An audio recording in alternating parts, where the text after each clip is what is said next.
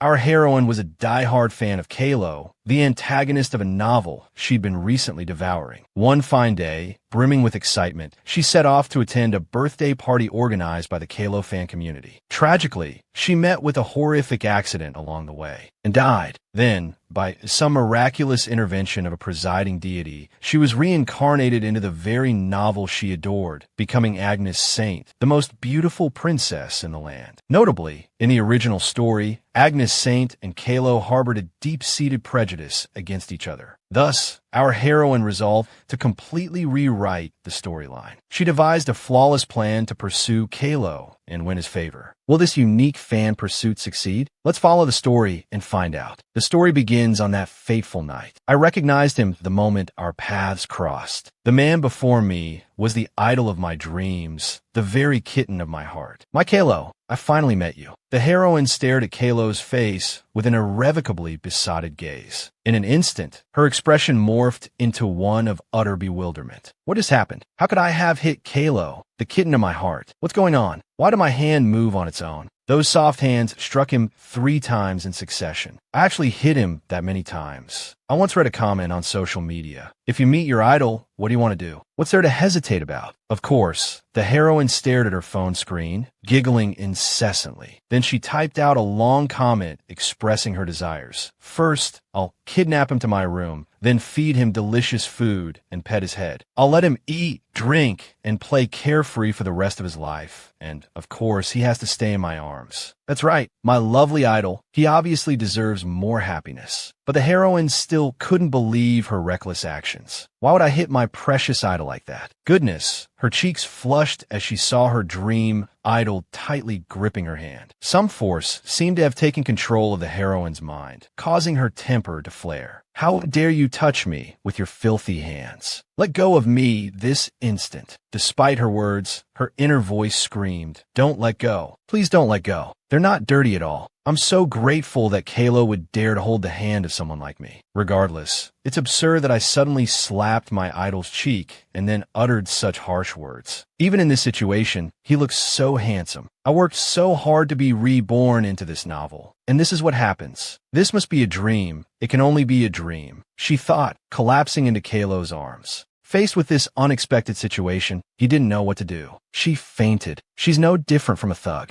The girl was now unconscious, oblivious to the world around her. Our heroine had been reborn as Agnes Saint, the princess of the Empire. Many words could describe her. The Emperor's most precious jewel, the queen of high society, the most beautiful woman on the continent, and lastly, the ticking time bomb of the imperial court. But for now, she was just a princess making a drunken scene at the war's end celebratory party. Kylo stood there, enduring the pungent smell of alcohol. Pathetic, both her and this thug-like girl. 2 knights rushed over and asked, "Thori, are you all right?" Kylo instructed them, "Quickly escort her highness back to the princess palace." After directing his subordinates to escort Agnes Saint back to her chambers, Kylo turned to leave. In this situation, I can't even bring myself to complain. Everything is unbearably pathetic. The next morning, within the magnificent castle, in Agnes Saint's room, she slumped in despondency. What am I supposed to do now? Inside Agnes Saint's mind, thoughts clashed fiercely and incessantly. I made physical contact with Kylo. Calm down, pull yourself together, everyone stay strong. I thought it was a dream, but everything feels too real. Agnes Saint was lost in thought, exhausted, yet no one understood. I even hit my idol immediately after being reborn. Then I was possessed, and then there's the matter of my death that night. As the accident unfolded, many passers-by rushed to help. Has anyone called emergency services? Wake up, somebody call an ambulance. The more Agnes Saint reminisced, the more despondent she became. The thought of dying on the way to her idol's birthday cafe event filled her with a deep sense of injustice. But the real reason for her untimely demise was even more unfair. She recalled the moment a god, a manager of the world, suddenly appeared before her. "Hello, is this your first time meeting God? I'm here because there's something I must tell you." I'm truly sorry, but your time wasn't up. It seems there's been a recent error in the soul collection system. Agnes Saint's jaw dropped at the shocking news. So my death was just a mistake? The god grinned and replied, yeah, I suppose so. Observing her mannerisms, Agnes Saint felt a flicker of doubt. Is she really a god? She asked blankly. Then send me back. The god informed her sadly. I'm sorry, but your body is damaged, so you can't go back. Agnes Saint's world crumbled. You're telling me this after I died because of a mistake? If I knew I'd die like this, I wouldn't have read all that fan fiction. What about all the merchandise I pre-ordered? The god offered in return. I'll take responsibility for my mistake. I can give you a new life wherever you want. It could be the real world or a fictional one. Where do you want to be reborn? Hearing this, Agnes Saint's face visibly brightened. Without hesitation, Agnes Saint blurted out, let me meet my beloved immediately. Back in the present, Agnes Saint trembled with rage. I thought that was my wish, but why did I hit him? The gods simply chuckled, justifying their actions. Well, I did grant your request. From this incident, Agnes Saint learned a valuable lesson. Always articulate your prayers clearly.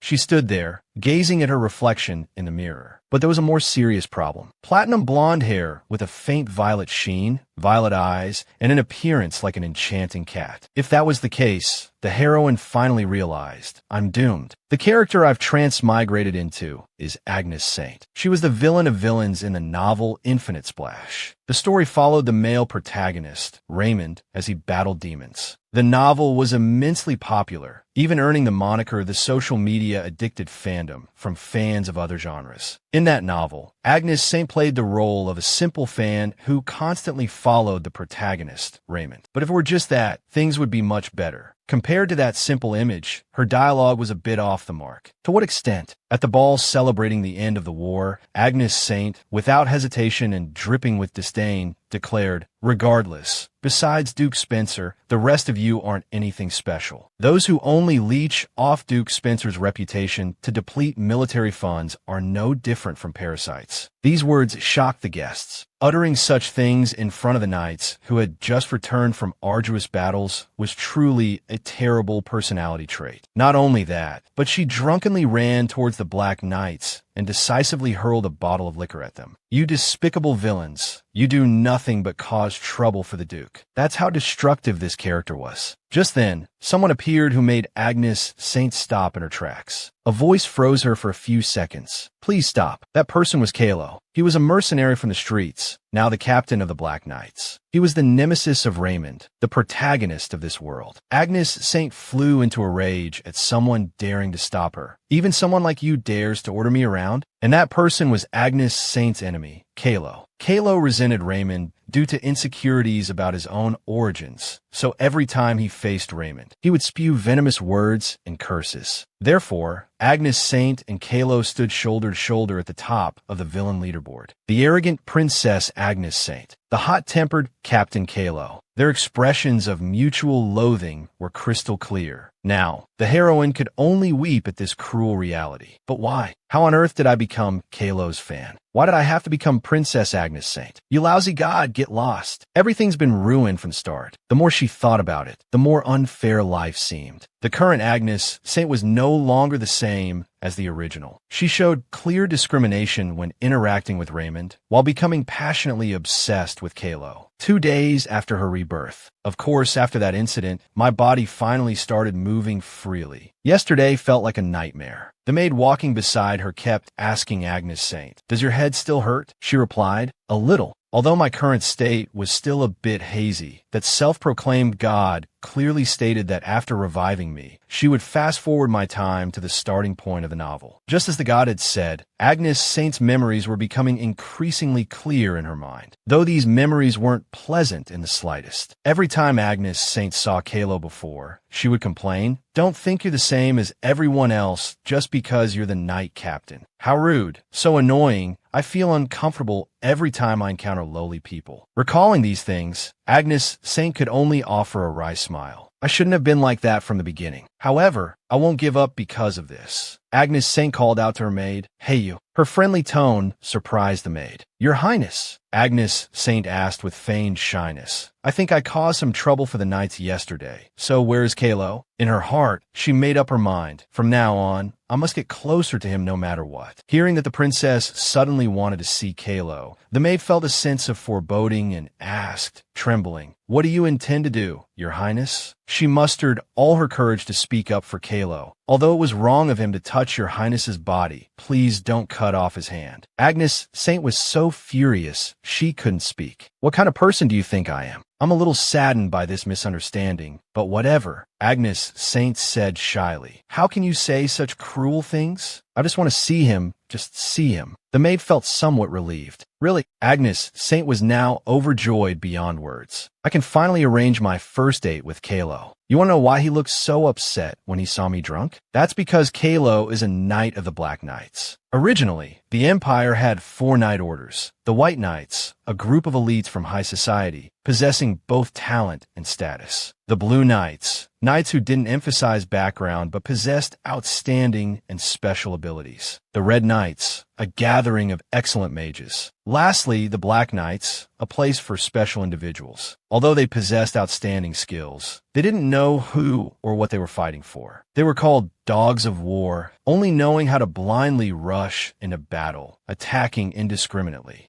But calling them useless wasn't entirely accurate. Despite their notoriety for embezzlement, assault, extortion, and disturbing the peace, they still had notable achievements on the battlefield. Because of the Knight Order's image, Kylo was always discriminated against. Because I saw a reflection of my own lonely youth in him, I was immersed in this character, Kylo. So I tried various methods to promote my idol. Try Kylo bread, it's delicious. However, because this character was so unpopular, no one paid attention. Just then, on the day the first part of Infinite Splash was completed, something happened. Emperor Alexander slammed his fist on the table in anger. How could this happen? We clearly won. So why are monsters suddenly invading people's homes? Right after the war with the demons ended, cracks suddenly appeared in people's homes. In this emergency, the emperor anxiously asked, "High Priest, what should we do?" The temple revealed the situation. To completely resolve this issue, we need to eliminate the source of the fissure at the peak of the snowy mountain known as World's End. However, there are very few people in the world capable of eliminating the source of the fissure. The Empire's 2 strongest individuals were Raymond, who possessed outstanding strategy and martial arts, and Kylo, whose experience and combat abilities far surpassed his lacking tactical skills. This meant one of these 2 powerful individuals had to sacrifice their life. And the person who stepped into the fissure in place of the protagonist, Raymond, was none other than Kylo. Before that, Agnes Saint was greatly surprised to see Kylo appear in that dangerous place. "Why are you there?" Kylo, who once hated Raymond so much, stepped into the fissure for only one reason. After the Great War, when everyone returned to the capital in triumph, he realized all the people lined up on the streets were chanting Raymond's name. Lord Raymond, the Empire's only hero, our hope. A faint sadness reflected on Kylo's face as he saw that he didn't exist in their eyes. Long live Lord Spencer. No matter how hard he tried, he couldn't beat Raymond to become a hero. Therefore, Kylo left a letter and headed to the source of the fissure himself. The hero will live forever and sacrifice his life once again to bring peace to the Empire. This way, after his death, Kylo could become a hero in the eyes of the people. This was the first time this so-called demon was recognized by everyone. In the novel, Kylo's extraordinariness didn't end there. The author posted an announcement to commemorate the completion of the first season. I want to clarify a setting that I haven't had a chance to explain to everyone. While Raymond has a noble aura, Kylo is more of a gangster type. We need a bit of contrast, though. This is a picture of Kylo that I personally commissioned the cover artist to draw. That was the visual design of Kylo revealed on the original author's social networking site. I was shocked, and the otaku community exploded. Netizens completely changed their attitudes, becoming ardent fans of Kylo. In short, Kylo quickly became a popular character and experienced glorious days. They even organized cafe events and birthday celebrations. But what was the point? He was already gone. Kylo's cafe event and birthday celebrations were held after his death, and Agnes Saint died on her way to his birthday cafe. Their fates were truly unfortunate. Even so, things would be different from now on.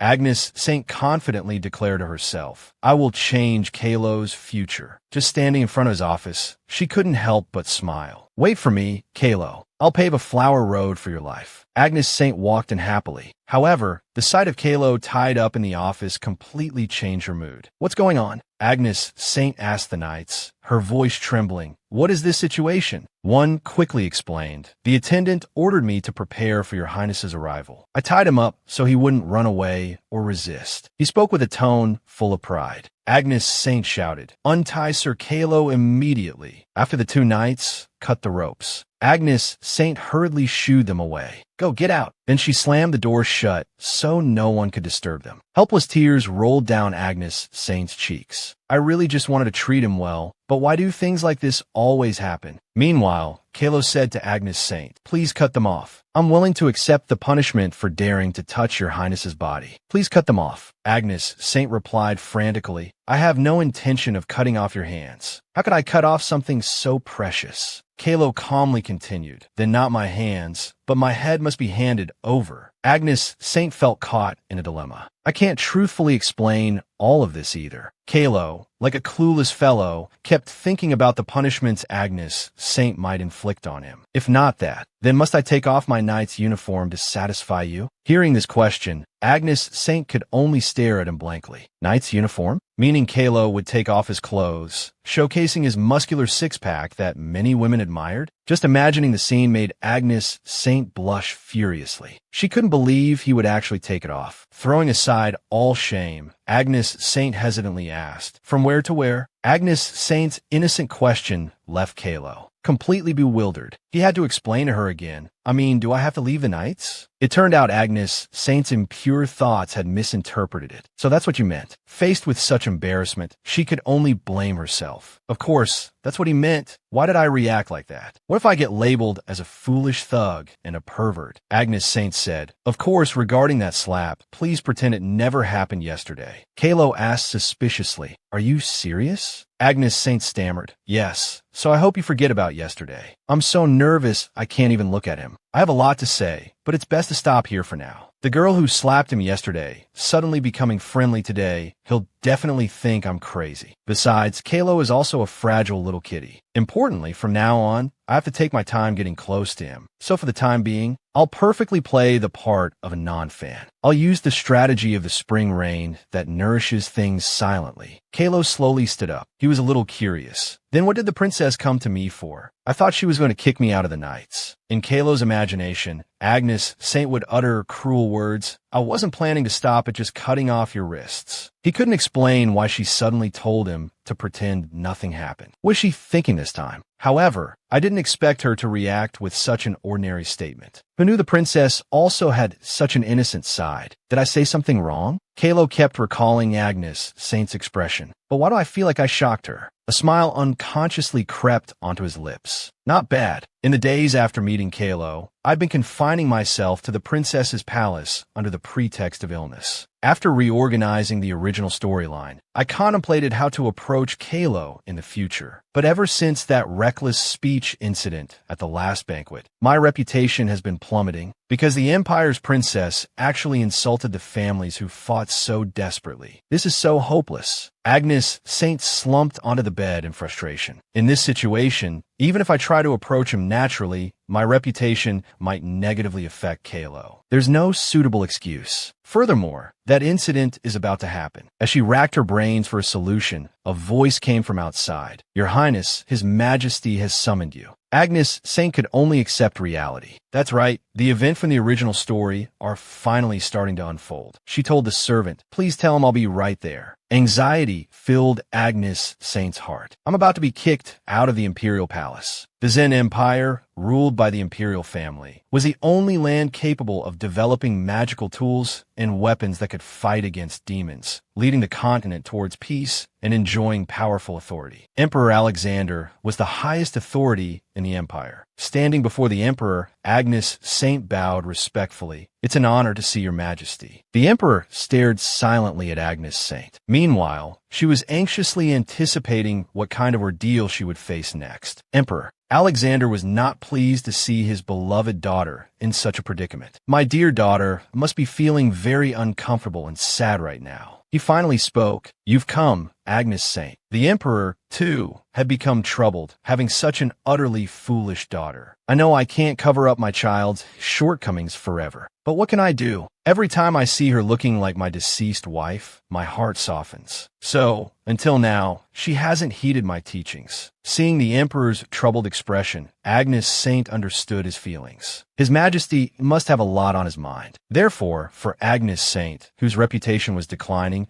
the emperor could only think of one solution. "You know your situation is spreading throughout high society, don't you? Leave the capital until your reputation improves." This solution was to banish Princess Agnes Saint from the capital. The readers were rather satisfied with this, but for me, it was a huge problem. Agnes Saint imagined the scene of being separated from Kylo for a long time. "I don't like it, then I won't be able to see Kylo anymore. This absolutely won't do." So she mustered up the courage to object. "Father, I don't like it. For now, be stubborn." Agnes Saint was very confident that she held the winning hand. What to do? The stupidest daughter in the story, the daughter as precious as my deceased wife, is trying to force me away. It seems the hardships of raising children can't be avoided, even by the emperor. Seeing his daughter so stubborn, the emperor had to find another way. "Agnes Saint, if you don't comply, I'll have to make another decision. Is that all right?" She replied firmly, "Anything but leaving the capital." "I absolutely will not leave the capital." Emperor Alexander immediately agreed. "All right, if that's the case." Agnes Saint had already mentally prepared herself for the punishment. Cleaning the stables, confiscating all clothes and jewelry, moving the bed to the servants' quarters, doing volunteer work at the temple, anything was fine. "For Kylo, I'm willing to do anything." Emperor Alexander pointed at Agnes Saint and declared, "I will appoint you as a mage of the Black Knights."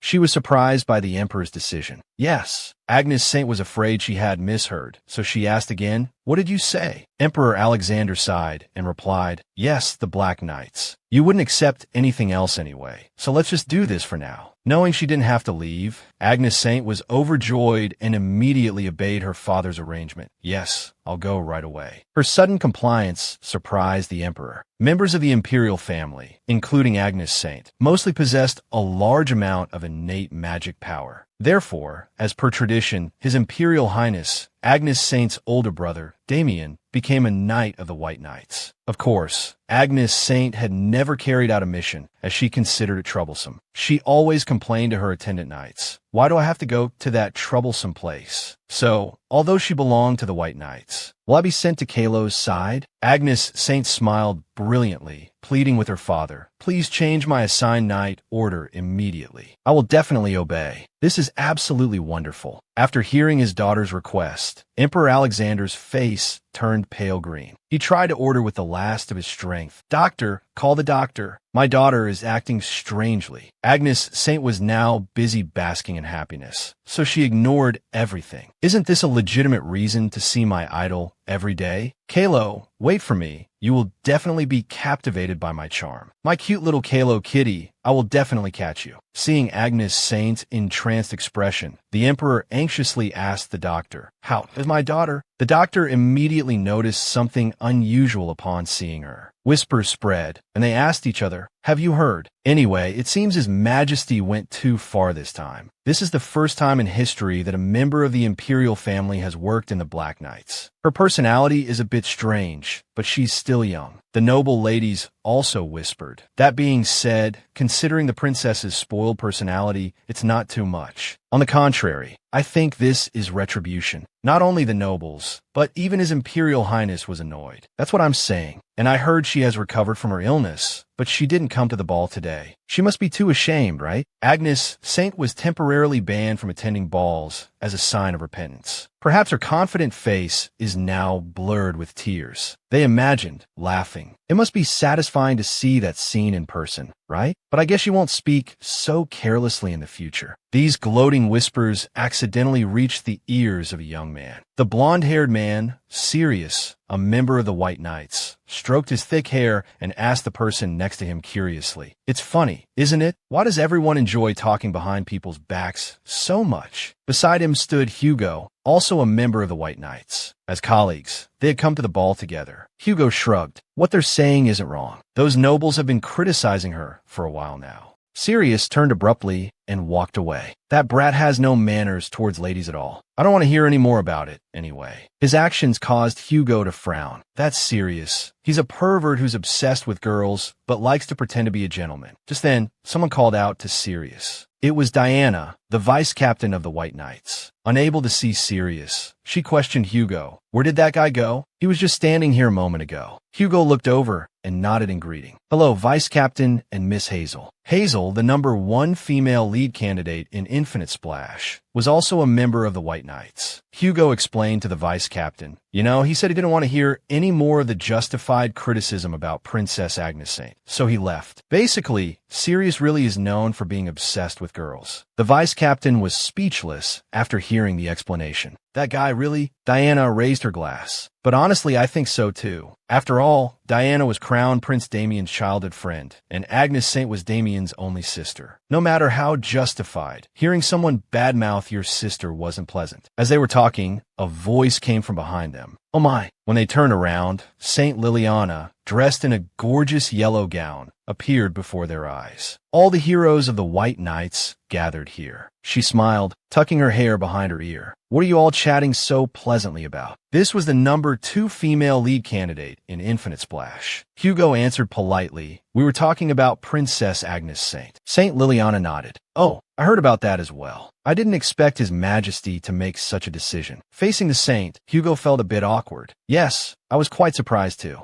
Speaking of Saint Liliana, she was originally a commoner, but she woke up one day as a saint. However, for a beautiful girl with no power or status, the perception of her wasn't good. She faced the scorn and ridicule of arrogant nobles, along with harassing flirtations. But ever since she completely cured a demonized noble, her life had completely changed, and she received respect and enthusiasm she had never experienced before. Having experienced this two-faced behavior, Liliana gradually developed a yearning for a higher status. Now, the image of Hugo, the heir to Duke Rodin and a young man of prestige among the knights, filled her eyes. But lost in her thoughts, she was completely unaware that she had already attracted the attention of many young nobles in the room. Liliana simply smiled gently, a simple smile enough to make Hugo, infatuated with the saint, feel his heart race. Hugo cleared his throat to regain his composure. Anyway, isn't this good? Now, the captain will be more comfortable, and the saint won't be accused without reason anymore. These words surprised Liliana. Yes. What about me? Liliana said humbly, oh, I don't mind that. Even if Princess Agnes Saint is dissatisfied with me, because I'm a commoner, I have to endure it. The saint's words made those who heard sympathize with her. The saint is so pitiful. Some even shed tears in their hearts. Liliana thought happily to herself. On the contrary, I should thank the princess for making me look more pitiful. In everyone's eyes, men are really simple, aren't they? But what can I do? I have no intention of meeting them. Thinking this, Liliana tried to change the subject. Rather than me, aren't you all happy? And so, Diana sensed another meaning in Liliana's seemingly harmless words. What does she mean by saying that all of a sudden, everything Liliana did was because there were only 2 suitable men for her in the Empire, Crown Prince Damien and one other? Just then, someone approached them. Everyone's here. Saint Liliana turned around in surprise. Spencer, you've arrived. It was Raymond, the captain of the White Knights. Saint Liliana smiled at him. We were just talking about the princess, saying that Sir Daventer can rest easy now. Raymond didn't understand what this had to do with Hazel. Sir Daventer?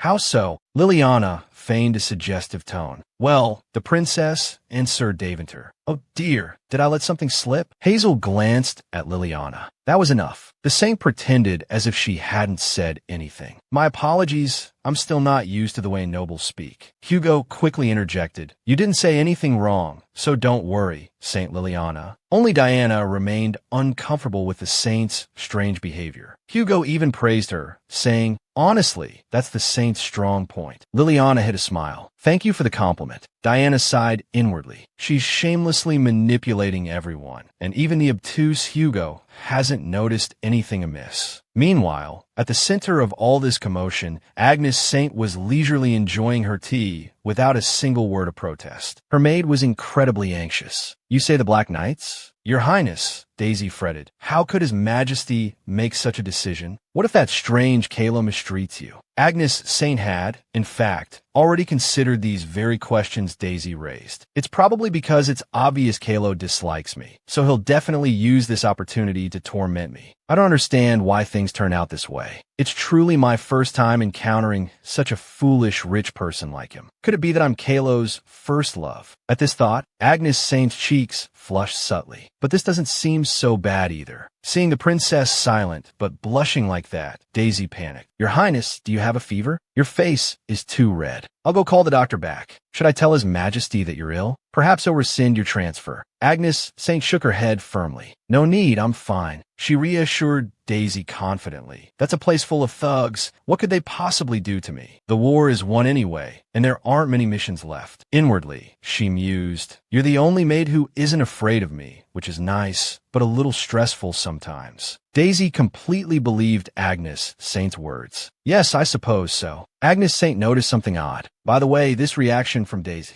She then feigned, I have a bit of a headache, so please excuse yourself, Daisy. The maid immediately replied, Yes, Your Highness, and withdrew. The people of the Empire were still basking in the joy of their victory in the war against the demons, unaware that this was a peace that wouldn't last long. Agnes Saint quickly regained her composure. But I know everything, when and where the demons will appear. So I'll prevent the loss of life that occurs in the eastern region 6 months from now, and all the credit will go to Kylo. It was a perfect plan. She even imagined the scene of him being commended before the people. All of this is thanks to Sir Kylo's foresight. Just as Daisy opened the door to leave, the Crown Prince entered. Daisy was startled. All hail Crown Prince Damien. Daisy's exclamation made Agnes Saint look over. If it's the Crown Prince, that's Agnes Saint's brother, right? She addressed the newcomer. Brother, is there something you need, coming here unannounced? Crown Prince Damien looked down at her with a stately air. You're as impertinent as ever, Agnes Saint. Before appearing here, he'd had a private conversation with Emperor Alexander. He'd said to Damien, no matter how I look at it, Agnes Saint seems strange. Although the doctor said there was nothing unusual, she said she would attend the banquet and not cause trouble,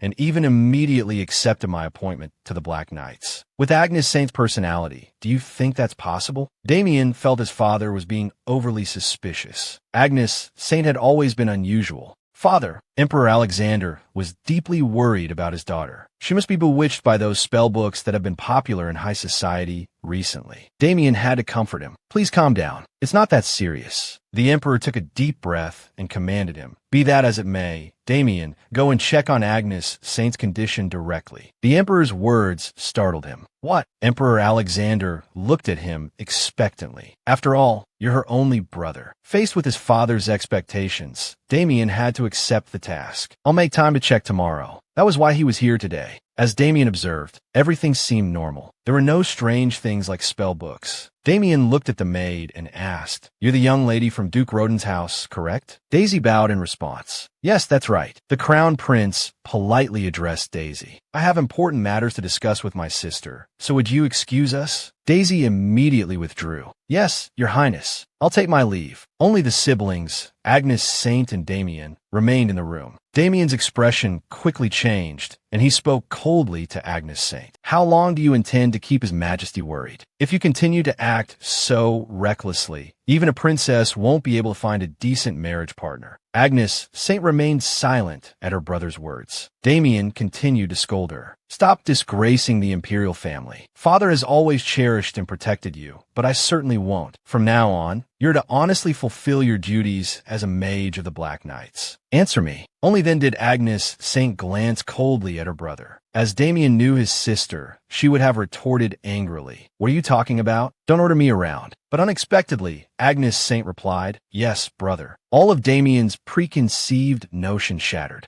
Agnes Saint answered so obediently. Watching her brother's bewildered expression, Agnes Saint thought, why does he still look annoyed even though I answered the way he wanted? Damien regained his composure and replied, I expect you to keep your word. Then, without lingering, he left. Alone in the room, Agnes Saint dared to reveal her true feelings. My brother is so mean. she thought ruefully. Is this the familial affection I didn't have in my past life? He puts on a friendly and warm expression in front of others, but he always frowns and gets annoyed with his sister. He's a completely different person in front of others compared to when he's with me. Of course, this was also because Agnes Saint had done many things to deserve such an attitude. Agnes Saint pouted, recalling her past behavior of shamelessly pursuing handsome knights, shirking her duties to attend parties, indulging in alcohol, and causing chaos. It was truly an impressive amount of disruption. She hugged a pillow in frustration. What does it matter if I can't find a good husband anyway? Where did all these troublesome superiors come from? In an era where hot air balloons fly in the sky and golems work in the fields, why are they spouting such outdated nonsense? Infinite Splat was a world where traditional fantasy and science fiction were combined, with an emphasis on steam-powered machinery and devices. I wanted to immediately chase after him and tell him how I felt, but I held back because finally, tomorrow is the day I officially joined the Black Knights. The next morning arrived quickly. Agnes Saint was dressed from head to toe by her maids. This suits me much better than the White Knight's white uniform. Looking at the black uniform she wore, she imagined,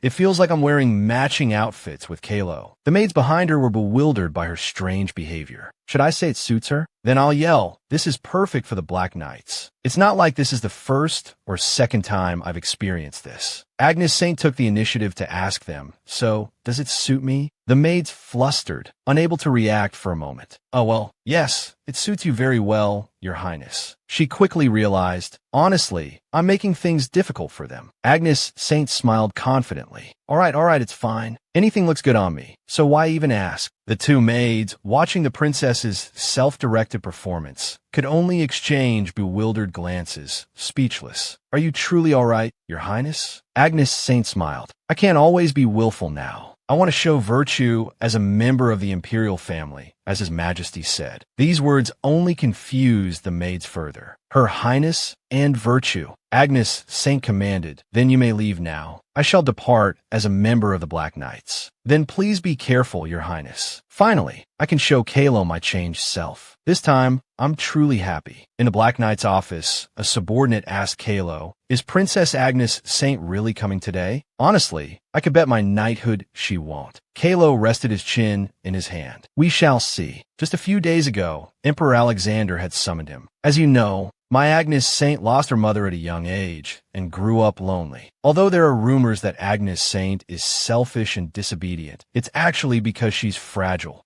Merely seeing a patient with the same illness as her mother was enough to frighten her. Even when her nanny passed away, the child nearly became an empty shell. The emperor clenched his fist. I know I've been too lenient with my daughter, but I can't help it. Caring for her is more difficult than handling state affairs. Kylo thought glumly. Does this mean that even though the princess is nominally my subordinate, I can't treat her carelessly? What a frivolous charade. Unexpectedly, the emperor continued, but I can't let that child live like this forever. As I understand it, you performed admirably in the previous battle, taking the initiative and responsibility. As someone who fights demons, perhaps you can tame someone like Princess Agnes Saint? This time, I want that child to experience the hardships of life. Kylo looked at the emperor and carefully asked, do you mean I don't need to treat the princess specially and can treat her like any of my subordinates? Emperor Alexander nodded. That's right. If possible, make her do things she dislikes. The emperor's command surprised him, but the imperial power of this generation was unprecedentedly strong, making the princess perform duties like a commoner, acting according to the emperor's will, and then attracting the emperor's attention, would be a heavy blow to those who looked down on him, including his stepmother and stepbrother. Furthermore, it was also a chance to retaliate for the scorn he had received from the princess. Thinking this, Kylo indifferently replied to his subordinate, I don't know. It would be a shame if she really doesn't come. I don't truly expect her to. But before he could finish his sentence, an announcement came from outside. Princess Agnes Saint has arrived. The figure of a girl dressed in the black uniform of the Black Knights slowly emerged from behind the door. Please enter Princess Agnes Saint. She had actually appeared. Kylo couldn't believe his eyes. Did she really come obediently on her own? The door slowly opened fully. Kylo waited with anticipation. Agnes Saint walked in, her captivating beauty impossible to ignore. That Princess Agnes Saint really came on her own. It seems she hasn't grasped the situation yet. Kylo greeted Agnes Saint coldly. His Majesty ordered me not to treat you specially while you are wearing the Black Knight's uniform. Kylo gave a sinister smile. Therefore, by coming here directly in that uniform, can I take it that you are prepared to lower yourself and crawl under my command? Agnes Saint was momentarily surprised, but quickly regained her composure. She lowered her head slightly and responded demurely. I will forget my past wicked thoughts and trust that you will lead me without any discrimination, just as you would any other member. Kylo was satisfied. Is she trying to curry favor with me now? He signed a pre-prepared document and pushed it towards Agnes Saint. This is your appointment letter. From now on, Lady Agnes Saint, you are officially a member of the Black Knights. Although the princess was acting compliant, Kylo still felt something was strange. I'm used to being looked down upon for being illegitimate, but Princess Agnes Saint not only ignored me, but treated me like some kind of harmful insect. It felt like being exposed as the most useless person in the world. Even if she's afraid of being abandoned by His Majesty, she's not the type to easily discard her pride. Yet her attitude today is different. What are you really thinking, Agnes Saint? Agnes Saint breathed softly. Outwardly, she was impassive, but inside, flowers were blooming. I love Kylo's sarcastic tone. It turned out she had already fallen for the handsome man. How can a person be so divinely handsome? How can a righteous, priest-like face be so harmoniously combined with a cold expression? Agnes Saint lowered her gaze, appreciating Kylo's physique, unable to hold back her admiration. Those firm, alluring pectoral muscles declare him the bravest man in the world. Even his handwriting is beautiful. Aside from his personality, my idol is truly perfect. But then again, his personality is also cute, like a kitten, a little stubborn, but adorable. Agnes Saint turned her head slightly, but in Kylo's eyes, it looked like she was plotting something. Definitely be wary. Lost in thought, Kylo interrupted the beautiful story unfolding in her mind. So, Agnes Saint, I'll give you your first task. Agnes Saint's eyes instantly lit up, imagining a romantic rendezvous with Kylo. But reality struck her like lightning. Area A15 in the eastern suburbs of the capital is preparing to recover from war damage. But before deploying the construction team, the Black Knights have decided to patrol first to see if any demonic beasts remain. You will go there alone. I'm curious how well you can accomplish this mission when all you know is dressing up and looking in the mirror. Kylo's blunt sarcasm surprised the attendants. Agnes Saint frowned, her expression displeased. Furthermore, Kylo added that the weapon she would receive was a small handgun. Come to think of it, sending a healing mage, who wasn't even combat-oriented, with a small handgun made no sense for the military. If she encountered a demonic beast, it would be like sending Agnes Saint to her death. But that wasn't as important as the fact that the first mission wasn't a date. I thought I would go with Kylo. If I'm alone, what kind of date is this? She turned away, a little heartbroken. Seeing her expression, Kylo smiled triumphantly. As I expected, you're scared, aren't you? Agnes Saint agreed to accept the mission. I will do my best to complete it and return. After the princess left, Jeremy leaned close to Kylo's ear and whispered, "Is this all right? What if she really encounters a demonic beast if we send the princess to Area A15 alone?" Kylo said gleefully, "Let's see if she's truly afraid. She'll probably cry and complain to His Majesty." In fact, the patrol of Area A15 had already been completed. It was just unannounced, a way to discipline the princess. With the civilians evacuated, the entire village was deserted. The desolate buildings were proof of the war's devastation. On top of that, the tension of not knowing what would happen or where it would come from. Just witnessing this was enough to stop the princess from acting frivolously as she had before. Kylo cleverly dismissed Jeremy. "So don't worry about this and do your work." But this also gave Kylo a headache. Honestly, even without the Emperor's orders, I wouldn't do this to a young girl. But anyway, nothing dangerous will happen, so don't worry. Since he said so, Jeremy returned to his duties, bowing as he left. In another room of the Imperial Palace, Sirius, a member of the White Knights, burst into the room. He shouted angrily, "What is the meaning of this? That Kylo, he's gone mad." Raymond, who was sitting in the room reading documents, saw the fury on Sirius's face and had to ask, "Sirius, you came to report, and suddenly you say this? What happened? Sirius immediately told Raymond everything. That's not important. On my way here, I clearly heard Kylo dispatch Princess Agnes Saint alone to area A15. That place hasn't been secured yet. I even went to the armory, just in case, and found out Princess Agnes Saint was only given a small handgun. How could he do that to a lady? Raymond pondered for a moment, then defended Kylo. Kylo did cause some minor incidents on the battlefield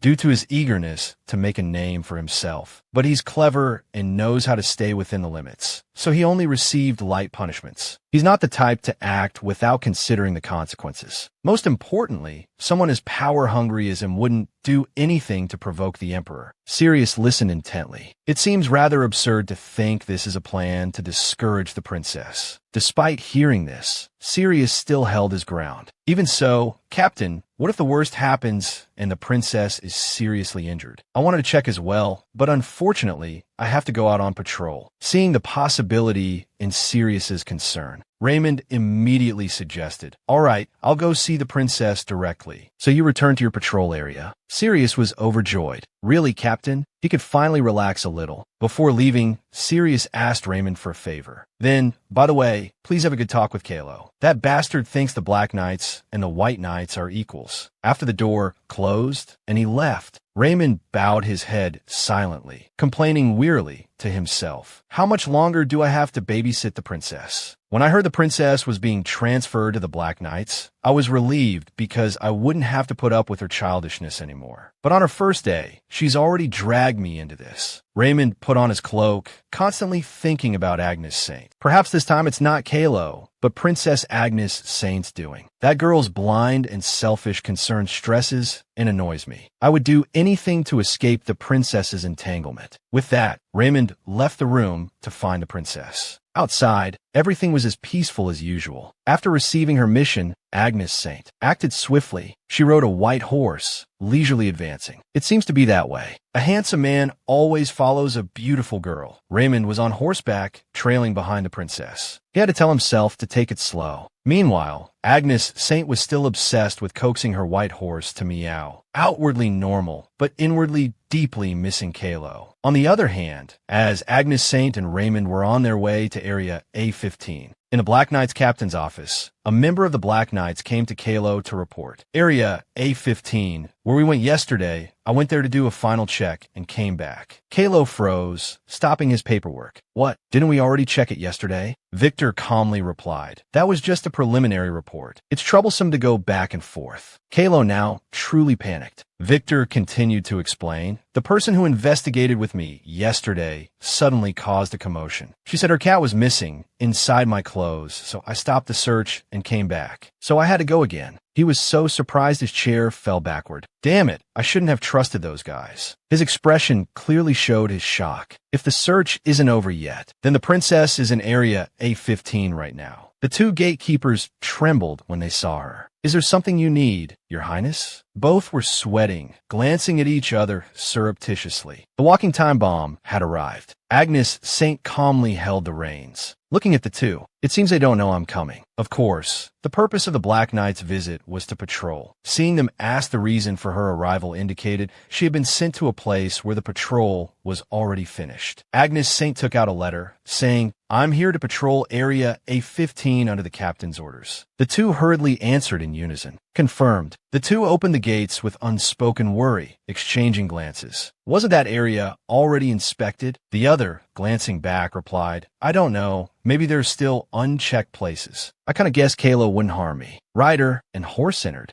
Agnes Saint wore the most satisfied expression she'd ever had. He's probably trying to scare me, so he's doing these sly things. Oh, how cute. But it's truly tragic. Agnes Saint sighed. Fortunately, the people here were evacuated beforehand, so there weren't many casualties. This is thanks to Raymond's contributions. Everyone praises Raymond as a war hero, and rightly so. The image of Raymond leading troops in a battle was indeed valiant. He grasped the demon's movements and plans with excellent strategy, thus winning most battles. He's even young and handsome. Agnes Saint had to admit it. Even considering the sorrow of his mother falling into the hands of demons when he was young, he was truly a star attracting everyone. But because of that light, the other knights were forgotten. Unlike Raymond, who only focuses on commanding, Kylo is someone who fights alongside his comrades. Yet no one recognizes that. Agnes Saint murmured to herself. She even came up with a thorough plan. When I go back, I'll definitely pretend to be very scared and praise the cold Kylo for being such a skilled knight, fighting in such a dangerous place. The Kylo beside her would laugh out loud. You know it now. So engrossed in her thoughts, Agnes Saint had been immersed for quite some time. Agnes Saint glanced to her right in surprise. Amidst the messy piles of debris, she saw a dark figure. That pitch-black figure, could it be a monster? Agnes Saint observed carefully. Was this area really not inspected, or did they not check carefully? The beast lunged forward with a loud noise. She instinctively raised her hands to shield herself. What should I do? Save me, Kylo. It turned out to be just a cat. Agnes Saint breathed a sigh of relief. What? Just a cat. She also noticed it being held easily, seemingly accustomed to human touch. Did its owner have to evacuate during the war and couldn't take it? Agnes Saint also saw the cat was covered in scratches. She murmured, so badly injured. I have to heal it. The cat meowed after being healed. There. Agnes Saint soothed the cat. There. Are you feeling better? She held the cat and comforted it. I was just getting bored. It's all right now. Do you want to patrol with me? After the patrol, I'll help you find your owner, okay? She whispered. Just then, Agnes Saint noticed the danger behind her. Only then did she hear the strange breathing coming from behind. Agnes Saint was terrified. Agnes Saint slowly turned around. This dark shadow was 4 or 5 times larger than before. That thing wasn't a cat this time. It was a real monster. Agnes Saint slowly backed away. The monster slowly lunged at her. Am I going to die again? This is ridiculous. I don't like this. But she couldn't resist this powerful monster. I don't want to. Kylo appeared just in time, slashing at the monster with his sword. Kylo looked down at the figure of the girl below with apprehension. The monster's blood splattered all over her, a large patch staining her face. Agnes Saint was stunned, her eyes vacant. Are you all right? He sheathed his sword after he was done. Agnes Saint hadn't yet recovered, but her hands still clutched the cat tightly. Suddenly, she looked at Kylo, her jaw dropping. Kylo saved me. Seeing the princess like this, Kylo panicked. I didn't intentionally put you in danger. There was a mistake in the report, so I apologize. The startled horse ran off. He handed her a brand new handkerchief, instructing her, wipe it off with this. Kylo's handkerchief. Agnes Saint screamed internally, then hurriedly took the handkerchief as if afraid he'd take it back. Kylo looked at the princess's current behavior in bewilderment. She clutched his handkerchief tightly to her chest, a strange look of satisfaction on her face. Has she lost her mind from fright? The more worried he became, the more he had to ask, are you injured anywhere? At that moment, Agnes Saint snapped back to reality. Oh no, I forgot to play the role of a frightened damsel. Agnes Saint shyly stood up. She stole a glance at Kylo. It seems those Black Knights bastards didn't inspect thoroughly. Agnes Saint was also delighted. It seems he rushed here immediately after finding out. On the surface, she acted nonchalant, but inwardly, she was ecstatic. This is so beneficial for me. Finally, a chance to have a date with Kylo. The princess even tucked her hair behind her ear, softly saying, the captain is here too. Shall we explore the remaining area together? But what was that sound of horse hooves? It was Raymond, also appearing in this area.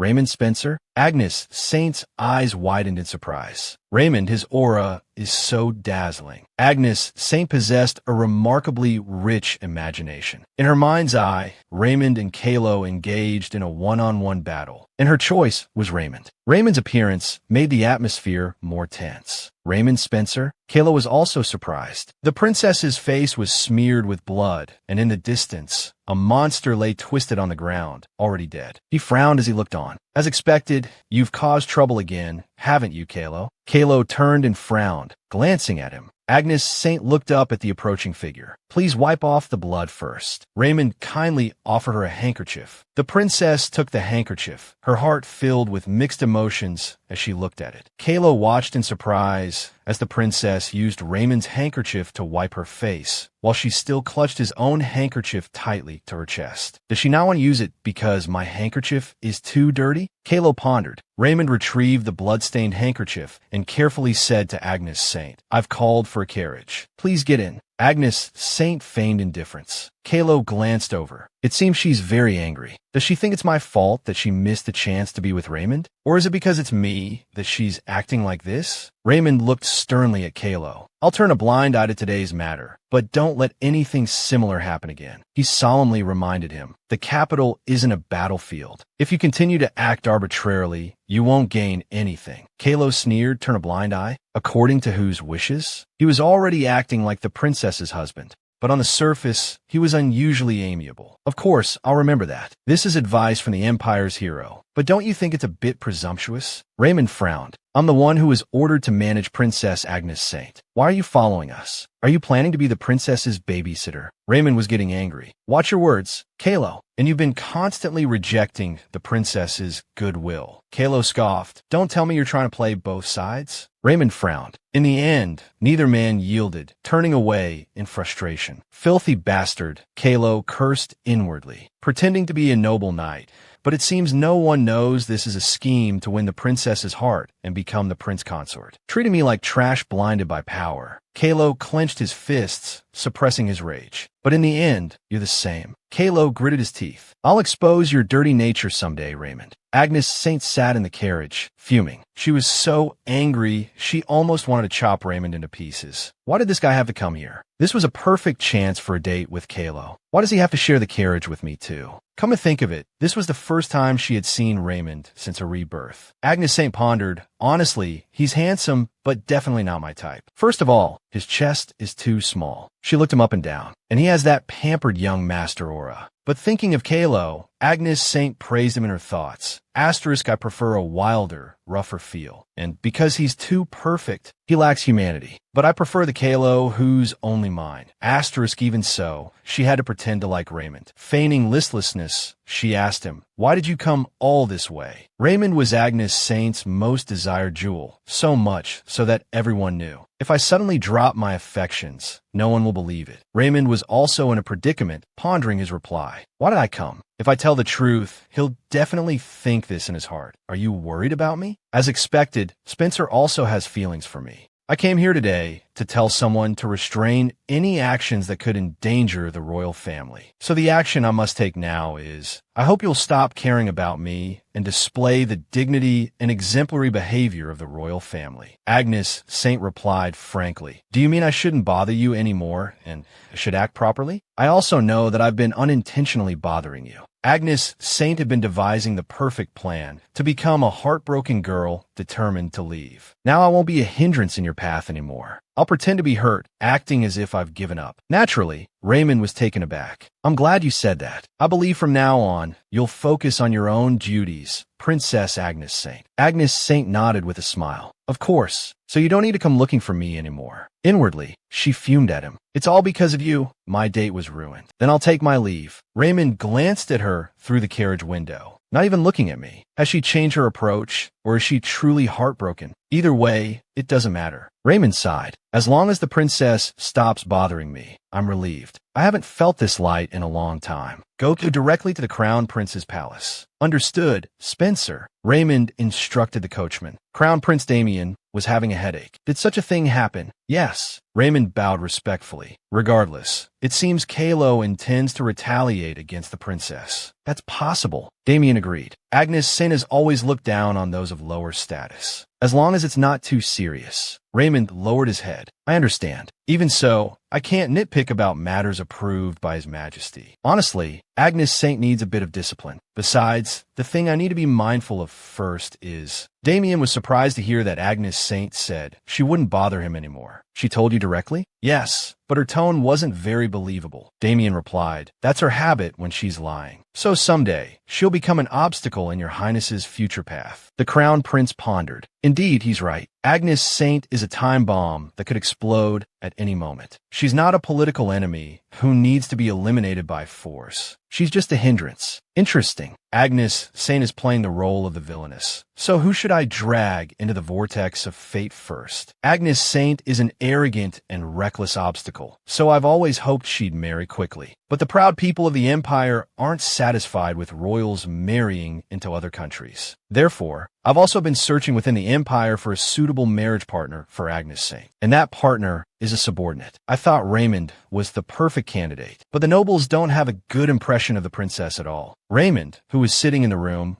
replied. We can't let this nuisance tarnish the honor of the royal family. This bastard. Damien frowned at him. Regardless, that's a girl who likes you, and she's also my sister. Damien felt a surge of annoyance. Isn't this too much? He suppressed his anger, expressing it only internally. No, even though I complain about Agnes Saint sometimes, I'm her older brother. This has to be different from a stranger. Calming himself, he replied to Raymond. However, Agnes Saint also said she won't bother you anymore, so I'll consider it. Damien still tried to suppress his anger, his voice tight. So you don't need to criticize her in front of me. Raymond respectfully replied, I understand. Thinking their conversation was over, this wasn't the end surrounding the Raymond Spencer incident. Meanwhile, at the princess's palace, Agnes Saint's two maids, Rue and Emma, looked at her in a panic. What happened? Agnes Saint's face was dirty, her eyes filled with tears, her hair disheveled, and her clothes soiled and stained with blood. The two maids rushed over, asking, Did you encounter a monster while carrying out your mission?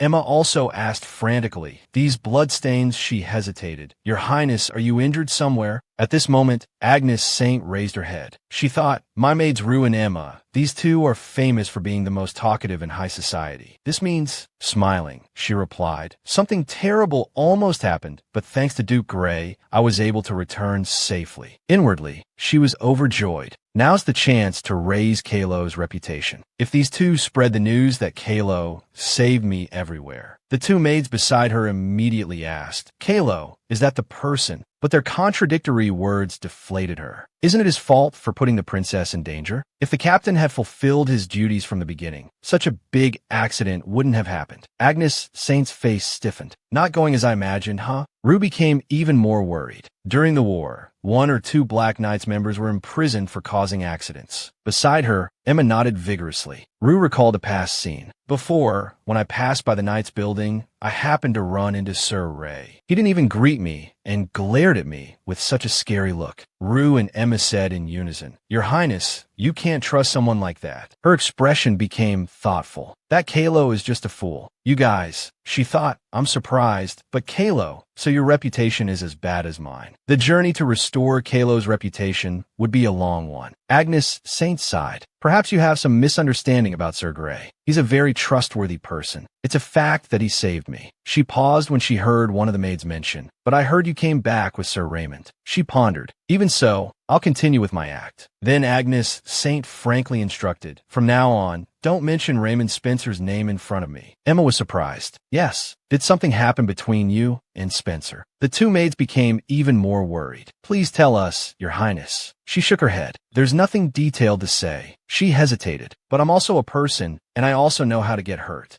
Agnes Saint's mood became downcast. I'm tired now. From now on, I will be a heartbroken girl determined to leave. I'm tired and want some private space. I need a rest now. I have blood all over my clothes, so I feel a little uncomfortable. The two maids carefully instructed her. Okay, please lie down and rest, Your Highness. Before closing the door, Emma worriedly added, Your Highness, please don't worry about anything and have a good rest. The sound of the door closing. Agnes Saint's expression immediately changed, becoming strange, with a slightly sinister smile. Now, my lovely little birds, go spread the news as planned. However, what happened next was slightly different from what Agnes Saint expected. Emma and Rue walked through the palace. What happened? Emma voiced her concern. Her Highness, she always talked about Spencer, but now she's ordered us not to mention him again. Something serious must have happened.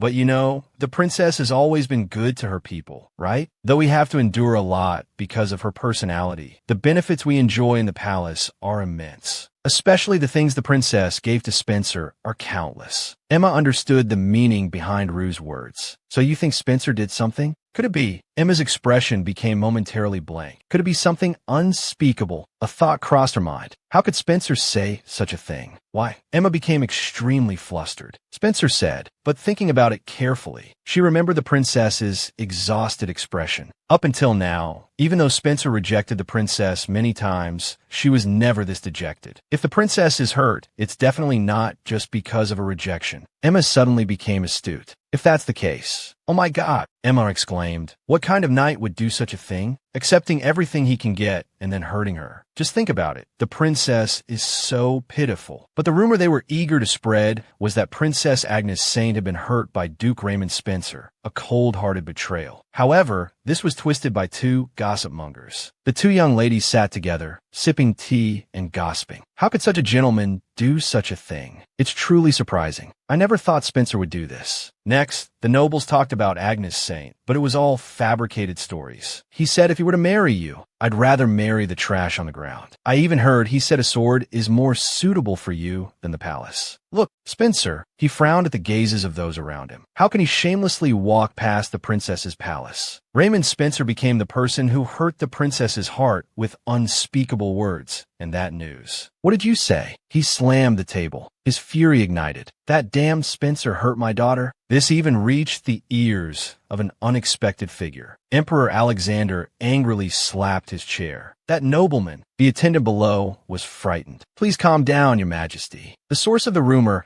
hasn't been confirmed. But the emperor, consumed by rage, didn't care at all. He raged. So the Spencer family, from father to son, are all arrogant bastards. The Spencer dukedom, one of the four great dukedoms of the empire, possesses unparalleled wealth and reputation. But I've known that Spencer bastard for a long time. Because that bastard was the Empress's first love, Agnes Saint's mother. That guy, so dark, came to see her right before our wedding, trying to persuade her to stop the wedding. Fortunately, the Empress wasn't swayed by him, but I couldn't swallow that anger. But that Damien kid, mentioning his son, he became even angrier. He doesn't know anything and plays around with that bastard son. Even Agnes Saint, wasn't she also fooled by that son? My lovely daughter becoming that guy's daughter-in-law. He wailed, then firmly declared, even if the sky falls and dust fills my eyes, that's impossible. Absolutely not. Just imagining it makes me sick. However, until then, everything was fine because I believed his son would be different from his father. But now he's preparing to go and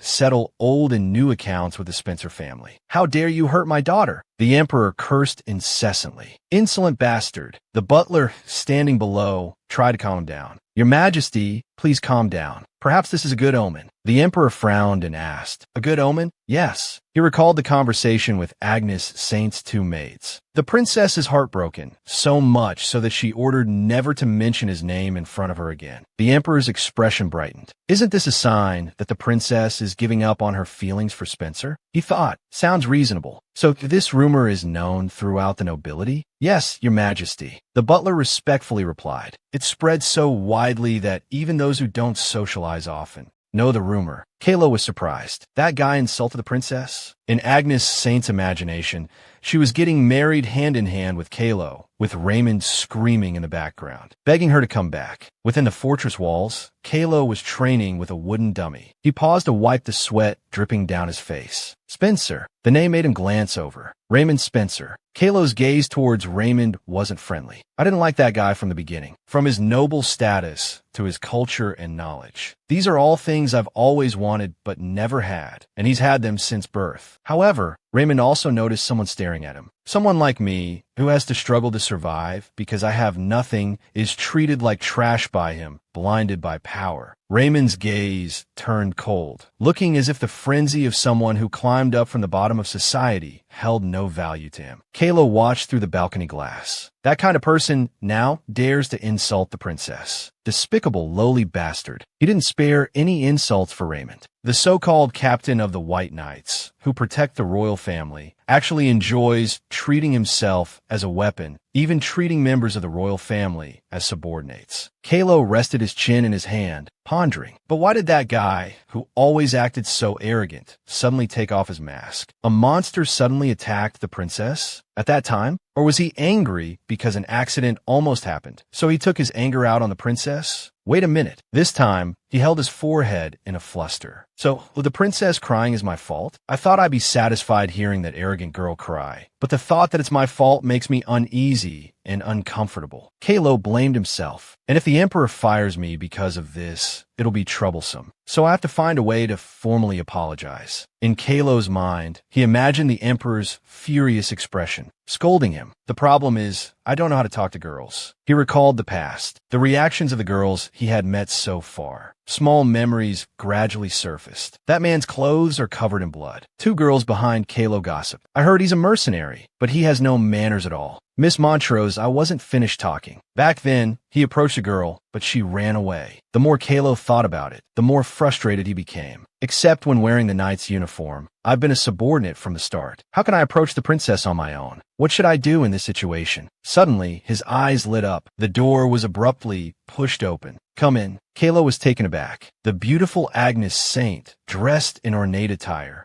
appeared before him. Oh no, Kylo stammered. Your Highness. But in Agnes Saint's mind, she was puzzled. Your Highness? Why not call me Miss? Then, it's because of this. She touched her cloak. Earlier, Agnes Saint's two maids had prepared this for her. They were even more worried. What if you catch a cold? You're still tired. She said, this exquisite cloak the maids put on me. Does he think not wearing the uniform also means when I wear this cloak? Agnes Saint chuckled inwardly. As expected, Kylo is so naive. Your Highness. Kylo bowed respectfully. I apologize for putting you in danger due to my negligence. I promise this will never happen again. Agnes Saint's expression was slightly awkward. Her face became serious. I didn't come here to listen to these words. But since Kylo did this, I should play along, right? Agnes Saint carefully considered before replying. If this happens again, I will punish you severely. Inwardly, she playfully joked, like life imprisonment in my embrace. Kylo remained respectful. Thank you for your generosity. Then Agnes Saint softly asked, how about those unchecked areas from last time? Kylo was startled. The princess suddenly used honorifics with him. Does this mean from now on I should treat her as a member of the Knights? It has been completed by Victor, the person originally in charge. Her expression became more expectant. Then when is the next mission? Kylo shook his head. There are no missions for the time being, so participate in training. Agnes Saint immediately deflated. Yes. Speaking of which, I haven't introduced the team members to you yet. Agnes Saint looked up at him. Her face flushed. Knight team members? In the original story, the Knight team members weren't described in detail. Kylo led the way. I'll introduce them now. Follow me. She happily followed behind. I wonder what kind of people they are. In a large room, a voice called out, Gather. I'm going to introduce a new member. Everyone knows Her Highness Princess Agnes Saint of the Empire, right? Kylo introduced the girl beside him. From now on, she will also be with us as a member of the Black Knights. Agnes Saint's face lit up. It's a pleasure to meet you all. She continued, originally, that was a privilege only Sir Grey had, but as long as I'm wearing the uniform, I permit you all to treat me as a member of the team. A bald man raised his hand and introduced himself. Nice to meet you, I'm Victor. Opposite him, a girl spoke softly. I'm Anna. Then silence fell. Agnes Saint's face dropped. There are only two other members. Kylo shook his head. Not exactly. Because one guy robbed a bank during the war, another took the opportunity to kill his enemy, and another lunatic wanted to develop magical tools using demon corpses. Most of them are imprisoned, including those carrying out missions and the members here. There are 6 in total. Kylo pondered, his expression helpless. Agnes Saint chuckled inwardly. So you have to control people like that, huh? With that, Kylo casually turned and left. Well then, take care of your respective training. Agnes Saint stared blankly at his retreating figure. He's already gone. She was disheartened. I thought we could stick together every day after I joined the Knights, but nothing's going according to plan. Someone tapped her left shoulder. Agnes Saint turned around. What is it? Anna approached, holding a cat. This is the cat from back then. Anna whispered, her voice trembling. Coco wants to say thank you.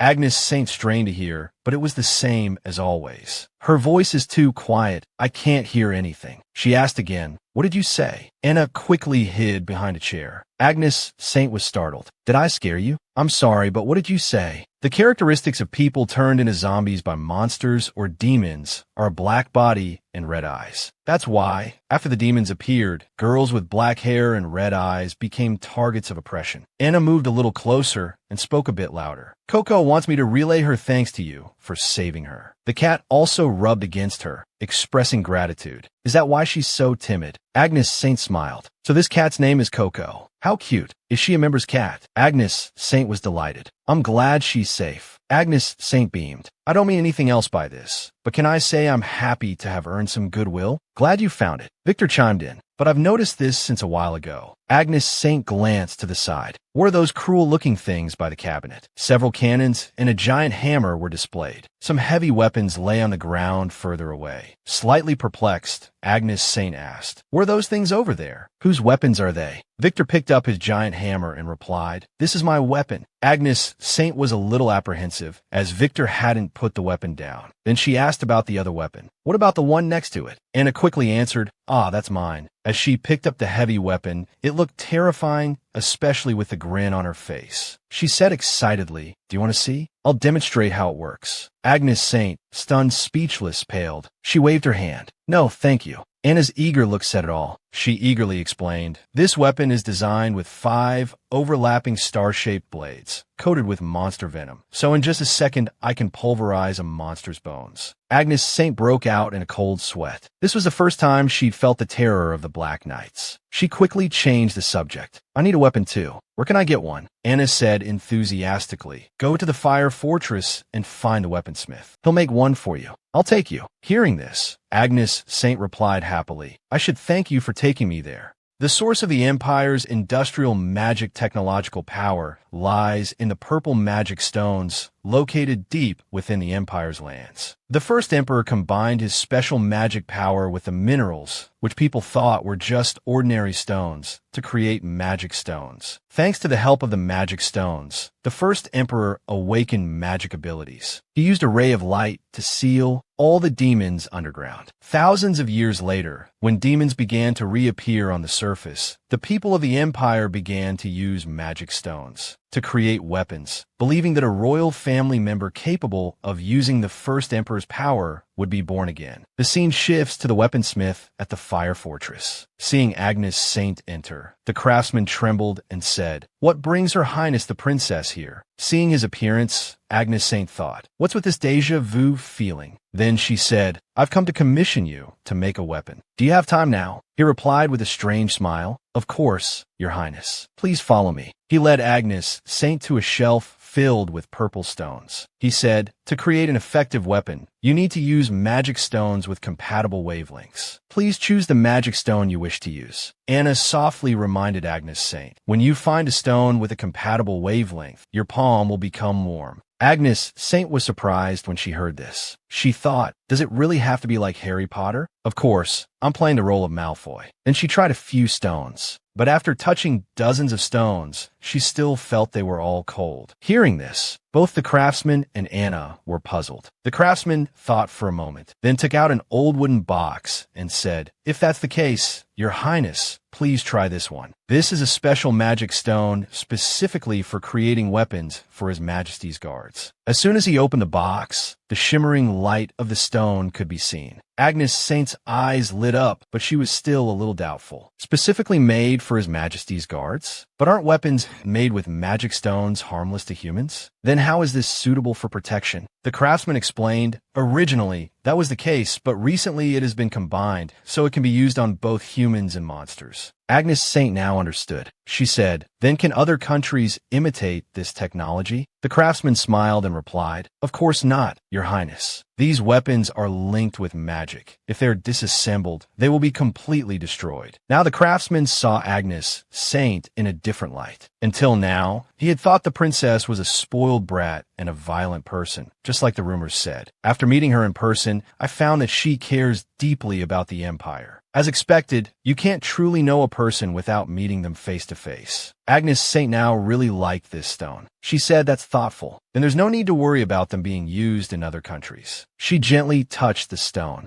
but as soon as she touched it, she immediately withdrew her hand. Seeing this, the craftsman smiled and said, "It seems this one is compatible with Your Highness's wavelength. It will only feel warm, not burn you. What shape of weapon would you like? Agnes Saint looked at her hand and found that there were indeed no burns. Then Agnes Saint considered the shape of the weapon. As expected, when it comes to simulation games in the magical world, it has to be a wand and a gun, right? The scene shifts to the moment the gun is completed. Agnes Saint was very satisfied with it. She thought, I was a little worried that ordering a wand-shaped gun wouldn't meet my requirements, but the design and weight are both good. Anna, who was following behind her, seeing Agnes Saint's progress, exclaimed, "Your abilities have improved so quickly, you'll definitely perform well in actual combat." Agnes Saint was very happy to hear this. She thought, if a mission comes up, I'll try using it. Actually, I haven't even seen Kylo's face, let alone gone on a mission. Anna and Victor seem so relaxed. Why is Kylo so busy? I miss him so much. Suddenly, Anna went into a frenzy, chattering nonstop. Fortunately, Victor stopped her in time. At this point, Agnes Saint just wanted to take back what she'd said earlier. Forget giving these people work. I'll just do everything myself. There are no missions anyway, and everyone's avoiding me. It's relaxing, but it's also so boring. After escorting Agnes Saint back to the Imperial Palace, Anna and Victor bid farewell and left. Then Agnes Saint noticed a group of people chatting heatedly in the distance. She thought, that's the area reserved for the White Knights. There are 4 people. While I'm figuring out what to do, I should eavesdrop. Even if I'm found out, it's fine. I'm the princess. Let's see. Oh, they're all familiar faces. There's Sirius, the womanizer, Hugo, obsessed with the saintess, and Diana, the vice captain of the White Knights. Agnes Saint also saw Liliana. In the original story, she, along with Hazel, was a strong contender for the female lead position. She's incredibly beautiful. Then Agnes Saint heard her say, could it be that His Majesty transferred Princess Agnes Saint's troops because he wants to strengthen the other 3 knight orders besides the White Knights? Agnes Saint, seeing them talking about her, became even more curious. She thought, this conversation topic is interesting. Liliana continued, that can't be right. The White Knights and Sir Raymond work the hardest. How could His Majesty do that? Hearing this, Hugo scratched his head and said, it's disrespectful for us to discuss matters related to His Majesty's decisions. But Liliana still spoke sharply. Where does that logic come from? Agnes Saint, hearing everything, felt a bit melancholic. She sighed, thinking, Saintess Liliana is a commoner, so it's hard to understand these cultural etiquettes. So I can ignore it. Liliana continued. By the way, I heard that Spencer insulted the princess. Is that true? Hugo replied. According to recent rumors, it seems so. At this point, Agnes Saint felt something was strange. Why is only Hugo answering Liliana's questions? Diana and Sirius's expressions look very uncomfortable. Hugo added, according to the servants. She ran out of the princess's palace crying. Hearing Hugo's words, Agnes Saint realized, this kind of topic, I understand why Diana has that expression, but why do those obsessed with women, like Sirius, also have that attitude towards Liliana? Ah, I remember now, Sirius. He's a womanizer at heart, but he's also someone who discriminates based on social status. So commoners are an exception. The scene changes as Saintess Liliana sneered. That's truly pathetic, but also a bit of a miracle. He hurts others, but when he himself is hurt, he cries. Diana, having heard enough, said irritably, I think we should stop talking about the princess. What if someone overhears? But Liliana put on a pitiful and innocent look, feigning, why do you do this to me every time I speak? Lady Diana, the saintess even shed crocodile tears. Is it because I'm a commoner and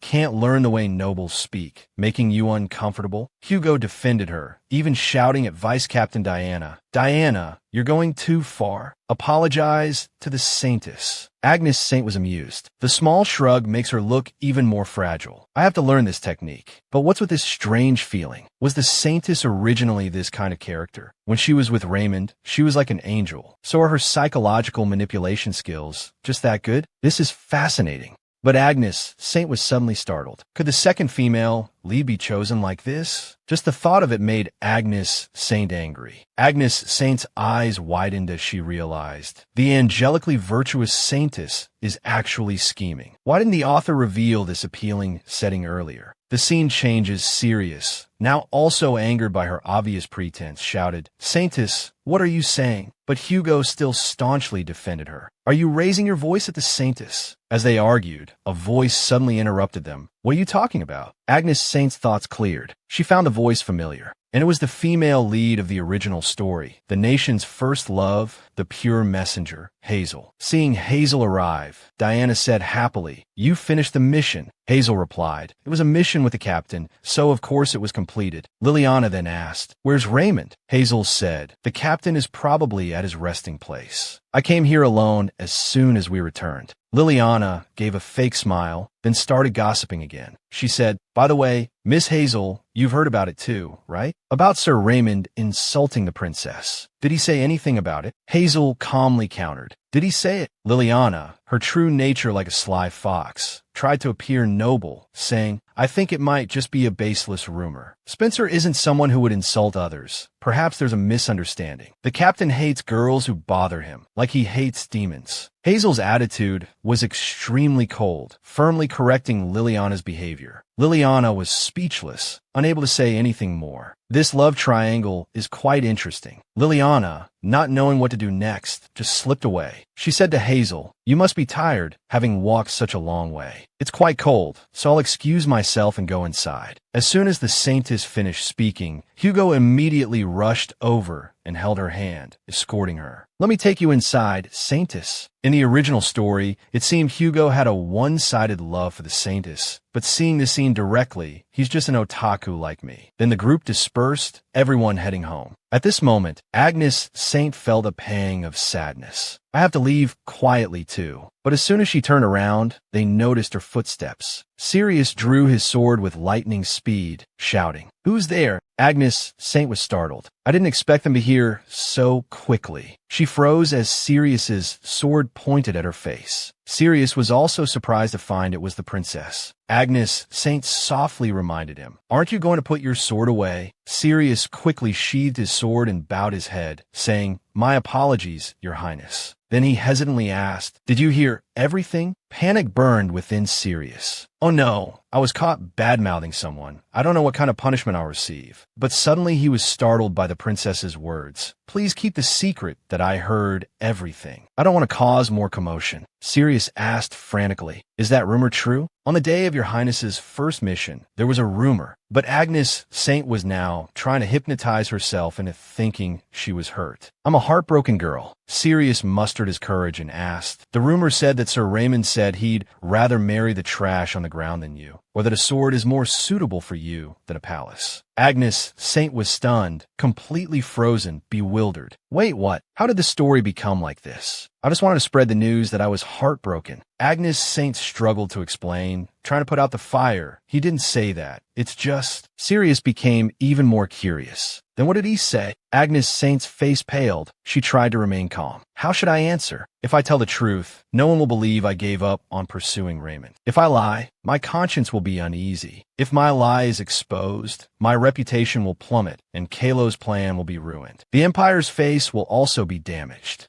She stammered, "I don't want to remember it anymore." Seeing this, Sirius thought, "Your Highness, is the rumor true? But you're still protecting the captain." Agnes Saint, in this awkward situation, didn't know where to hide her face. She just wanted to say, "I'm sorry, protagonist. Most people will be on your side anyway. Good luck." Before leaving, Agnes Saint softly reminded Sirius, "No matter what, please keep today's matters a secret." Sirius stared blankly at the princess's retreating figure. He was still thinking, this is so absurd. Did the captain really say that? The scene changes. Victor and Anna returned. Seeing them return, Kylo asked, "Did you two just come back from training?" Victor replied, "We took the new member to test which weapon suits her." Kylo asked, puzzled, "The princess?" "Oh no, you mean you trained with Miss Agnes Saint, right? Did she bother you?" Anna quickly replied, "Not at all. She was very friendly. She's always been nice to Coco the cat, too." Kylo was perplexed, thinking, abuses people she dislikes, but friendly to animals? Anna continued. She even listened attentively to the stories about monsters. Hearing these praises for Agnes Saint, Kylo still found it hard to believe. He said, "Is there something wrong? How could the princess?" "No, wait. These two don't have a position like mine in the palace. And they're both people who only care about their own areas of interest. In other words, the people who can see that girl most objectively in the Imperial Palace are these two." Kylo stood in the middle, thoughtfully pondering the situation. Victor added, "But Captain, don't you usually stay in your room? Why are you here today? Thinking too much gives me a headache." Though Kylo didn't want to know the princess's true nature, he still needed to understand a little. He then instructed Victor, "I have some news. If you see Miss Agnes Saint, tell her I'll give her a new mission. Including myself, all Black Knights stationed in the capital will participate in this mission." The scene changes to Sirius, a member of the White Knights. As a child, he often came to the Imperial Palace, as he had always been a playmate of His Highness, the Crown Prince. The Princess Agnes Saint he saw back then was indeed different from her peers, arrogant, bossy, and even resorting to violence when others didn't act according to her will. But as time passed, he learned that all those behaviors were a way to get attention and love. She lost her mother and nanny at a young age. Her father was busy, her only brother was cold to her, and due to her status, she couldn't make friends with others. Always separated from those close to her, the princess had always been lonely. Those who took care of the princess for a long time couldn't easily hate her because they knew how lonely she was. Sirius kept thinking, finding it absurd. Even if the captain knew this, how could he say such insulting words without turning a blind eye? But he suddenly remembered something. He thought, if it was the princess's first day on duty, I complained to the captain that day. I even asked him to meet the princess. If I hadn't asked the captain to go, they wouldn't have met, and the princess wouldn't have heard those insults. So, in the end, it's all my fault, isn't it? Sirius was now at a loss, unsure of what to do. The scene shifts to the royal banquet hall, where Agnes Saint was having dinner with her father, Emperor Alexander. The emperor glanced at her with deep concern. "My Agnes Saint, it's been a while since we've seen each other, but why do you look so thin? Is that man worth it?" According to the reports, Agnes Saint faithfully attended the Black Knights training sessions, not missing a single day. It was indeed the right choice to entrust Agnes Saint to Kylo. The emperor thought, when did my little squirrel become so mature? Agnes Saint, looking at her father's expression, had to rack her brains. The emperor seems to have strange ideas again, but there's another reason I look like this. When it was time to leave, Agnes Saint politely stood up and said, "Father, I'll excuse myself. I have to prepare early for tomorrow's mission." This was true. Finally, Agnes Saint's long-awaited mission had arrived. She just wanted to say goodbye to the days of only being able to smell Kylo's handkerchief. A 3-night, 4-day trip with my bias. I'm so excited I haven't been able to sleep for 4 days, but I don't feel tired at all. In fact, I'm delighted. I even brought a mini camera in my cloak, prepared for that day. On the day of departure, Agnes Saint noticed the White Knights' baggage carts arriving. Are they leaving today as well? She wondered. Agnes Saint was incredibly annoyed, fuming silently. I just heard the White Knights work in the nearest region, while the Black Knights are sent to the furthest. Why are they bringing so much luggage? Are they moving house? During the war, they let him be a human shield on the front lines, and now they're working him like a dog, sending him to the farthest place. This mission arrangement is clearly the handiwork of Raymond, the White Knights captain. Among the 4 Knight orders, just think those strange rumors spreading, like the insult incident, it's no mistake. Raymond noticed someone lurking by the wall. He ran over and found it was Princess Agnes Saint. Agnes Saint looked directly into his eyes, her own gleaming. The two stared at each other, neither speaking. Agnes Saint felt a little uneasy. What's going on? Why is he staring at me like that? Raymond is here, so where's Kylo? Just then, Kylo arrived, saying, "You're here, Miss Agnes Saint." Everyone's assembled, so I'll explain again. Agnes Saint stood in formation, constantly admiring Kylo's handsome, ideal appearance. Kylo carefully explained to everyone, "We will be moving to the SP3 area, the region most affected by the war. The main mission is to encourage and heal the people in the shelters, then inspect the controlled villages and carry out reconstruction. Since this is a large area requiring long-distance travel, we will have soldiers accompanying us. If everyone is ready, let's depart quickly." Agnes Saint, brimming with excitement, cheerfully replied, "Yes." Kylo found her behavior strange. He thought, does she think we're going on a picnic? To extinguish her unrealistic dreams, Kylo said, "This mission will be difficult. The monsters we encountered last time will appear in groups." But Agnes Saint, showing no sign of alarm, approached him and asked, "Is that so? Then I should stay close to the captain to avoid danger, right?" Hearing these words, Kylo felt goosebumps all over his body. He was a little bewildered. Does she mean you'd better protect me so that what happened last time won't happen again? For a moment, I thought I might have been biased against her, but as expected,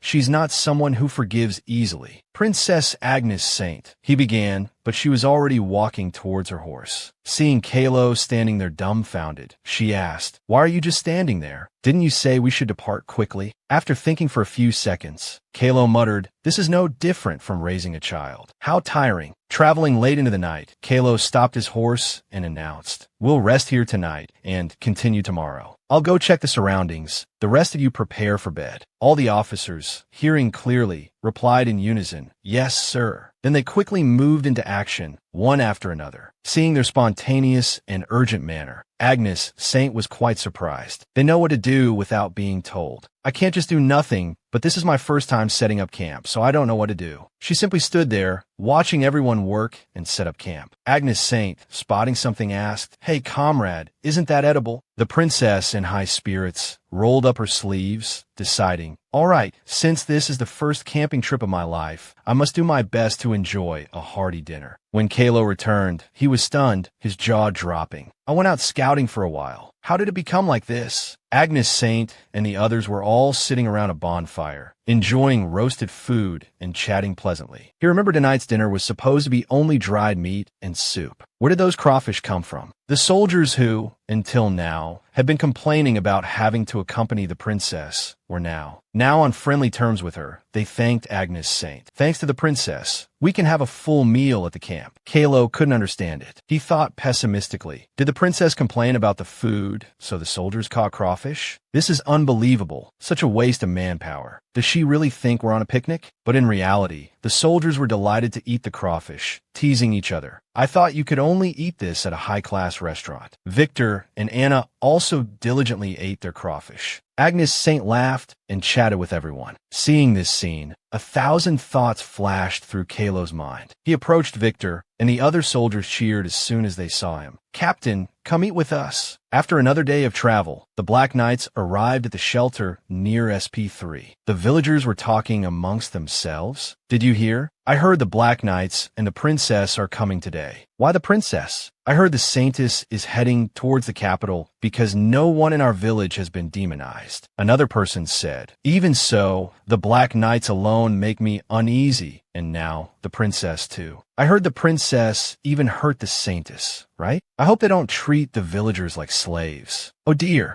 Just then, the knights arrived. The village chief hurried out to greet them. "Welcome, Sir Kylo. We've been waiting for you." Kylo replied, "Yes, can I hear the report on the patient's conditions?" The village chief nodded. "Of course, please come this way." The village children, seeing Agnes Saint, exclaimed, "It's the first time I've seen such a beautiful person. Could it be the saintess changed her destination and came here?" The boy next to her said, "You fool, the saintess has black hair." The little girl asked doubtfully, "Shouldn't the royals be riding in a carriage if they're coming here on horseback?" Agnes Saint, seeing the two children, slowly walked over. She patted their heads and asked, "Children, where are the sick?" The little girl pointed to a building and said, "In that building." Agnes Saint said happily, "Thank you, both of you." It turned out there were two types of illnesses originating from demons. One was demonization, a disease that turned the skin pitch black, causing one to lose their mind like a monster and attack humans. Only the saintess could purify those who were demonized. The other disease, although it didn't change one's personality, like demonization, was a terminal illness that caused the skin all over the body to gradually rot. This disease couldn't be cured even with the saintess's purification method. Only a few mages who reached the so-called light magician level could cure this disease. And I, Agnes Saint, am one of the youngest existing light magicians. Now is the chance to restore my image in Kylo's eyes. Just wait, everyone in the SP3 area, I'm coming to save you. The scene changes. Kylo was talking with the village chief when suddenly a voice called out, Captain. Anna rushed over to report the situation. Something big might have happened. The water source here has been completely cut off. I heard that starting 2 days ago, the water source only flows with water mixed with monster blood. It seems there's a problem with the river in the village. Hearing this news, Kylo was very worried. He asked, "Are there no other water sources around?" Anna replied, "All the riverbanks are covered in blood." Kylo was extremely worried. Damn it, there's a river here, so clean water wasn't included in the relief supplies. Suddenly, an idea came to him. Speaking of which, Princess Agnes Saint is a mage capable of purification. She's never used that power for others, so I don't know if she'll cooperate obediently. Seeing Victor walk by carrying firewood, Kylo asked, "Where did Princess Agnes Saint go?" When he heard Victor say, "If it's her, she went into that building a while ago," Kylo was stunned. He couldn't believe it. Can't she just stay put for a moment? If the princess does something to the patients and causes a commotion, the Emperor will push all the responsibility onto me. Kylo quickly went to look for Agnes Saint. As he walked, he heard crying coming from somewhere. He thought, she's already caused trouble in such a short time. Has she been pretending to be obedient, just waiting for this moment? Kylo opened the ward's door and was stunned. Agnes Saint was healing everyone with her light magic. From the elderly to the young, everyone gradually recovered. Afterwards, everyone thanked Agnes Saint. "Thank you. This is truly a miracle." Agnes Saint turned and saw the captain, smiling shyly. "You're here. I hoped you'd be captivated by me." The scene shifts to the next morning. The villagers were incredibly grateful to Agnes Saint. "The princess healed us. We are grateful for the royal grace." "Thank you, princess."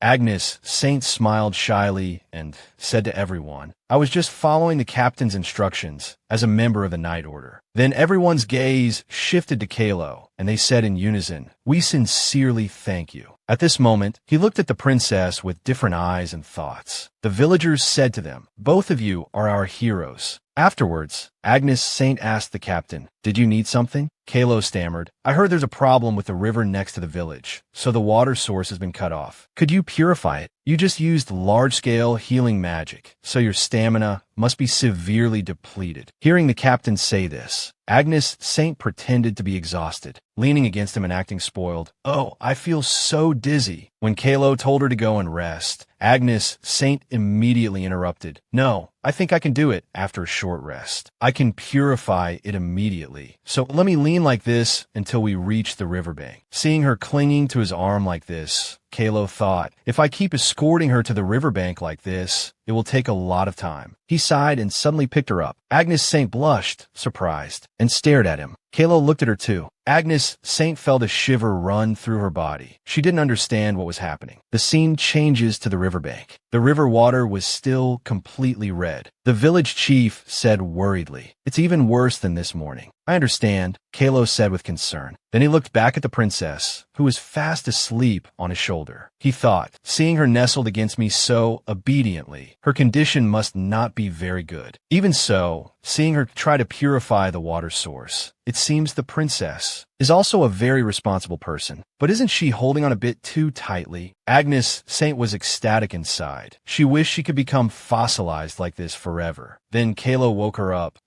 Princess, can this really be purified?" Agnes Saint looked at the crimson river and said sadly, "This scale seems difficult to purify all at once. It's best to purify the necessary amount of water first, rest, and then deal with the water flowing down from upstream. Can we put the water into containers?" Kylo ordered the soldiers to bring large buckets to collect the water. Just the color of the water was enough to frighten anyone. After the water was poured in, Kylo said, "The necessary water has been filled into the buckets, Princess Agnes Saint." Agnes Saint stood in front of the water-filled buckets, and she gradually activated her purification ability. The emanating power was truly magical. In just an instant, the water in the buckets became clear again. Kylo told the soldiers, "Everyone, please take these buckets to the shelter and distribute them to the villagers." Agnes Saint was also surprised by her own ability. "Actually, I wasn't very confident, but I purified all the water at once." Kylo said, "Agnes Saint, you have such an ability." Kylo rushed over and asked, "Are you all right? Your complexion doesn't look good. Are you dizzy again?" Agnes Saint immediately feigned exhaustion. "I'm a little tired," she said. "Perhaps you'll have to carry me back like before." She thought, I can legitimately be held by by Kylo. This level of dizziness is acceptable. It was no longer an act. Agnes Saint suddenly felt the world spin, and everything blurred. She had thought she was fine, but she wasn't. She fainted. Kylo called out, "Princess!" Then he shouted, "Quickly, find somewhere for the princess to rest." In her dream, she remembered her classmates back in reality saying, "Hey, why does he always walk alone?" They'd sneered, "Don't you know? That guy, his mom had an affair and gave birth to him. I heard she abandoned him and ran away from home. His father's pretty notorious too. I heard he used to get drunk and smash all the windows of the neighborhood stores. If a family causes trouble for me, they can't even apologize everywhere. Even though no one contacts him, he stares at his phone every day. He looks so gloomy, it's irritating. It's really uncomfortable." Before transmigrating into the story, Agnes Saint had been deeply saddened. Even after all these years, she still hadn't gotten used to being alone, labeled with the stigma of a dysfunctional family. But reading this story, she felt encouraged. She thought, even so, Kylo must have been lonely for the same reasons as me. But ever since meeting him, someone who always pushes himself to the point of potential collapse, I've felt less lonely. I want to do anything to become a light in his life. After fainting, Agnes Saint finally awoke. Sitting up wearily, she remembered, "I really fainted. Being held by Kylo was so blissful that I didn't realize how unwell I was." Kylo had been by her side the entire time. Seeing her wake, he immediately asked, "Are you all right?" She was so surprised, she simply stared at him. Kylo did the same. She couldn't believe Kylo had directly cared for her. He said, "Nothing serious. They said you fell asleep from exhaustion. Rest well and prepare for departure. I have to go and inspect the areas that need checking now." Agnes Saint wondered, why is Kylo more aloof than yesterday? Is it his mood? Regardless, it's nice to see Kylo as soon as I wake up. The scene changes. While patrolling, Kylo recalled. She kept saying something back then, as if she was having a nightmare. Just as I was about to shake her awake, she suddenly called my name.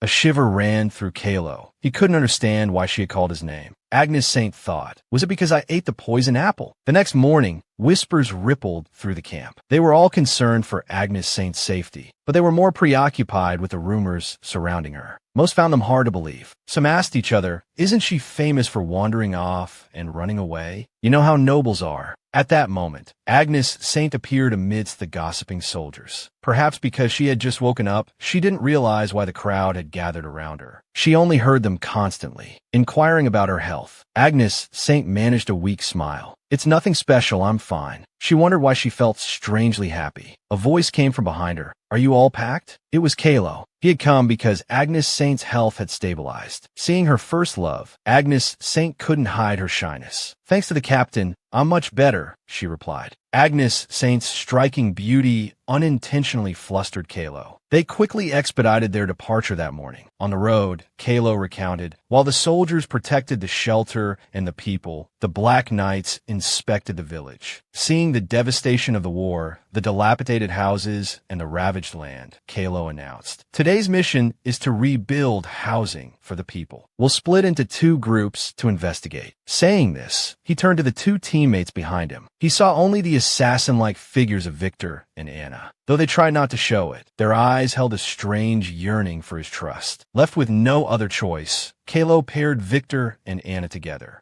He and Agnes Saint would be the other group. Hearing this arrangement, Agnes Saint felt an indescribable shyness bloom within her. As soon as Kylo mounted his horse, he called to Agnes Saint. Yes, Captain. Kylo hesitated, looking at her horse. The white mare anticipated praise from the knight. However, Kylo threw cold water on her expectations. No matter how you look at it, it doesn't seem like a war horse, he remarked. He added, this mission could be dangerous, so ride with me this time. Agnes Saint's face flushed crimson. She hopped off her horse in front of the astonished white mare. And, as soon as she was on Kylo's horse, Agnes Saint casually wrapped her arms around his waist. Then, she bid farewell to the white mare, as if it were nothing. The mare watched tearfully as its gold-digging owner rode further and further away. Bye-bye, my sister's horse. I'm off on a date. See you when I get back. After riding for a while, Kylo stopped at the edge of the forest. He said they would dismount at this location and begin their inspection. Agnes Saint, still on the horse, showed visible regret. Are we inspecting inside the forest too? She asked. Yes, it's highly likely that monsters, driven by their wild instincts, will flee into the forest. What about this horse? What if it's attacked by monsters? Kylo explained, this is a horse specifically trained for combat, so it won't be killed by monsters. If there's danger, it will know to flee on its own. With that, he extended his hand to help Agnes Saint dismount. Faced with such a considerate gentleman, how could Agnes Saint not be captivated? She giggled involuntarily. Kylo, slightly perplexed by her laughter, simply averted his gaze to hide his inner feelings. Damn it, why do I have to babysit even on this mission? This was originally Raymond's job. Earlier, I was a bit puzzled as to why the princess was talking in her sleep, but then I realized. He paused, the realization dawning on him that his presence was a nightmare for the princess, for a girl who hates me so much. Suddenly, Kylo snapped back to attention, hearing Agnes Saint seemingly muttering something. Did you say something? Agnes Saint stammered, Captain, I don't know if there are landmines here, but I think I just stepped on something. Kylo's face darkened, a serious expression replacing his earlier irritation. He watched Agnes Saint moving away from the spot where she'd stepped. Ignoring the danger, Kylo rushed towards Agnes Saint. As the two embraced tightly, a killing intent was activated. Experiencing this for the first time, Agnes Saint was utterly terrified. She screamed in the boundless forest, then vanished from her original spot. In a dark corner somewhere, familiar gasps arose. The unfortunate pair, Agnes Saint and Kylo, had been pulled into some narrow space. Looking around, Kylo realized this was a landmine trap created by demons to disperse combat power. If you stepped on it, you would be trapped within this space for a certain amount of time. Knowing she had just caused a terrible incident and unsure of what would happen next, Agnes Saint trembled as she asked Kylo, how long will we be trapped here? Will monsters appear here? He reassured her that monsters wouldn't appear, but the entrapment would last for about 30 minutes, or 20 if they were lucky. Agnes Saint realized that in this state, there was neither the risk of starvation nor the need to face monsters. Just her and Kylo. It was no different from experiencing 30 minutes of heaven. I have to take advantage of this opportunity. Feigning fragility, Agnes Saint said, Captain, I'm feeling a little dizzy. Could I lean on you? I used magic continuously yesterday, so I haven't fully recovered yet. She conveniently forgot that Kylo was the very reason she'd used magic continuously. Kylo paused, then agreed. Then please excuse me. A light flickered in Kylo's eyes, as if he'd found a reason to endure. The gentle princess leaned against him for only a few seconds, but the unfamiliar intimacy sent a wave of Wanglan through him. Kylo turned away, trying to compose himself. After holding her for a moment, he began to reflect on the girl before him. I hate Agnes Saint. From looking down on others because of her background, to acting arrogantly with the Empress's favor, even blindly obsessing over Raymond. Everything about her is disagreeable. But he caught a whiff of Agnes Saint's delicate perfume. Is every girl's skin this soft? And what is this warm, gentle fragrance? I've never smelled anything like it. Momentarily distracted, Kylo drifted into a reverie. The thought of the men surrounding Agnes Saint brought him abruptly back to reality. I even have to think about the faces of those detestable bastards. Agnes Saint stirred. She apologized profusely to Kylo for the trouble she'd caused, unaware of the turmoil he'd been suppressing, a turmoil even the thought of those men couldn't dispel. Now, Kylo understood. This was the sweetest torture. Suddenly, they both sensed a shift. A bright light flashed,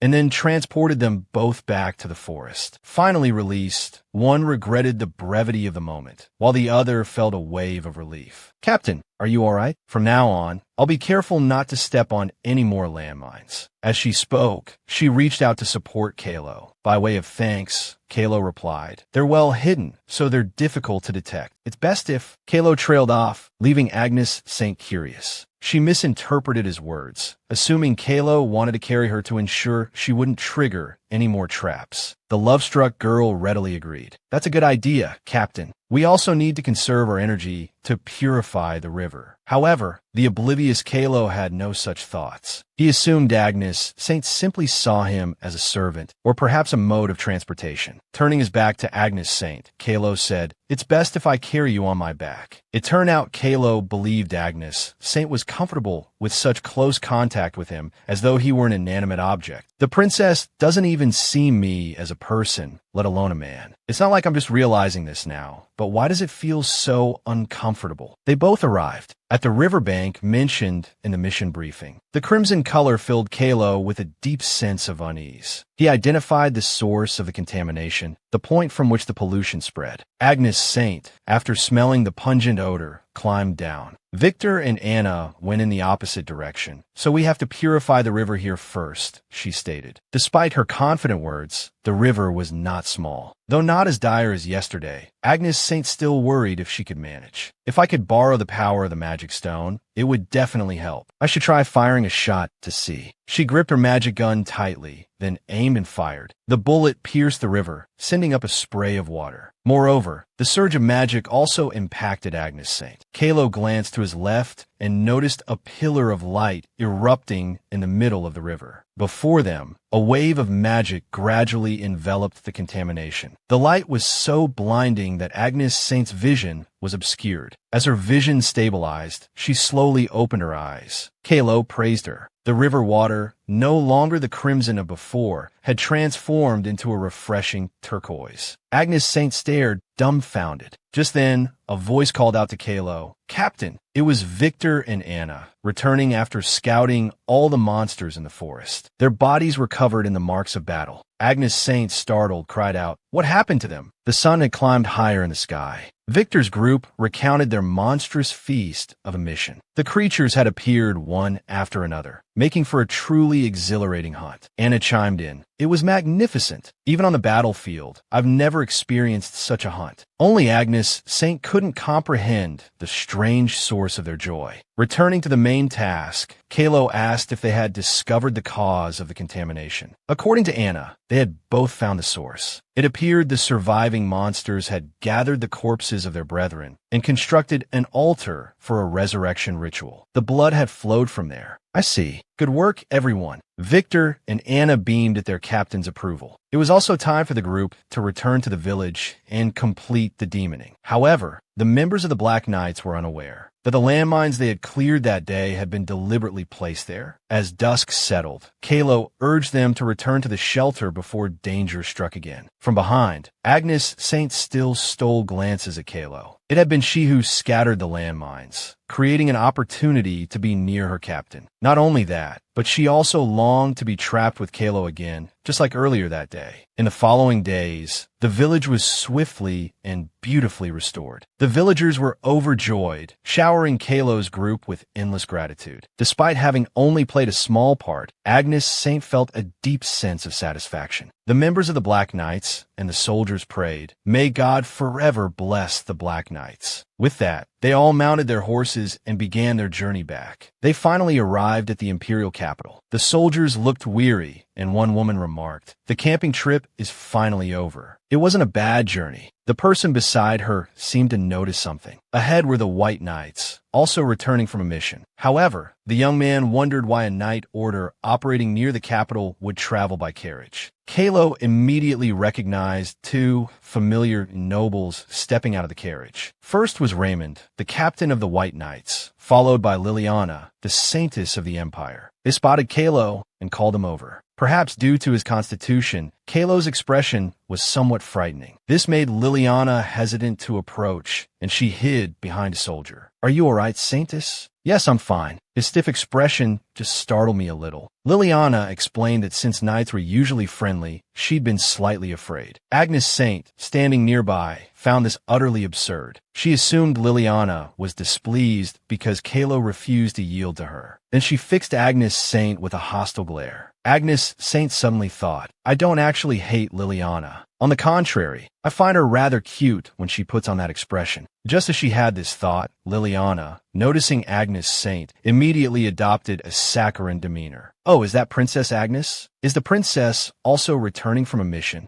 Agnes Saint immediately pouted. Then she snarled, "Did I give you permission to speak?" Liliana's feigned sweetness vanished in an instant, her face paling with distress. Agnes Saint continued, "According to imperial law, those of lower standing are not permitted to speak in the presence of those of higher rank. It seems even basic law is beyond the comprehension of a saintess like yourself." Realizing she had angered someone she shouldn't have, Liliana quickly explained, "My apologies, but didn't His Majesty decree that when the princess wears her uniform, she should be treated as a member of the Black Knights? His Majesty gave that order to only one person. Kylo, are you trying to twist His Majesty's words to tarnish the honor of the royal family?" Kylo, as a bystander, felt a flicker of unease. He hadn't expected Agnes Saint to speak up for him over such a trivial matter. Agnes Saint continued her critique. "Someone who doesn't even know imperial law is carrying out duties in a knight order? I can only assume her superior is equally incompetent." Saintess Liliana, unable to utter a word, remained silent under the weight of everyone's gaze. Now it was Raymond's turn. Agnes Saint merely glanced at him before turning to leave. The soldiers began to murmur amongst themselves. Even if the saintess was wrong, wasn't that going too far? Why suddenly drag Sir Raymond, who had nothing to do with it, into the rebuke? Raymond's eyes seemed to realize something.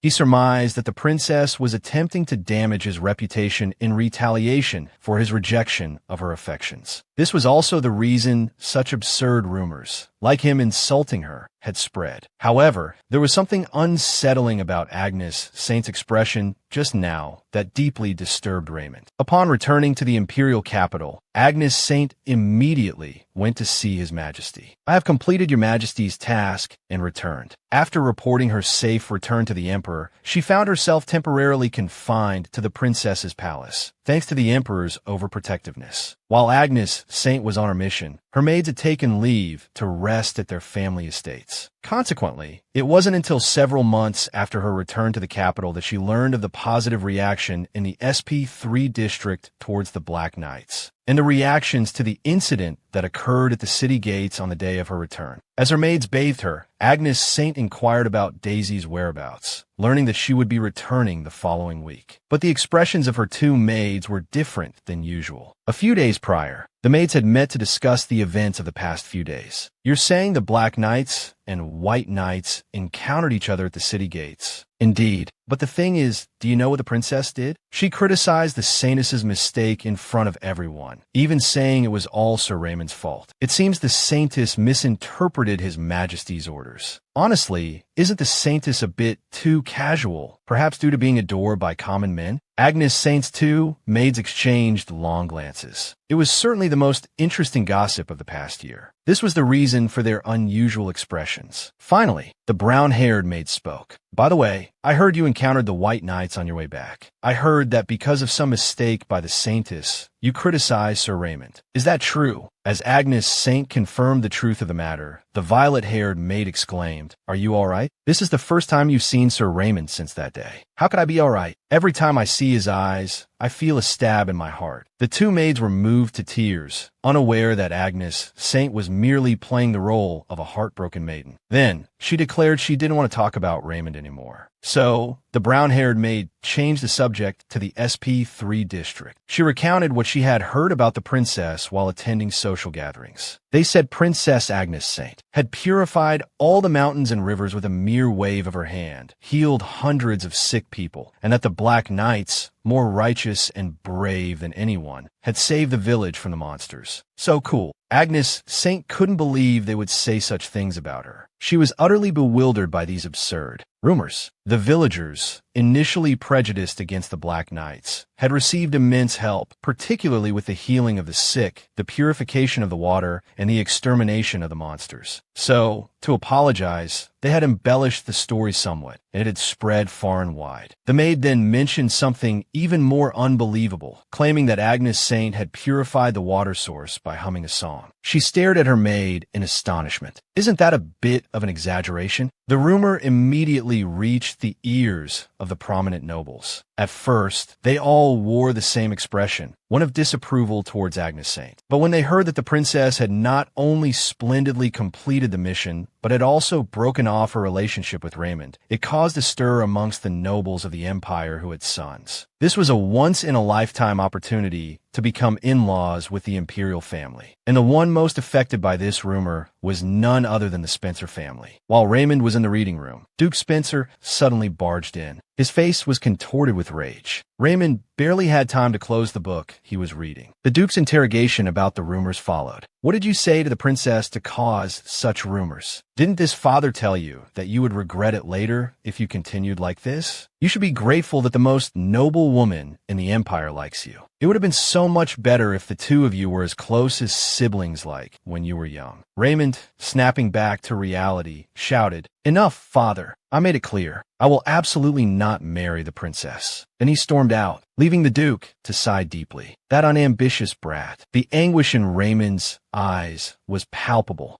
He knew all too well that Agnes Saint had grown up beside a father who had missed out on his first love because he was deceived by someone he had known since childhood. His mother had married his father because she resembled his first love and then spent her entire life trying to please her husband. And whenever that woman's only daughter, that child who only caused trouble for others, acted up, he would resort to drinking. But the fact that she always said she liked him and followed him around was endearing, like having a little sister. Yes, everything was normal until that day. The day it poured at the Raymond estate. He received news from the butler that Princess Agnes Saint had said she had an appointment with the young master. It turned out that while on a walk, Agnes Saint had told Raymond a story. She said that frog spirits would appear in the pond they often visited when it rained. They had promised each other to go out on a rainy day. To Raymond, it was just an empty, playful promise between children. He told the butler, "But I haven't received news of Mother's arrival at the territory. This kind of weather makes monsters stronger. So can't we leave after I receive news of Mother's safe arrival?"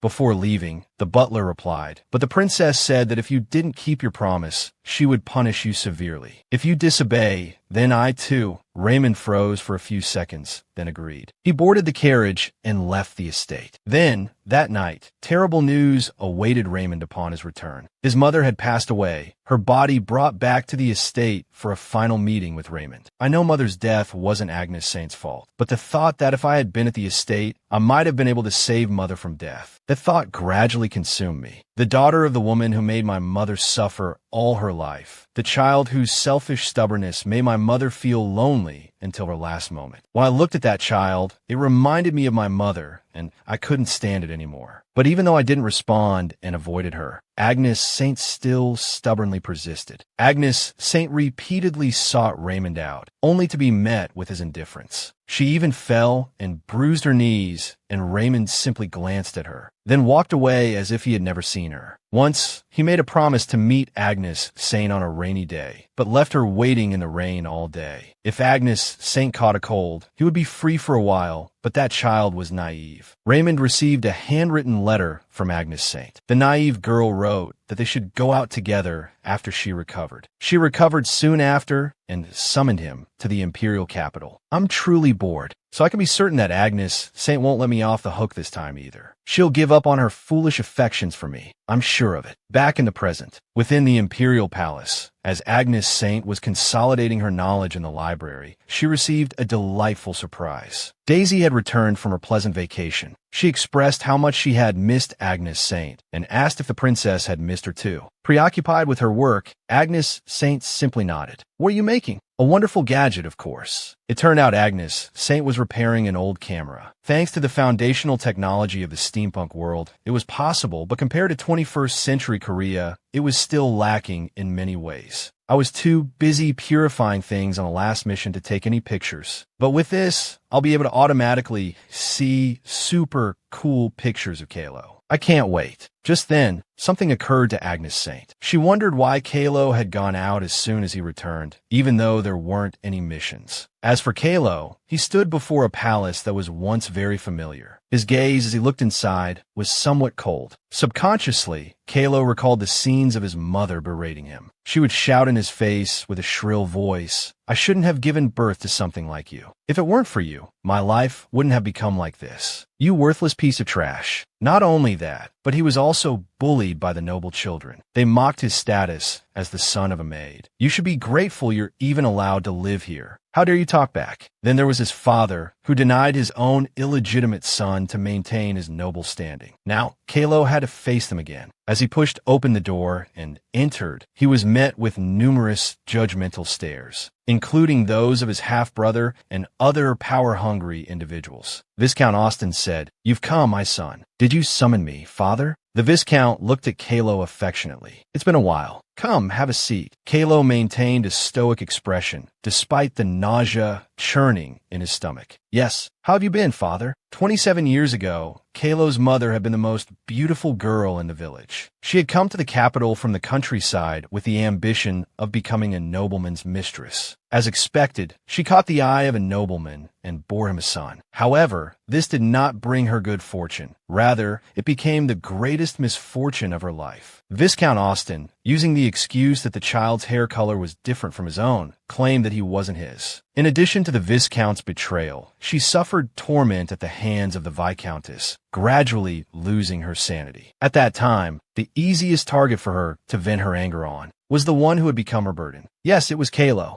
By the time he had become accustomed to the abuse from his birth mother, the Viscountess, and his half-brother, his mother was caught red-handed attempting to poison the Viscountess. The punishment was being dragged to the backyard and beaten until she no longer breathed. That very day, Kylo escaped from the Austin household, doing all sorts of things to survive. He was beaten while pickpocketing and nearly beaten to death for stealing bread. Sometimes he found work, but people wouldn't pay him, even chasing him away. One day, while wandering as usual, a mercenary took pity on him and hired him as a bodyguard. It was the first time in his life that he had received help, and it later became the reason he became a mercenary himself. Kylo did everything for money, struggling to survive like an insect. When he gained attention as a mercenary and was able to join the Black Knights, the Viscount extended an olive branch. Clearly, his intention was to use Kylo to form a connection with the royal family. Despite knowing this, having noble blood, even as an illegitimate child, would be helpful for his promotion. Kylo was tired of this filthy life, so this cheap kowtowing, he could do as much as they wanted. But if one day power fell into Kylo's hands, he would take revenge on everyone who had made his life into what it was. Viscount Austin said solicitously, "How have you been lately? I heard the princess has become a subordinate in your department. You'll surely bow your head for our family's benefit, won't you?" "Of course, father." The reply was laced with forced politeness. "Good. I'll be sending your brothers to the knighthood soon, so tell the princess to come and greet them." This time, Kylo was genuinely shocked. Benjamin and Bradley were also being called to prepare to greet Her Highness the Princess. Bradley, in particular, was stammering with excitement at the prospect of meeting Agnes Saint so closely. Only Kylo couldn't understand why the princess was being summoned to greet these Spencer lapdogs. The old man began to bellow, "You don't need to understand. Just do as I say. Are you going to disregard the favor I bestowed upon you, a bastard, by allowing you to carry the family name?" Despite the rage burning within him, Kylo could only endure and wait for his opportunity. He knew acting rashly would ruin the revenge he had been meticulously planning. The youngest child, Molly, seemed to envy Bradley. She asked Julia if she could meet the princess, only to be met with a cold response. "Be quiet, Molly." "Why? I want to go. Take me to the tea party." Julia's expression tightened. Austin turned and said, "Speaking of which, my lady, it's been days since the social season began, and no families have invited you yet." Lady Rose said she'd saved a seat for me, so I can go with her to Marchioness Melville's party in a few days. Anyway, prepare yourself well. Why am I the only one in this family who makes any effort? I heard the princess is allowed back into high society. Are you going to miss the chance to make our son the Emperor's son-in-law? Kylo reacted again. He flinched when he heard Agnes Saint's name. Her image flashed repeatedly in his mind.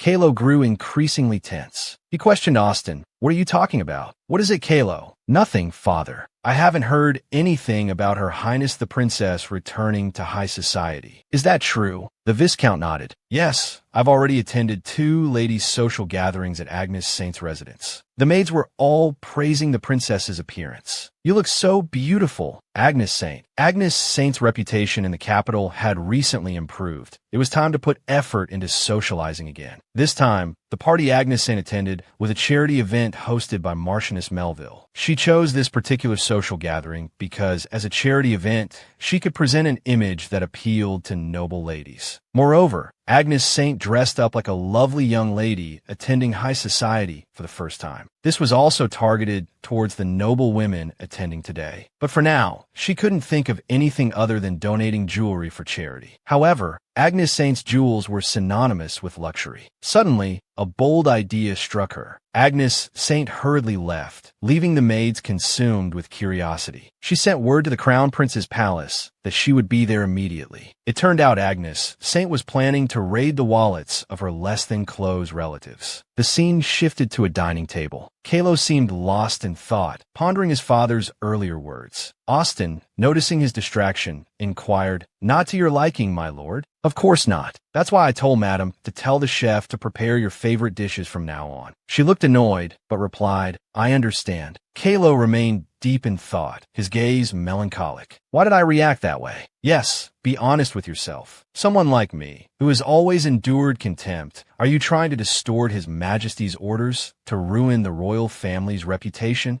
It was the first time someone stood up for me, and I felt so happy. At that moment, even if someone said she was an angel, I would have believed it. But how dare these guys even dream of having her? The mere thought is sickening. But if she stood beside a flawless man, it would surely create such a noble and beautiful picture. I wouldn't even dare to stand next to her. Yes, I pity the princess for being the target of these bastards. I'm just angry at the ignorant fools who keep spouting nonsense. The scene shifted to Agnes Saint's residence, where she appeared to be in the library. Agnes Saint was immersed in the books there. These are all new, aren't they? Clearly just placed here to look smart. Suddenly, someone pushed the door open. Damien asked casually, "What are you doing in this room without the owner present?" To avoid suspicion, Agnes Saint feigned composure. "You've entered my room without permission before. Why are you so sensitive now? Did you think I would just take this lying down?" Damien pressed. "Is it all right for you to rummage and loiter in a study full of the Crown Prince's confidential documents? How can I not be sensitive? Anyway, I wanted your advice." "My advice?" "Yes, I plan to attend Lady Melville's charity banquet, but I don't have anything to donate." "Don't you have a lot of jewelry?" However, Agnes Saint argued, "Jewelry doesn't seem quite right. Wouldn't it be boring to keep doing the same thing?" Agnes Saint's words surprised Damien. The child who once smiled, even through tears upon receiving jewelry, now claimed gems no longer held appeal. Agnes Saint stammered, "Since it's a gathering of noble ladies with a deep understanding of art, I came here to ask for your advice." Damien walked into the room. "Wait a moment." He carefully pulled a book from the bookshelf. This is a collection of handwritten poems by the poet Grandal from 100 years ago. For ladies who value intellect, there's nothing more desirable than this. Marchioness Melville is a lady of high reputation. It seems you've matured, truly an excellent choice. Raymond will be pleased as well. At her brother's words, Agnes Saint froze. "Why are you mentioning him? Since I'm already here, I'll have some tea before I go." "Perfect timing. I suppose you'll be happy to see no. I have to go." However, it was too late for Agnes Saint. "Your Highness, the Crown Prince has arrived. Quickly, invite him in." Feeling uneasy, Agnes Saint tried to escape. "Brother, I'm busy preparing for the banquet, so I'll excuse myself." Damien questioned her. "Are you shy, little girl?" Sure enough, as soon as she stepped out the door, she bumped into Raymond.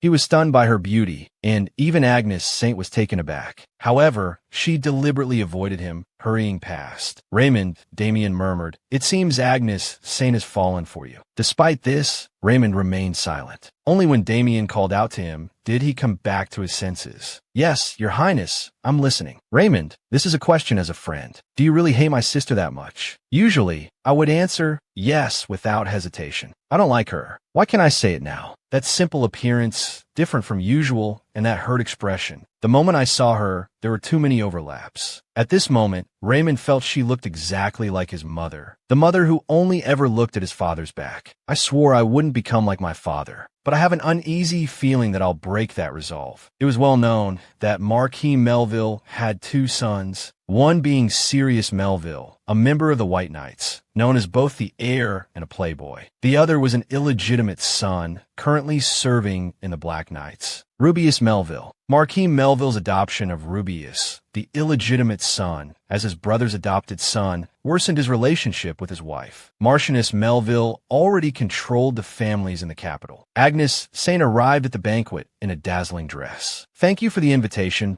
Marchioness. After sending her husband to the territory because of that incident, Marchioness Melville greeted her. It is an honor to have Her Highness the Princess grace this humble place with her presence. Agnes Saint's solo appearance raised eyebrows. The princess came alone, without any maids, and she even greeted us so politely. It seems the rumors of her maturity are true. Looking around, Agnes Saint exclaimed, "This garden is even more beautiful than I'd heard." Most of the recent reactions have been like this, but to make everyone completely forget her previous blunders, she needed to try a little harder, especially with Marchioness Melville. After a moment, the Marchioness murmured, "It's all elderly people like us here. I'm worried Your Highness might be uncomfortable." A guest chimed in, "By the way, Your Highness's hairstyle today is lovely. It reminds me of my daughter when she first entered high society." Lady Ross, saying the princess is dressed like a child is a bit, "My apologies, Your Highness. I misspoke." Agnes Saint then said, "I heard from maids that when young ladies first enter high society, their mothers braid their hair with yellow ribbons. So I've always wanted to try that hairstyle someday. And being with all of you makes me feel like I'm with my deceased mother. It's very comfortable and pleasant." Her words nearly brought the ladies present to tears. Everyone was deeply moved. The late empress would be so happy to know that the two jewels of the empire have grown up so splendidly. The charitable item is also from His Highness the Crown Prince, isn't it? The affection between you siblings is truly wonderful. Just then, Lady Grey arrived with Molly. "Mother, it's Princess Agnes Saint." Hearing the voices, some noticed them. It seems we have late arrivals. On the left is Lady Ross, and next to her isn't that Viscountess Ray? "Be quiet, Molly." Lady Ross greeted them excitedly. "Marchioness, thank you for the invitation. I apologize for being late due to a carriage accident." Marchioness Melville asked gently, "Oh dear, is that so? And who is this beside you?"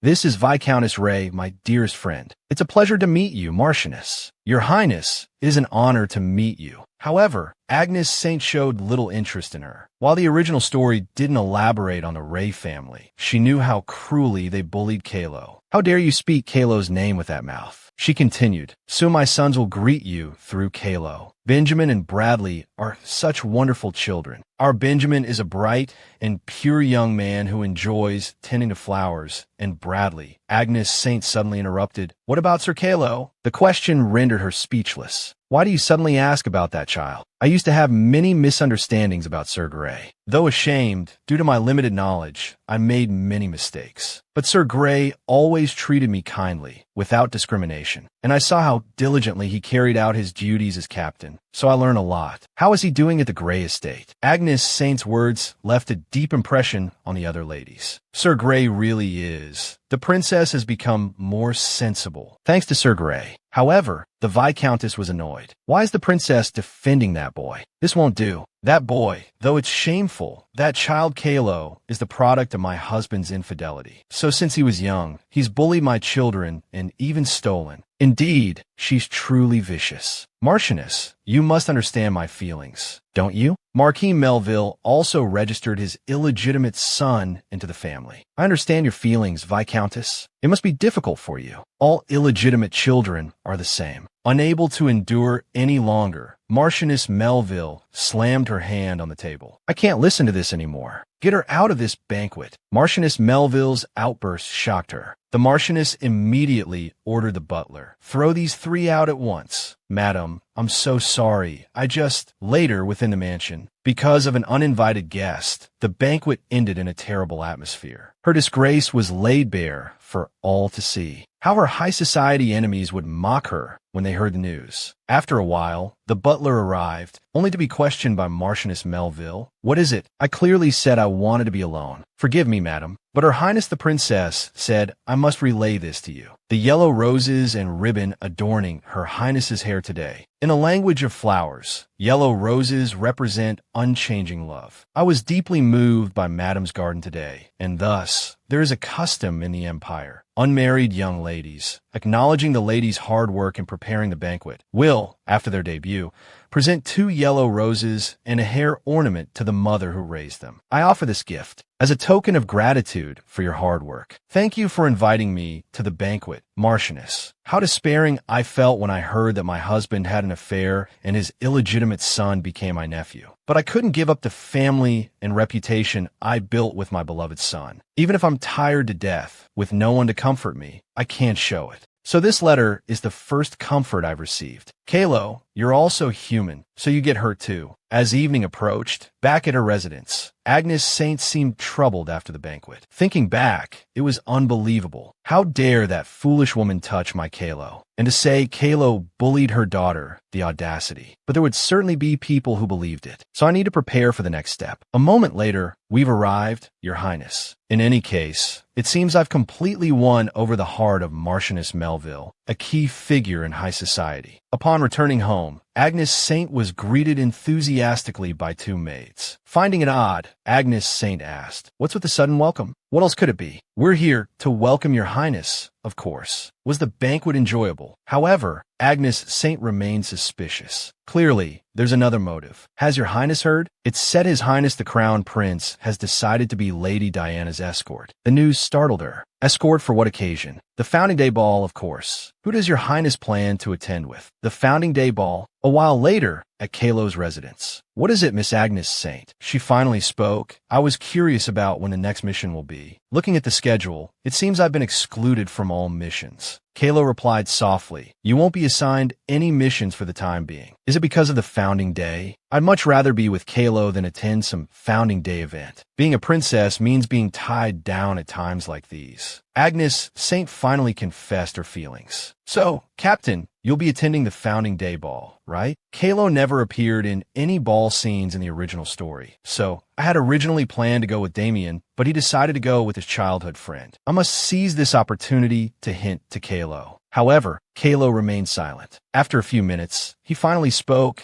"I don't know what your intentions are in asking that question." His attitude shocked her. Why would he react like this? "The reason Kylo isn't attending the ball is because of me," Kylo said thoughtfully. "If you need a filthy bastard to make a mockery of you in the hall, I'm willing to attend as a loyal subject. I can resume missions after the Founding Day, correct?" Presumably. At that moment, Agnes Saint made an important decision. "So from now on, I want the captain to accompany me on all missions. Is that all right?" Agnes Saint's proposal caught Kylo off guard. He suddenly became flustered. "I understand. If there's nothing else, please leave. He's saying I'm bothering him and wants me to go." "Good night, Captain. I thought our relationship was closer than this." But it seems mentioning the ball ruined Kylo's mood. When will the distance between Kylo and me shorten? After Agnes Saint left, Kylo remained in his room, lost in thought. His expression was grave. "I'll be sending your brothers to the Knight's Order soon, so have them greet the princess. Do you want miss the chance to make our son the Empress's son-in-law?" This displeased Kylo greatly. Now, he could only sigh wearily. Elsewhere, Agnes Saint was on her way home. She kept thinking, "So, who should I take as my escort to the ball?" In the original story, I dragged Raymond, begging him to dance with me, then ran off crying because of what he said. This sparked a tense confrontation between Hazel, who was watching, and the Saint family, while Raymond was left alone. Attending with Raymond would be absolutely repulsive to me. However, if I attend alone, my reputation will be severely damaged. Most eligible bachelors already have escorts. What should I do? The next day, Sirius appeared suddenly, saying, "Your Highness, may I have the honor of escorting you to the ball?" His appearance surprised Agnes Saint. Why is he here? Sirius is a playboy, but he has his limits. He's never shown any romantic interest in me. Why suddenly? I heard Your Highness comforted my mother at the charity banquet, and after she encountered difficulties, you also ordered the suppression of the rumors. If you permit, I wish to repay your kindness through the Founding Day celebration. Agnes Saint now thought. It seems he was urged by the Marchioness to be my escort, although those words were for Kylo, not for the Marchioness. Either way, this is beneficial for me. Finally, Agnes Saint agreed to Sirius's proposal. "It's my honor, Your Highness." "What color dress do you plan to wear that day?" Agnes Saint replied triumphantly. "I might wear a light purple dress that day, the same color as my eyes." Her words impressed Sirius. Are Princess Agnes Saint's eyes really that beautiful? Being urged by Mother to visit the princess wasn't pleasant. Princess Agnes Saint is indeed beautiful, but her appearance is too flamboyant for my taste. Moreover, the princess couldn't possibly have forgotten Raymond, so I assumed she would refuse. The atmosphere is completely different than usual. No wonder, perhaps this isn't so bad after all. With an unexpected escort secured, time passed, and finally, founding day arrived. The scene shifted to Kylo's residence. Kylo's two brothers were excited. Ready, little brother? Of course, older brother. Benjamin was ecstatic. I could only admire the princess from afar, but today is different because we have Kylo. Now one of us will become the husband of the Empire's most beautiful woman. Aren't you worried about competing with me? You seem nervous. If the rumors of me being kicked out of the banquet spread, I'll be completely ostracized from high society. I might even be divorced by my husband. But the princess suppressed the rumors for me. There's still one thing that worries me, though. At that moment, Julia turned and said, "Will that Kylo boy ensure the princess formally greets us?" Her words worried her sons. "Mother, why are you suddenly saying that?" What worries me is that even though he prepared the seats, I haven't received any news. However, Benjamin remained calm. He's probably busy with his duties, Mother. Please wait a little longer. Besides, can't we greet her without that bastard? Her Highness Princess Agnes Saint and Sirius Melville have arrived. The appearance of the two stunned them. Where is that bastard Kylo? Sirius escorted Agnes Saint, and they looked like the perfect couple at the founding day celebration. The princess's dress today looks simple. Is it because she's too confident in her beauty? I thought she came alone, but she ended up with Sirius Melville. They're a well-matched couple in many ways. Ah, this feeling of being the main character. Suddenly, a voice called out, "So, are you completely done with Spencer?" Speaking of which, who did Raymond come with? Sirius glanced around, noticing Raymond had arrived with Hazel. Raymond, too, seemed to sense their presence. He looked over, only to see Sirius's joyful expression. Raymond promptly ignored them. At this, Sirius noticed and smirked. "You don't like the princess, but you're annoyed that she's with me." Every man in the Empire, myself included, feels inferior to Raymond. But that bastard, while a cool guy, isn't a good man. A real man knows how to make a woman happy. With such a beautiful woman pursuing him, he never looks back. What a jerk. If it were me, I would never treat her so coldly like that bastard. Yes, if it were me, I would have married her already, build a beautiful family, and live happily ever after. However, Agnes Saint's thoughts were elsewhere. I want to see Kylo. Inside the opulent mansion, Agnes Saint's two maids praised her. "Your Highness, your dancing is truly beautiful." Even so, Melville can't take his eyes off you.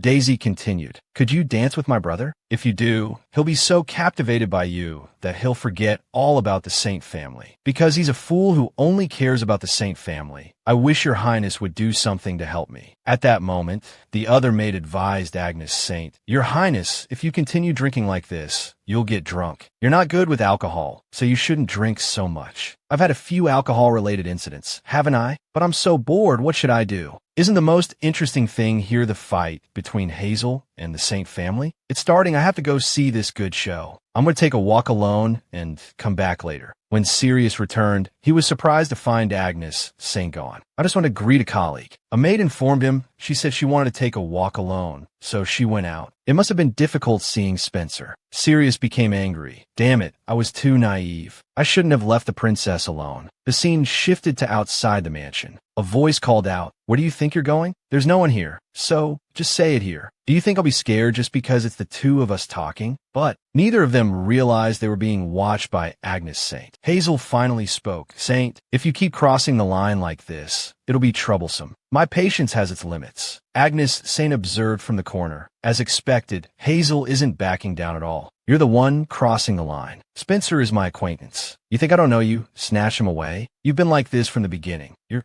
jealous because I'm prettier than you and get more attention, right?" Just as she was engrossed in eavesdropping, Sirius suddenly arrived. "Your Highness, what are you doing here?" To avoid being discovered, Agnes Saint quickly covered his mouth. Quiet. Her action made him blush. Agnes Saint's gaze was serious. It seemed to be a very important matter. Even Sirius was captivated. "This is the first time I've been subdued like this by a girl younger and smaller than me. But why don't I hate it? Is it because I've been looking for someone like this, but haven't found them until now? Agnes Saint suddenly ducked aside to continue eavesdropping, leaving Sirius bewildered. However, the two people quickly left. Agnes Saint turned and demanded, "Don't follow me." Quietly returned to the ballroom. "That's an order." "Yes, Your Highness." Why does his voice sound so terrified? Where did Saint and Hazel go? I thought they went this way. Are they done talking? At that moment, Agnes Saint was caught red-handed. I thought someone was eavesdropping. Turns out it was Your Highness. Faced with Hazel's questioning, Agnes Saint stammered, I couldn't miss such an interesting conversation. So, did you find it interesting? It was quite interesting. It's a shame I couldn't hear all of it. She started to feel anxious. I thought my aura was strong enough, but does even the angel like Hazel have such a cold-hearted side? Anyway, where did Spencer go? Why are you alone? Let me see. She disappeared earlier, crying. She probably want to find her follower. I don't need to ask who that is. I have a question. Did you really give up on Raymond? Agnes Saint immediately admitted, "Yes, I'm tired of getting hurt. So if you say those meaningless words in front of me again, I'll have your head. Don't mess with me." Hazel calmly replied, "You're right. Raymond Spencer truly hates Your Highness." Agnes Saint was furious. Wait, did Spencer vent to her? Why is she suddenly saying this? Whatever. Ignoring Hazel, she quickly left. It seemed to be a very important matter. Even Sirius was captivated. This is the first time I've been subdued like this by a girl younger and smaller than me. But why don't I hate it? Is it because I've been looking for someone like this, but haven't found them until now? This part seems to be a repetition of lines 4237 to 4243. Agnes Saint suddenly ducked aside to continue eavesdropping, leaving Sirius bewildered. However, the two quickly left. Agnes Saint turned and demanded, "Don't follow me." Quietly returned to the ballroom. "That's an order." "Yes, Your Highness." Why does his voice sound so terrified? Where did Spencer and Hazel go? I thought they went this way. Are they done talking? At that moment, Agnes Saint was caught red-handed. I thought someone was eavesdropping. Turns out it was Your Highness. Faced with Hazel's questioning, Agnes Saint stammered, I couldn't miss such an interesting conversation. So, did you find it interesting? It was quite interesting. It's a shame I couldn't hear all of it. She started to feel anxious. I thought my aura was strong enough, but does even the angel like Hazel have such a cold-hearted side? Anyway, where did Spencer go? Why are you alone? Let me see. She disappeared earlier, crying. She probably want to find her follower. I don't need to ask who that is. I have a question. Did you really give up on Raymond? Agnes Saint immediately admitted, "Yes, I'm tired of getting hurt. So if you say those meaningless words in front of me again, I'll have your head. Don't mess with me." Hazel calmly replied, "You're right. Raymond Spencer truly hates Your Highness." Agnes Saint was furious. Wait, did Spencer vent to her? Why is she suddenly saying this? Whatever. Ignoring Hazel, she quickly left. Agnes Saint seemed to utterly detest that man. On the other hand, Hazel appeared rather calm after saying those words. As Agnes Saint hurried back, she suddenly felt dizzy. "Oh no, I have to go inside, but why am I so dizzy? Did I drink too much earlier?" Luckily, someone approached and called out, "Your Highness." It was her two maids, who were very worried. "Your Highness, where have you been?"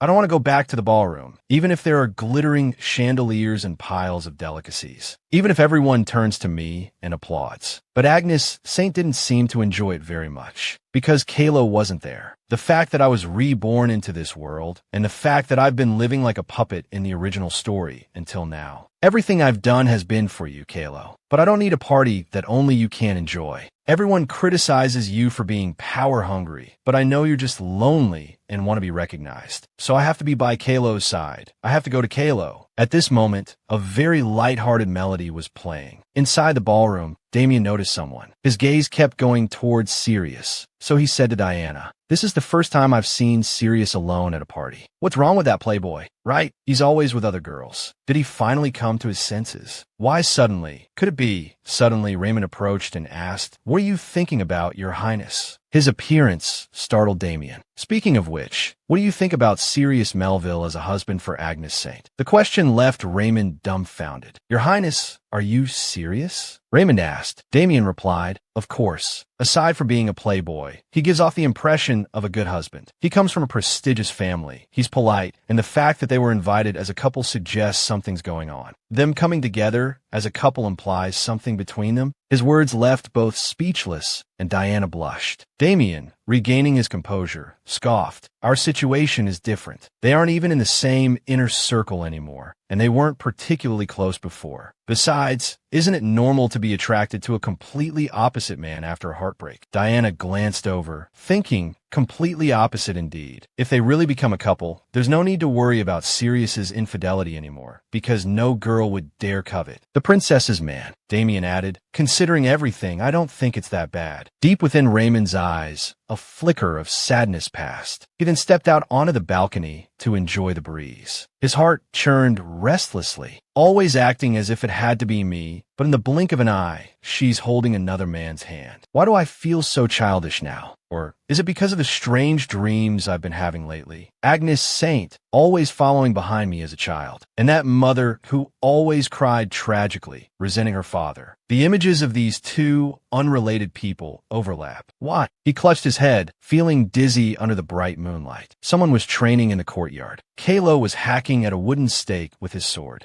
After a while, exhausted and drenched in sweat, he looked soaked. Looking towards the interior of the castle, he was deep in thought. Could someone like me attend a ball? That's what I used to think. Recalling the past, Agnes Saint, with a chilling gaze, had said, shouldn't commoners and bastards be barred from balls? As you said, I only know how to fight. Attending would only embarrass myself. That's what was clearly stated earlier. Kylo approached the ballroom. His lifeless eyes suddenly gained some color. Inside, he saw the platinum blonde-haired girl. Why do you look so sad? Isn't this your favorite kind of party? You wouldn't even allow someone like me to attend. Why are you standing on my side? You reached out your hand to me before. There's only one person who would order His Majesty to do such a thing. So, Kylo Grey, you always slander everyone except Raymond. Why did you reach out to me? Don't you hate me so much that you get annoyed just seeing me? Why do you keep bothering me like this? You are the noble queen, and I am nothing but a hound raised in the royal palace. Regardless, once the Emperor retracts his order, even that intoxicating fragrance, I won't be able to touch it a second time. Suddenly, he snapped awake, feeling as if someone was behind him. Kylo turned around, hair fluttering in the wind, his eyes widened in surprise. Turning to look closely, it was the very girl he was thinking about. She wore a melancholic expression, her cheeks flushed. Seeing her, he couldn't help but lower his sword. Why are you here? She slowly approached him. Suddenly, she swayed, as if she might collapse at any moment. Kylo rushed forward to support her. Agnes Saint rested comfortably in the strong man's arms. Her eyes half closed, they gazed at each other. Oh no, I'm covered in sweat right now, but she's probably completely drunk, so she might not notice. Suddenly, she said, I'm sorry, and raised her hand.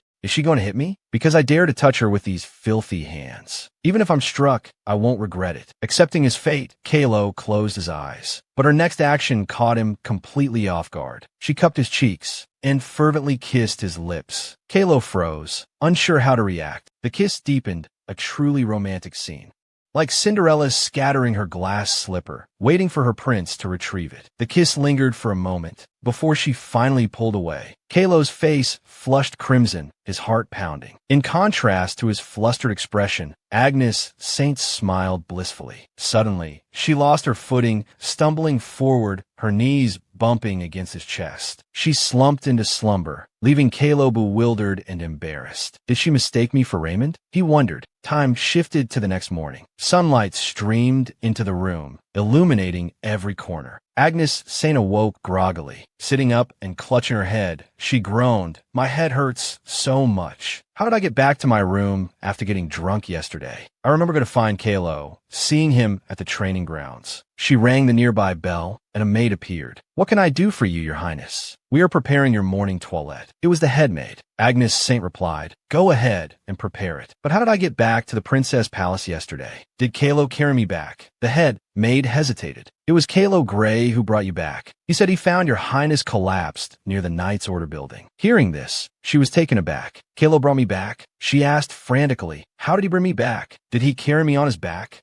The head maid replied, no, he carried you like this, very formally. She was shocked. As the head maid recounted the events, she thought, he carried me like a princess? But I don't remember anything. I'm never drinking again. She was still unaware of the even more outrageous things she had done. After the founding day, my relationship with Kylo changed somewhat. Recalling the past, the soldier replied, are you asking about Sir Kylo Grey? He just left. Things weren't going well with Victor and Anna either. Captain, he was just here a moment ago. By the time she found him, Kylo was trying to avoid her as much as possible. Even she was well aware of one thing. Something had happened between them. Back in the present, she thought sadly, even though he didn't like me from the beginning, now he won't even give me a chance to see him. Did I do something wrong at the ball? Did I touch someone or say something indecent? Suddenly, something flew towards her. It's here. ROMs were originally for security, but this was a ROM she'd personally modified, not for security purposes. Agnes Saint hugged it affectionately, as if finding some solace. Then she placed it on the table. An image appeared on the ROM, showing the training grounds. Kylo and his soldiers were training. So this machine she modified was for stalking her idol. Although I told the security chief it was just for monitoring training, and it can only record in public places, but Victor glanced over, saw the camera, and waved. Kylo, now drenched in sweat, looked exceptionally charming and attractive. I'm going crazy. This is amazing. This beauty needs to be sculpted into a masterpiece immediately, preserved for posterity as a national treasure. She stared, a delighted smile spreading across her face. Suddenly, her mood plummeted. If I keep this up, what's the difference between me and those perverted, disgusting fans? Agnes Saint steeled her resolve, clenching her fists. No, hardship and adversity are the fate of this little fan. I can't just sit around. A day more important than Founding Day is fast approaching. I absolutely cannot miss this opportunity. The scene shifted to another location. Benjamin. Someone called his name, and he turned to look. He said, "Why are you so late?" The other person replied, "Sorry, but casinos open at night. So what's wrong with coming here a little late?" Something strange happened on the way. It's nothing. We saw something really weird. That's why we're late. Was it the Gray family's doing? Benjamin listened suspiciously. What did my family do? Huh?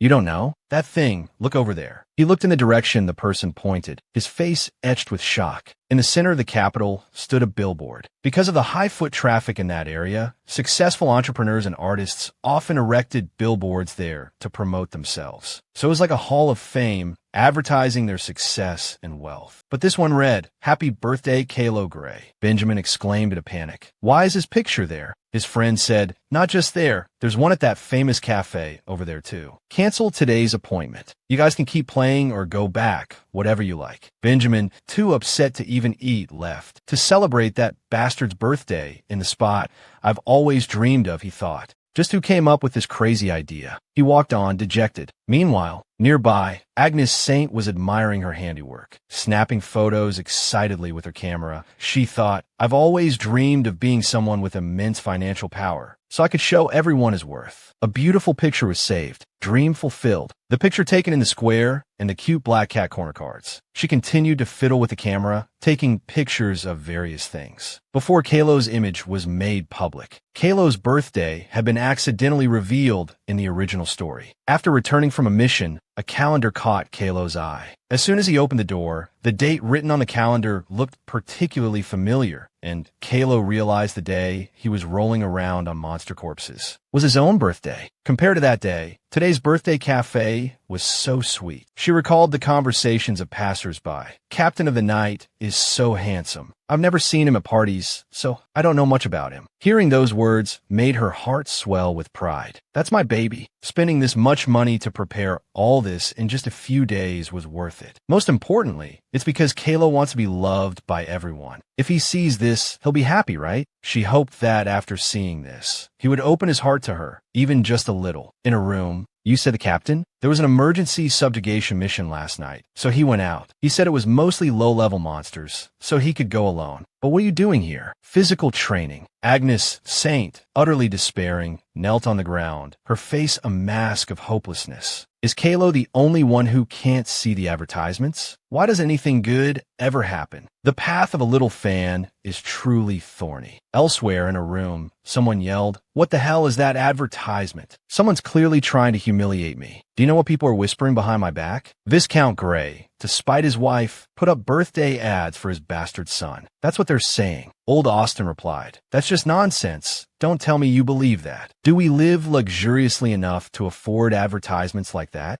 Do you suspect someone of putting up the ads?" She replied, maybe Marchioness Melville. It seems she's held a grudge against me ever since I sponsored the party. Another voice came from afar. No, Mother, I think Kylo orchestrated this himself. That guy said he'd introduce us to the princess, but then he disappeared. We didn't even see him at the Founding Day celebration. He had no intention of keeping his promise. He's obviously trying to humiliate our family. The father thought. Indeed, I also think Kylo is the only one who could do this. But I used up all the money he earned as a mercenary, so there's no way he could afford such expensive advertisements. A thought suddenly struck him. He must have sold out our family's reputation. What are you talking about? Benjamin retorted. It's always been like this, Father. But lately, you've been too lenient with him, so he's grown bolder, selling out a reputation for money. That's the only way he could have gotten that much money. The old man grew increasingly furious. You impudent scoundrel! You borrowed the family's reputation to become captain of the Black Knights, and now you dare betray me? I have to go to the palace myself and see him. The scene shifted to the interior of a luxurious mansion. The hallway was silent. Agnes Saint trailed behind Damien, thinking, this jerk, I only came because you summoned me. Why call me for no reason? How dare you interrupt my Kylo time? She glanced sideways. And why have this guy escort me? The person accompanying her was from Icharo Knights, an ardent fanboy who particularly revered Raymond, the very type who intensely disliked the princess because she always bothered Raymond. He was surely cursing her internally right now. Why have someone like this escort me? What is this foolish brother planning? Suddenly, she froze. Over there, she quickly ducked behind the soldier. He asked, perplexed, Your Highness, what are you doing? Looking ahead, he saw a familiar figure. It turned out she was avoiding Raymond. I was wondering why he suddenly called for me. So it was to make me face Raymond. Anyway, I think I should come back later. He didn't understand. But Your Highness, she placed a hand dramatically over her chest. I don't want to run into Spencer right now. If he's seen with me, I'll be subjected to more strange rumors. He said nothing more.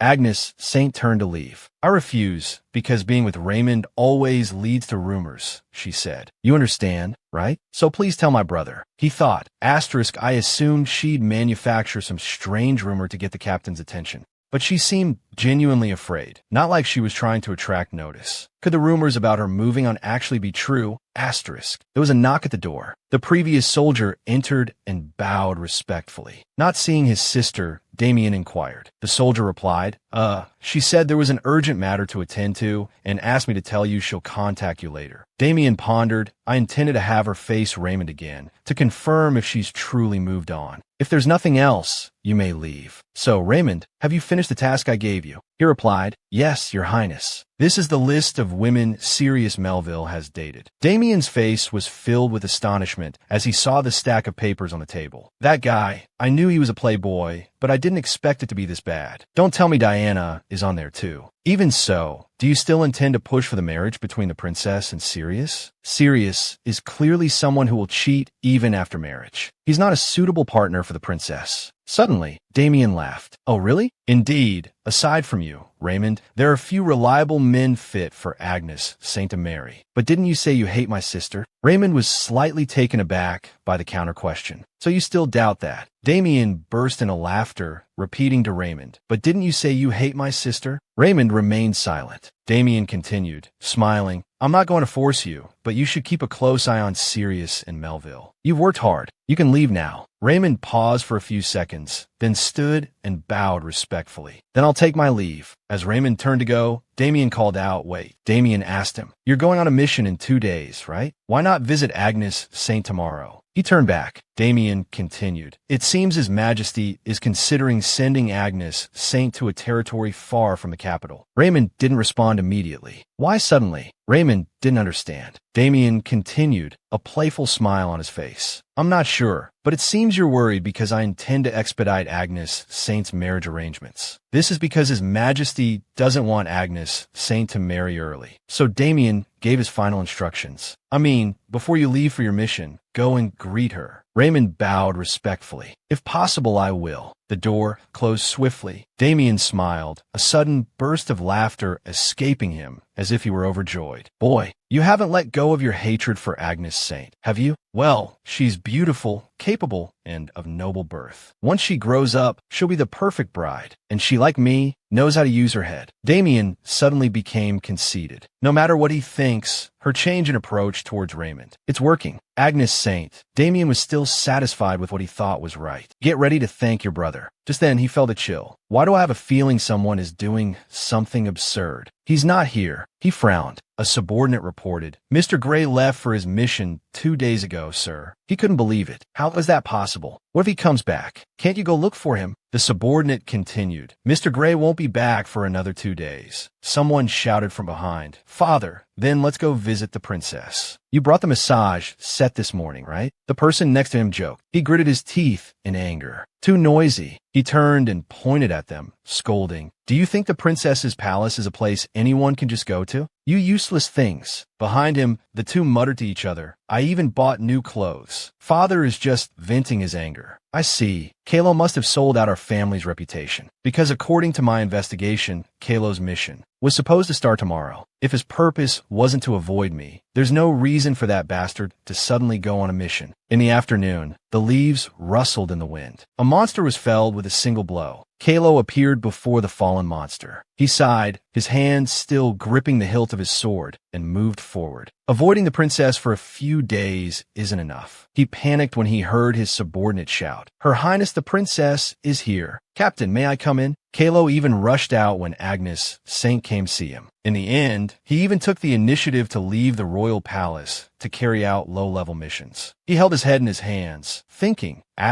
what am I doing? But as expected, I don't have the courage to face the princess. Since that day, he vividly remembered their shy encounter. The thought of the princess made his heart race with shame and embarrassment. Kylo looked away with an aching heart. She only sees me as a substitute for Raymond. I'm even angry at myself for feeling this way. More importantly, what should I do if the princess remembers that incident? What if she comes to ask about that day? What if she suspects and says, how dare someone like you have such dirty thoughts? The more Kylo thought about it, the more painful it became. So before these feelings spiraled out of control, he stood quietly and watched the sunset. Before it becomes something I can't have. He raised a hand to shield his eyes from the glare, regaining his composure. I have to separate the princess from my life. The person she loves is Raymond Spencer. Back at the palace, Your Highness, you can't just sneak out of the imperial city like this. Agnes Saint's face fell. She had already carefully disguised herself. The housekeeper hurried over, worriedly saying, Please don't refuse just because your guard isn't Spencer. It would be better to take another Black Knight guard. Agnes Saint held her hand and called softly, Housekeeper, you know how much I rely on you. Before I knew it, I've come to think of you as my nanny. The housekeeper's eyes welled up with tears. Your Highness, she immediately agreed, her pleading eyes gleaming. So please trust me too. Last time I went, I came back immediately, didn't I? The housekeeper was persuaded. She warned, I understand, but you must return on time as promised. Agnes Saint nodded repeatedly. Yes, I promise. I can't bring guards because today is the last day of the birthday cafe, although I purposely scheduled it earlier than Kylo's birthday. It's sad he didn't even see the advertisement. She donned her hooded cloak, lost in thought as she walked. In the original story, he was supposed to leave for his mission a little later. In the bustling town, standing before a door bearing a closed sign, Agnes Saint felt a twinge of awkwardness. Did I come too early? The noise outside was incessant. Hey, out of the way. Sorry, pedestrians complained. What's with the way people are driving carriages and riding horses these days? And it's rush hour, completely blocked. Agnes Saint was also rebuked by a passing man. Young lady, I'm very busy. Why are you standing there blocking the way? Agnes Saint thought frantically, if I take a commemorative photo now, I'll attract attention and my cosplay will be discovered. Then she considered another option. I haven't been out in a while. Why not wander around the shopping district and come back later? Agnes Saint blended into the bustling crowd. Behind a wall, someone was watching her, Raymond. He was staring intently at her.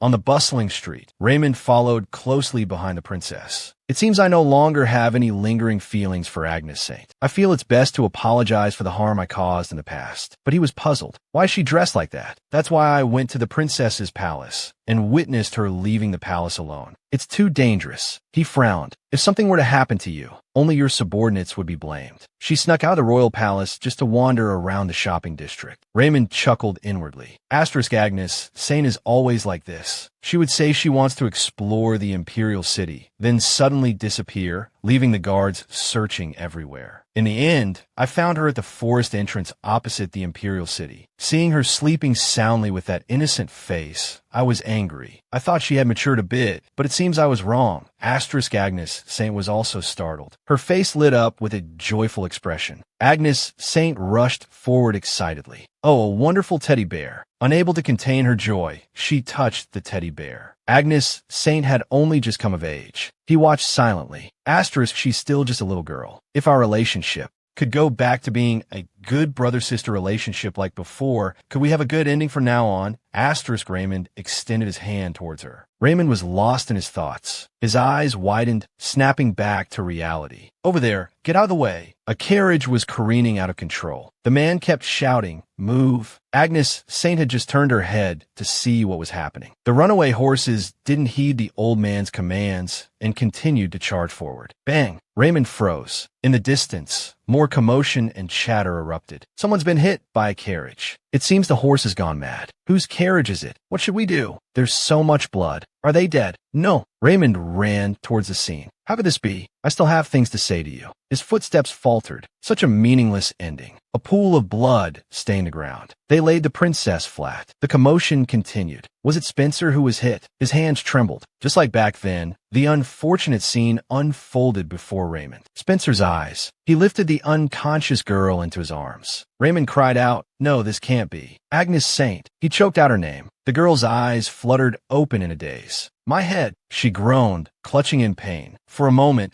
the trauma of being hit by a car in her past life paralyzed her. Last time I died on the way to the birthday cafe, and this time I died on the way there again. She covered her face and wept. This was just a normal traffic accident, a voice suddenly said. I apologize for this. She lowered her hands. That familiar voice and location, and it was the goddess who ruled this world. Could it be? She stared, astonished at the radiant woman. Another mistake. The goddess clutched her head. This brainless goddess. What's with this casual killing? Agnes raged. I can forgive one accidental killing, but a second mistake, really, the goddess chuckled. I don't know the reason either. This is the first time this has happened in hundreds of millions of years. Agnes still shouted angrily. So you're saying you don't know? Then it's over. Send me back before my body rots. Wait, she paused. Being reincarnated into the novel after my first death was a reward, which means I can get a reward now. The goddess called her name. Hey, I'll send you back quickly. So please save Kylo's life this time, the one who is destined to die. But the goddess shook her head. That's impossible. Agnes's face fell at the goddess's declaration. I can't change a future that hasn't happened yet, because he hasn't died yet. Then she asked, do you have any magical items that can resurrect the dead? The goddess frowned in response. I can't give you something that doesn't exist. Agnes pressed on. Then what about the ability to save people? The goddess shook her head again. That kind of thing can't be given to humans. Agnes asked furiously, then what can be done? What can save Kylo? Something that can eliminate the crevice on the snowy mountain, the thing that will take Kylo's life. Suddenly, her eyes lit up. The goddess, frowning in thought, said, rather than forcing yourself to think, you should hurry back. As Agnes pondered, time grumbled, demanding its reward. Don't go back on your word. Give it to me. The goddess didn't understand. Wait, what are you talking about? I don't understand. Agnes frowned. You just read my mind. In the latter half, Raymond happens to obtain a certain magical pendant. She demanded, give it to me. The relic of the ancient god. Agnes Saint persistently demanded the relic of the ancient god from the goddess who ruled the world. The protagonist's expression was firm. You said you would take responsibility for my death. These words made the goddess who ruled the world hesitate slightly. The goddess couldn't help but yield to Agnes Saint's unwavering personality. There's no helping it just this once. There won't be a third time. Now I, the goddess who rules the world, will send Agnes Saint back. And with that, her figure vanished. Just then, a god of war spoke from behind her. Our respected goddess. Hearing the voice, the goddess who ruled the world recognized the person. She said, you've come at the right time. Have you finished adjusting the causality of my second world? The person nodded slightly, hesitating for a moment. He asked her, why did you do that this time? It wasn't a mistake, was it? The goddess who ruled the world explained gently. The moment that child actively intervened, the gears of fate in that world began to turn. If it continues, many people will die. Who knows? The entire world might be destroyed. So, restoring this world to its proper tragedy is also that child's task, because doing so is not only best for that child herself, but also for the people she loves, the people of that world, and even for the one who is sleeping. For everyone inside, in a luxurious room, cries echoed. Alexander knelt on the floor, trembling as he grasped the protagonist's hand, pleading, "Please open your eyes, Agnes Saint. This is all my fault. Please wake up." His brother, Damien, seeing this heartbreaking scene, couldn't help but shed tears. Servants and maids clasped their hands in prayer. "Princess, please open your eyes." As if in a subconscious state, Agnes Saint heard these prayers. She opened her eyes, clear as a lake. Everyone present seemed moved and hurriedly asked, "Are you awake, Agnes Saint?" "Agnes Saint, my daughter, Princess, you don't know how worried I was." Agnes Saint woke up in a daze. Emperor Alexander quickly summoned the physician for an examination. After the examination, the physician gave the results. Everything has returned to normal. The injury on Agnes Saint's forehead has also healed, so as long as she's emotionally stable, there should be no problem. Hearing this, Alexander was overjoyed. Sitting up in bed, Agnes Saint noticed the jingle of the bracelet on her wrist. The holy relic is really here. That wasn't a dream. Damien, a little worried, asked the physician again. She stopped breathing and then recovered. "Is there really no problem?" Agnes Saint was surprised to hear this. "Stopped breathing? So when I met the goddess, my body was in a state of death." The physician couldn't explain it, other than saying it's truly a miracle. "I can't say anything else." Reassured, Damien breathed a sigh of relief. He gently reached out, affectionately stroking his sister's head. "So be careful, okay?" Agnes Saint was taken aback by the gesture. "What? Why are you doing something so goosebump-inducing?" Agnes Saint raised her hand, ready to push his hand away. But then she remembered the image of Damien worrying about her, and it touched her slightly, so she stopped. No longer resisting, she let Damien stroke her head, just as once she thought. Despite the physician's words, Damien was still dubious. "Stable? Let me have someone bring Raymond here." Agnes Saint was shocked, her jaw dropping. "Huh? Why are you saying that now?" Alexander, hearing the suggestion,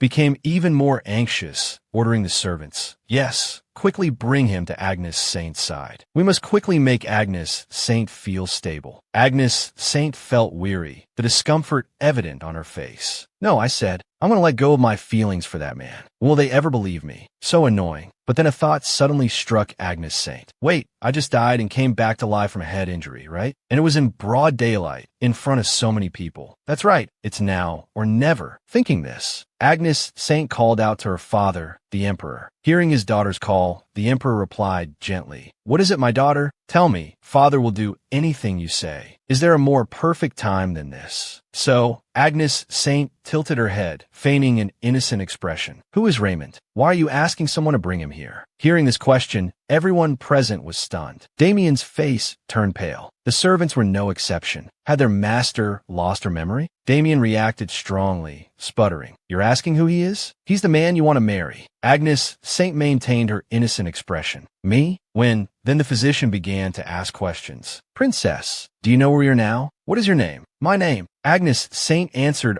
all the questions with ease. "This is my bedroom, of course." Agnes Saint, the precious name my late mother gave me. "You are Harry. You've been the chief physician in the palace for 3 generations. He then asked, "Then do you remember who the captain of the White Knights is?" She pretended to put her hand on her chin and thought, "Who is it? Is it Diana?" Hearing this, everyone was horrified. The physician hurriedly whispered in Alexander's ear, "I regret to inform you, Your Majesty, it seems the princess has only lost her memories concerning Sir Raymond." Alexander was dumbfounded by the news. "How can that be? Does what you're saying make sense?" "Yes, sometimes when a patient experiences too much trauma, there are cases where they erase those memories themselves," the physician replied. Alexander's mouth hung open in shock. "Traumatic memories?" Alexander hid a smile behind his hand, feigning sympathy. Our Agnes Saint must have been deeply hurt by that scoundrel. Behind them, Damien slumped dejectedly against the wall, his head in his hands. Just then, Agnes Saint called out again, "Father!" Still basking in the previous news, Alexander's joy was uncontainable. "What is it, my daughter?" Agnes Saint made a suggestion. "Instead of calling that Raymond person, please summon Sir Kylo for me." At these words, the emperor started, stammering, "Summon who now?" Agnes Saint smiled triumphantly, the image of the devastatingly handsome Kylo flashing through her mind. I want to see him now, Alexander asked his daughter gently. My dear, it seems father didn't quite understand. What you just said? Did you say Sir Kylo? Thinking of him. Agnes Saint became shy and demure. Yes, the captain of the Black Knights, and also my superior officer. Sir Kylo, he's truly brave and righteous. She recalled the image of him catching her. So romantic. He saved me several times while on duty, too. So if he were here, I might feel a bit more at ease. Agnes Saint smiled radiantly, like a rose in full bloom. In contrast to her enthusiastic demeanor, everyone present stared at her as if she were some strange creature. What is she saying? Damien stepped forward to reason with her. But it was Sir Raymond who saved you this time. If Raymond hadn't noticed you in time, you would have lost your life.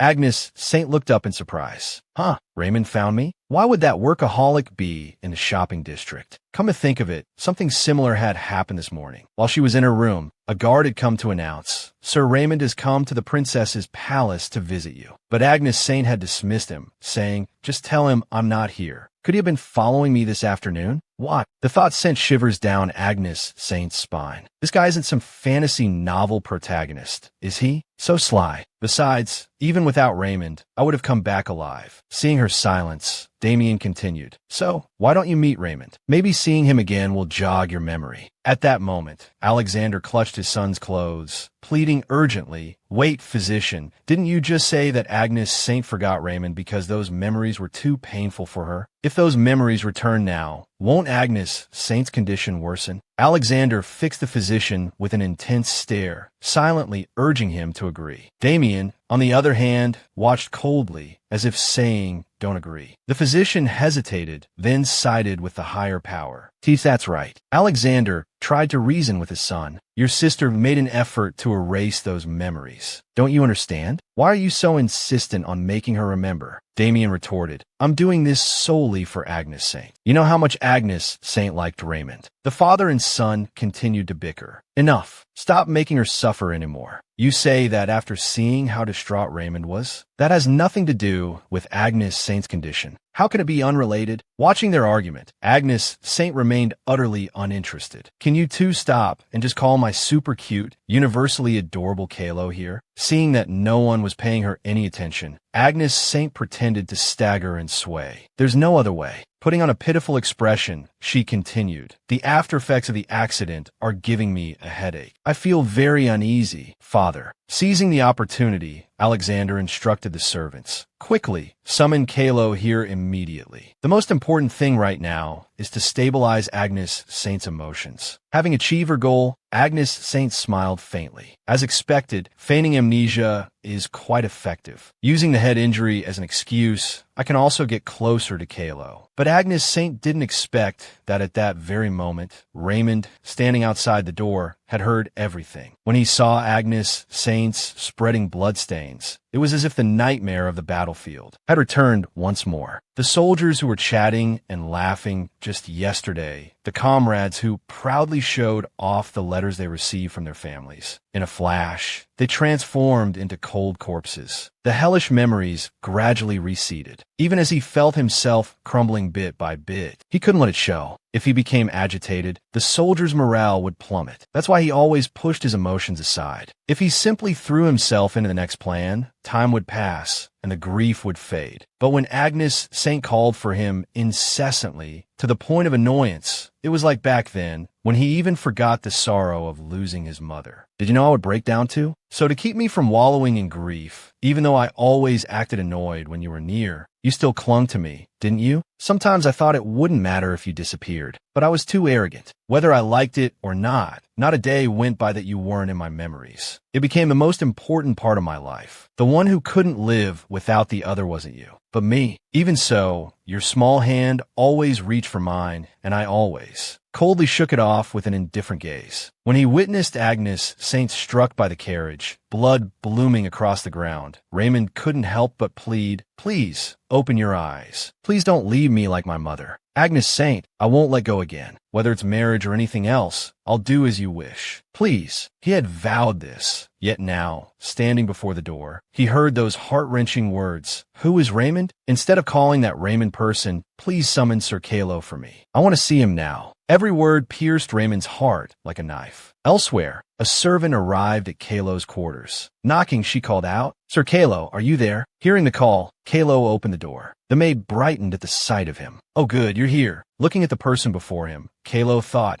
isn't this the princess's maid? I just got back. What's the matter? The maid urged. You need to go to the princess's palace right now. Kylo was taken aback. The princess's palace? The maid hurriedly informed him. The princess was in a serious accident this morning. She just woke up. Kylo was startled by the news. He hastily threw on his cloak and headed straight for the princess's palace. Turning back to the maid, he said, tell me as we walk. The maid led the way, and Kylo followed. Asking what kind of accident had occurred, the maid stammered, the princess left the imperial palace this morning and was hit by a carriage. She miraculously revived, even though she had completely stopped breathing. Kylo asked with concern, is she all right now? The maid replied hesitantly, yes, but as soon as the princess woke up, she started asking for Sir Kylo. Kylo was even more surprised. He stopped in his tracks, hardly able to believe his ears. Did I hear that correctly? Did she suffer a serious head injury? Why else would she call for me? Kylo walked on in a daze. The maid ahead of him bowed respectfully. Sir Raymond, hello. Lost in thought, Kylo snapped back to reality. Seeing Raymond standing frozen before the princess's door, he was surprised. Why is that guy standing there dumbfounded? Lost in his own thoughts, Raymond noticed the approaching figure and turned his head. His eyes widened when he saw Kylo. He must have been heartbroken. The maid approached the door and announced, Princess, the Sir Kylo you requested has arrived. Let him in. The maid's heart finally relaxed. Kylo glanced at Raymond with a provocative smirk, then stepped inside. Once again, Raymond could only watch, helpless. Then the door closed, leaving Raymond alone outside. The light reflecting off him cast a pitiful, solitary shadow. Alexander welcomed Kylo. You came, Sir Kylo. Kylo, slightly flustered, noted the number of people in the room, including the Emperor and the Crown Prince. The Emperor and the Crown Prince are both here. Kylo quickly knelt, offering a respectful greeting. I offer my humblest greetings to your Majesty and your Highness. Alexander, looking at him, said, There's no need for such formality. Please rise. The physician guided him. Please sit here, Sir Kylo. Kylo cautiously approached and sat by Agnes Saint's bedside. What is going on? Why did the princess summon me here? Agnes Saint gently placed her slender, white hand atop Kylo's tan one. Thank you for saving me. Kylo's heart hammered in his chest. Alexander trembled, witnessing his daughter's forwardness. He heard Agnes Saint say, They say that just before death, one's life flashes before their eyes. He inwardly panicked. Surely it's not to the point of hand-holding. Agnes Saint, oblivious to her surroundings, continued, lost in her own world. Amazingly, I experienced that sensation as well. But within those images, the clearest memory I have is of Sir Kylo saving and protecting me countless times. Did you know that? So, when I opened my eyes, the first thing I wanted to do was thank you. Damien whispered worriedly to the physician. Physician, are you sure this is just a memory issue? To me, it seems like more than that. Agnes Saint, overhearing Damien, said, I can't do anything if he stays here. And so, Agnes Saint cleverly dismissed her brother. Your voice is too sharp. It gives me a headache. I'm sorry, but could you leave for a bit? Her implication being, it's too noisy, so go away. Damien, surprised at being shooed away, stammered, Huh? What are you saying? At that moment, the physician and the Emperor interjected. Your Highness, for the princess's stability, perhaps you should leave the room. Damien, go back to your room. Dismissed twice in quick succession. Damien was too stunned to react properly and could only leave with a wounded air. Physician Harry instructed Agnes Saint, Your Highness, the physicians will be visiting frequently for thorough checkups. So during this time, you must find things that keep you stable and remain in your room. Agnes Saint's heart leaped with joy. Is that so? Then I would like Sir Kylo to come here every day and chat with me. Kylo was bewildered by the request. The princess and I every day? Agnes Saint stated, Of course. I'll be troubling you then. Kylo's heart pounded as though it had a built-in speaker. He responded timidly, If it is your command, I will do anything. Kylo's agreement delighted Agnes Saint. Thank you. Oh, right. You must be tired, having just returned from your mission. Please go back and rest today, Sir Kylo. Thank you for your concern. Then, Kylo bowed and left, his mind a blank, unable to fully grasp the situation. I don't understand what just happened. Did the princess truly come back from the dead? Why wouldn't she allow Raymond in, leaving him standing there with that expression? And why me?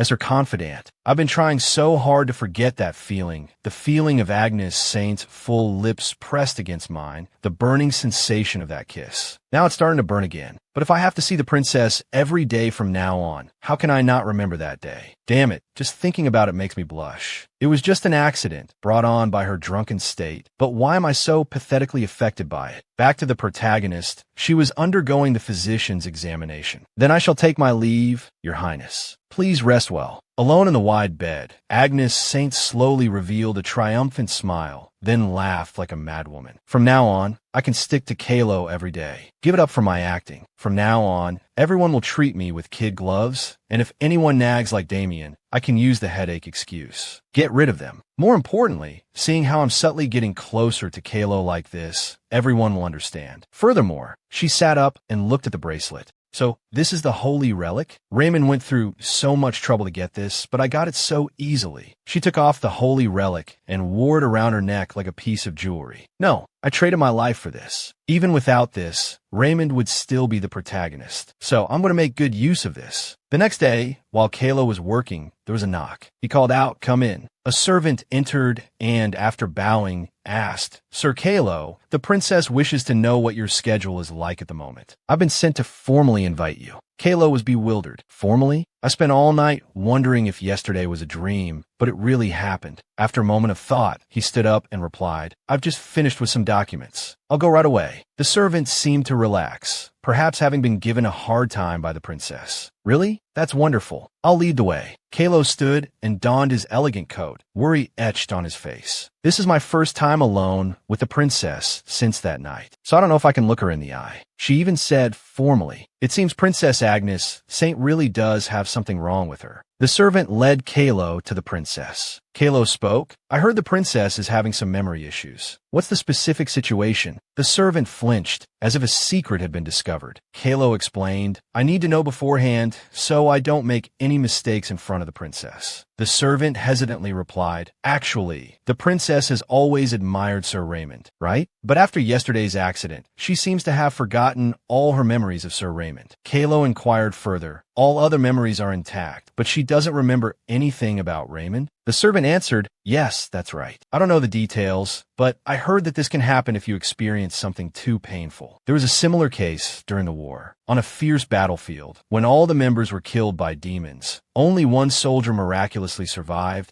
but his brain completely erased all memories of that battle. I heard that because of this, his mental state regressed to that of a 15-year-old, and he's still receiving treatment. Kylo pondered this information. For the princess, Raymond's rejection was such a huge blow. How cold were his words to hurt that cold-hearted woman to this extent? I've suddenly realized something new. The Emperor's most prized possession is indeed the Imperial Palace's ticking time bomb, but she is also someone who knows sadness and pain. The servant continued as they walked, but I'm worried that it's not just her memory, but her personality has changed as well. From yesterday until now, everyone has been walking on eggshells, not knowing when they'll be on the receiving end of her wrath. Kylo asked, "Has she become crueler than before?" The servant replied, "Not at all. On the contrary, she's been smiling for no reason, which makes us even more afraid." Thinking of that smile, the servant shuddered. As they walked, the servant suddenly stopped. Kylo looked ahead and frowned. Raymond was still standing in front of the princess's door. "That bastard is still here." Seeing Kylo arrive, Raymond's expression soured. In a less than pleasant tone, he said, "Why are you here, Kylo?" Kylo walked forward confidently, answering with a touch of defiance. "Naturally, it's because the princess summoned me." "So what are you doing here?" Kylo waited for Raymond's response. "What are you doing here?" He thought to himself, judging by everyone's reaction, it's obvious he's here unannounced, right? How dare he come to see the woman who had to erase her memories because of him? This heartless bastard. Raymond frowned, his irritation evident. "The princess summoned you? What?" Kylo shot back, not backing down. "Let me think. Perhaps she called me to replace you as her wet nurse." The servant, anxious, didn't dare interrupt the conversation. Kylo crossed his arms arrogantly. "Because I can put her at ease more than someone she doesn't even remember." Raymond trembled with rage at those words. But it was true. Kylo continued, "So, can you move aside? I don't want to see the princess while carrying an unpleasant scent." Raymond felt as if he'd been slapped, his fury barely contained. "Now you dare." Seeing the tense situation, the servant quickly interjected, "Sir Kylo has arrived, Your Highness." The princess's gentle voice responded, "Let him in." The servant finally breathed a sigh of relief. Kylo looked at Raymond, offering a provocative smirk, and then entered the room. Raymond was left standing there helplessly, watching once again. After the door closed, he stood outside, his fists clenched in anger. Inside the princess's room, Agnes Saint looked exceptionally beautiful. She offered a gentle smile. "You came, Sir Kylo. Thank you for coming as soon as I summoned you.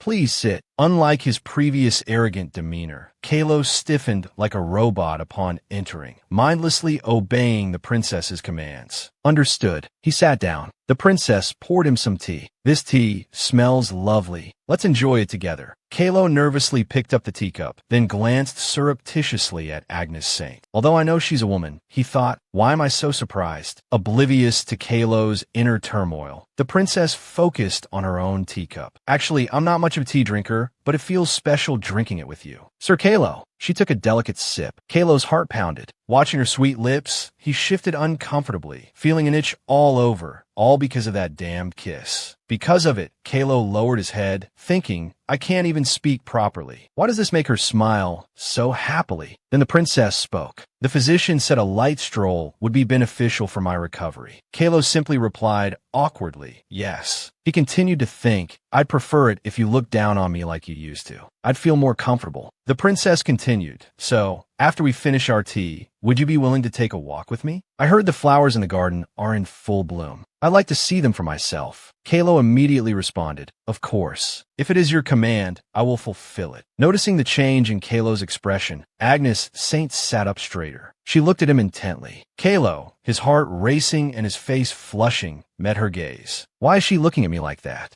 The princess then spoke. "Do you know, Sir Kylo?" she said with a soft smile. "Your eyes are beautiful." Kylo gasped, taken aback by the compliment. "What?" His heart beat even faster. "Beautiful?" He recalled the times people criticized his eyes. "What are you staring at? Such hateful eyes, just like your mother's." "Oh dear, I'm so scared. Did I do something wrong, Sir Kylo?" But now, he was being complimented by the princess. "Do you know what you're saying? Or is it because you just came back from the dead that your eyesight is also failing?" At that moment, the princess set down her teacup. "If we're finished, shall we go for a walk?" Hearing this, Kylo stood and replied, "Yes. Some fresh air might clear my head," he thought. Suddenly, the princess stepped forward and took his arm. Kylo was startled and bewildered. In this awkward situation, he could only manage a strained smile. Then Agnes Saint turned to him, beaming. "Let's go, Sir Kylo." Looking at the sweet princess beside him, Kylo stammered internally, "What is going on?" The intimate contact caused his face to flush crimson. In the garden, the fragrance of flowers was intoxicating. The scent was as sweet as when he and the princess were trapped in a minefield, even blurring his vision. Kylo was surprised after the princess took his arm. She smiled radiantly and said, "Let's go, Sir Kylo." Blushing, he looked at the princess and thought, "Perhaps I'm still trapped in a giant snare, unsure if I can escape. I even have my suspicions." But looking at the beautiful figure beside him, Kylo cursed himself. Damn, how could he remain calm? In the garden, the warm sunlight, the gentle breeze, the fragrant flowers, none of it mattered. The person he cherished most was walking beside him. Agnes Saint happily held Kylo's arm, her touch light as a feather. "Let's go that way, Sir Kylo." He replied, "Understood." Agnes Saint thought excitedly, "Life is so beautiful. This is the first time since I was born that I've felt this lucky. Of course, it would be even more perfect without the maids following us." Just then, an object flew overhead. Kylo spoke. "Wait, I think I need to check what that is." After observing it for a moment, Agnes Saint asked, "Is that a flying object used for security in the Imperial City?" Kylo answered, "Yes." He continued, "It seems to be following us, Your Highness." The princess laughed. "That's my camera drone. I couldn't let our date go by undocumented." Agnes Saint then lied. "His Majesty specifically ordered it because he's worried I might get hurt again. Is it inconvenient for you?" Kylo replied, "Not at all." Though he said it was fine, Kylo found it strange. "We're just taking a walk. Why such a large escort?" After walking for a while, they sat down to rest under a large tree. The princess chatted pleasantly. Being confined to a room can be quite depressing for a patient. "Thanks to Sir Kylo, I can relax like this. I'm truly enjoying myself." Then Agnes Saint scooped up a piece of cake and asked, "Do you like sweets, Sir Kylo?" He replied, "No, I don't have much of a sweet tooth." The princess brought the cake to her lips and said, "Is that so?" Kylo suddenly hesitated. There was cream on Agnes Saint's lips. "Your Highness, you have some cream on your lips." Agnes Saint wiped it away, feigning embarrassment, but inwardly she thought, asterisk, that's right.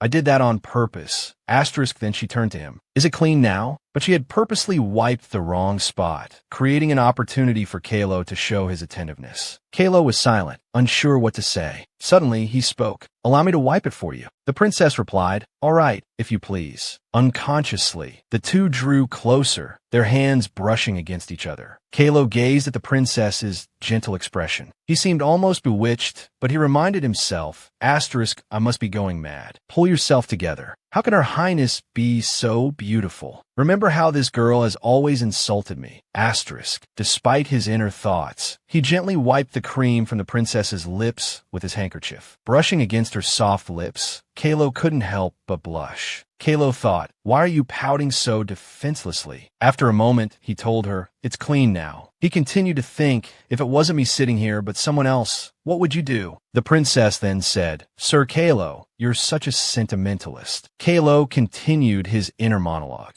especially that Raymond, the one who's feeling anxious right now. If this happened to that bastard, that despicable fellow. Agnes Saint sat there, feeling the breeze through her hair. Kylo thought, asterisk, he probably thinks it's a good thing that Her Highness has forgotten her memories of him. It means he has a chance to start over. If this happened when she was with Raymond, who knows if that bastard would have stolen your lips, charming Her Highness back to his side. Just the thought is infuriating. Asterisk. Just then, the princess yawned. Sir Kylo, I'm sorry, but could I rest for a moment? I'm so sleepy after eating sweets. Kylo replied, I'll give you my seat. But the princess stopped him. No, there's no need. Then she lay down, her head resting on his lap. The scene resembled that of newly enamored lovers. Kylo was utterly shocked, unable to react. Just sleep like this? He then looked at the princess's maids, thinking, shouldn't they be stopping this? Somebody do something. But none of them dared to speak. They simply stood there, motionless, watching helplessly. He could only sit still, saying to himself, good heavens, why are you tempting me like this? The breeze rustled gently through the branches. In that moment, time seemed to stand still, sending a surge of emotion through Kylo. I truly tried to avoid it. If you asked me to choose the most unsuitable person for me, it would undoubtedly be Princess Agnes Saint. In this entire empire, she's the one person I should not be drawn to. So before this feeling could blossom, I tried to escape, believing I could suppress it. Bullying, ignorance, loneliness, exhaustion, torment, and endless battles. Enduring these was easy for me. But her gentle tone, her smile, sweet as spun sugar, and her warm gaze, these are harder to bear than any torture. The sleeping princess furrowed her brow slightly. Kylo watched intently, noticing every subtle movement. His heart, for the first time in his life, felt this peculiar fluttering sensation. He raised a hand as if to touch her hair, then quickly drew it back to his lap. How can I control this? Even so, I don't want to admit it. No,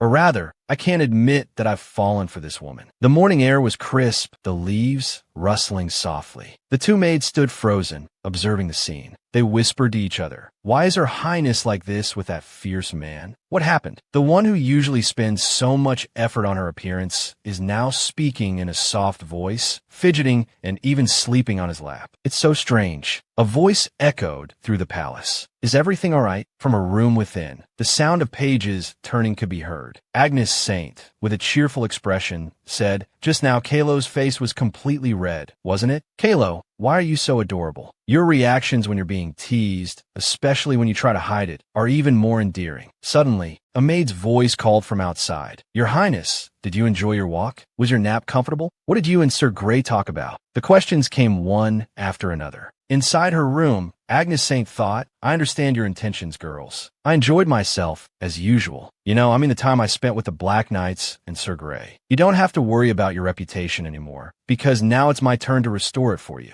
What did she enjoy herself? Can she really be happy with that man? I've never told you the details about Sir Grey, have I? Hearing this, their eyes lit up. Haven't I told you how Sir Grey saved me? not just once or twice. During the parade, it was quite dramatic. He disregarded his own injuries and stood up to shield me from the monster that attacked me. When I fainted during the mission, he took care of me all night. Even when exhausted, he carried me everywhere on his back, careful to avoid the landmines. That's not all. It was the first time I'd seen someone so responsible and chivalrous. Agnes Saint spoke with admiration, thinking she had to let everyone know how wonderful Kylo was. It seems we misunderstood him. He's such a brave man. After hearing the stories, they praise Kylo. If this continues, other women will admire Kylo too, won't they? Of course, I really want to keep Kylo to myself. But unlike the protagonist, since Kylo can live a long life in this world, I hope he can get rid of the inferiority complex caused by not being recognized by anyone and look at the world with warmer eyes. Therefore, I hope that from now on, he can be recognized and treated fairly by everyone. This feeling of mine is not a lie, nor is it an exaggeration. In a room, a man sat deep in thought. She refused to see me, but called for Kylo directly. Her Highness is completely normal, just like I said yesterday. Her injuries have healed, and there are no signs of psychological trauma. Aside from her memory, Her Highness has no problems. So my memory is the source of Agnes Saint's pain. That's right. Back then, because I really wanted to hurt Agnes Saint, I deliberately said unkind things and ignored her. What's the use of regretting it now? Because my existence to Agnes Saint. He slowly stood up, but accidentally shattered the glass in his hand. He sat down to pick up the shards. The door began to open. Hey, Raymond, do you have a moment? But his face paled at the scene before him. He saw Raymond lying there, still and unresponsive. Is anyone there? He shouted in a panic. Call the royal physician.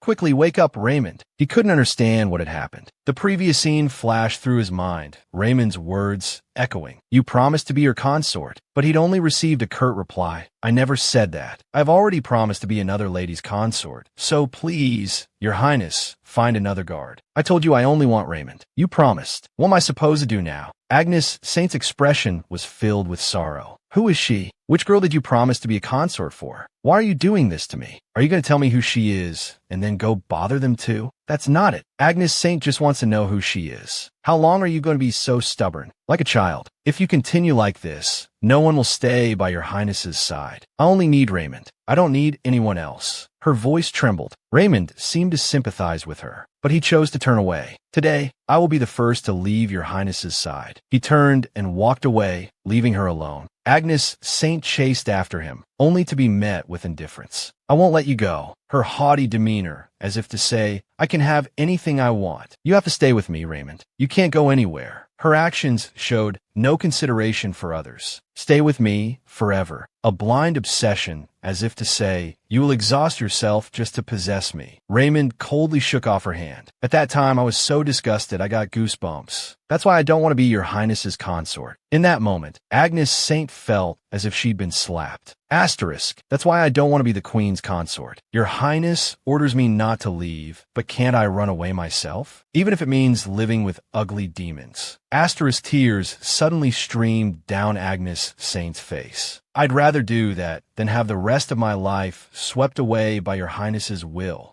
Agnes Saint told herself she would wait. If you change your mind, come find me. No matter what I say, Agnes Saint won't give up. So I suppose it doesn't matter if I do that to her. That child is always selfish and stubborn, refusing to grow up. So you'll only look at me with those determined eyes. Because I knew you would always be like that. I wasn't swayed when you said, let me go. I won't be an obstacle in your path anymore. I thought it was just a trick to get my attention, but you really started to distance yourself from me. Finally, I noticed my own struggles and anxieties, knowing that you might disappear from my life completely. I relied on your love for me more than I thought. I didn't realize it until now. I told myself I wouldn't hurt you again. You always made me cling to you, chase after you, to the point where I trembled. You used me to fill your empty life. Now can you forget so easily? How could you do this to me? Why now of all times? Raymond finally awoke, the dream of the past slowly fading. Are you awake? The princess asked him. Your subordinate was worried and came to me. He said you haven't eaten or drunk anything for days and almost lost consciousness. What's wrong with you? Was Agnes Saint stopping breathing so shocking to you? I thought if it were you, even if Agnes Saint died, you wouldn't care. I thought so too. But when I saw that small hand fall limply, I fell into despair. Have your feelings for Agnes Saint changed now? I'm not sure. because from the beginning, I didn't know if any of this was real. Agnes Saint forgot? How is that possible? Her life revolved around me. Raymond thought sadly. This bastard really has lost his mind. I expected it somewhat, but as anticipated, Raymond likes Agnes Saint too. If Agnes Saint had seen this scene before her memory loss, she would have been ecstatic. The scoundrel had finally realized his feelings. But now that she had lost her memory, wasn't this situation a disaster for her? So, as a lord, a longtime friend, and an older brother figure, it was time for him to step in. So he said, I will help you.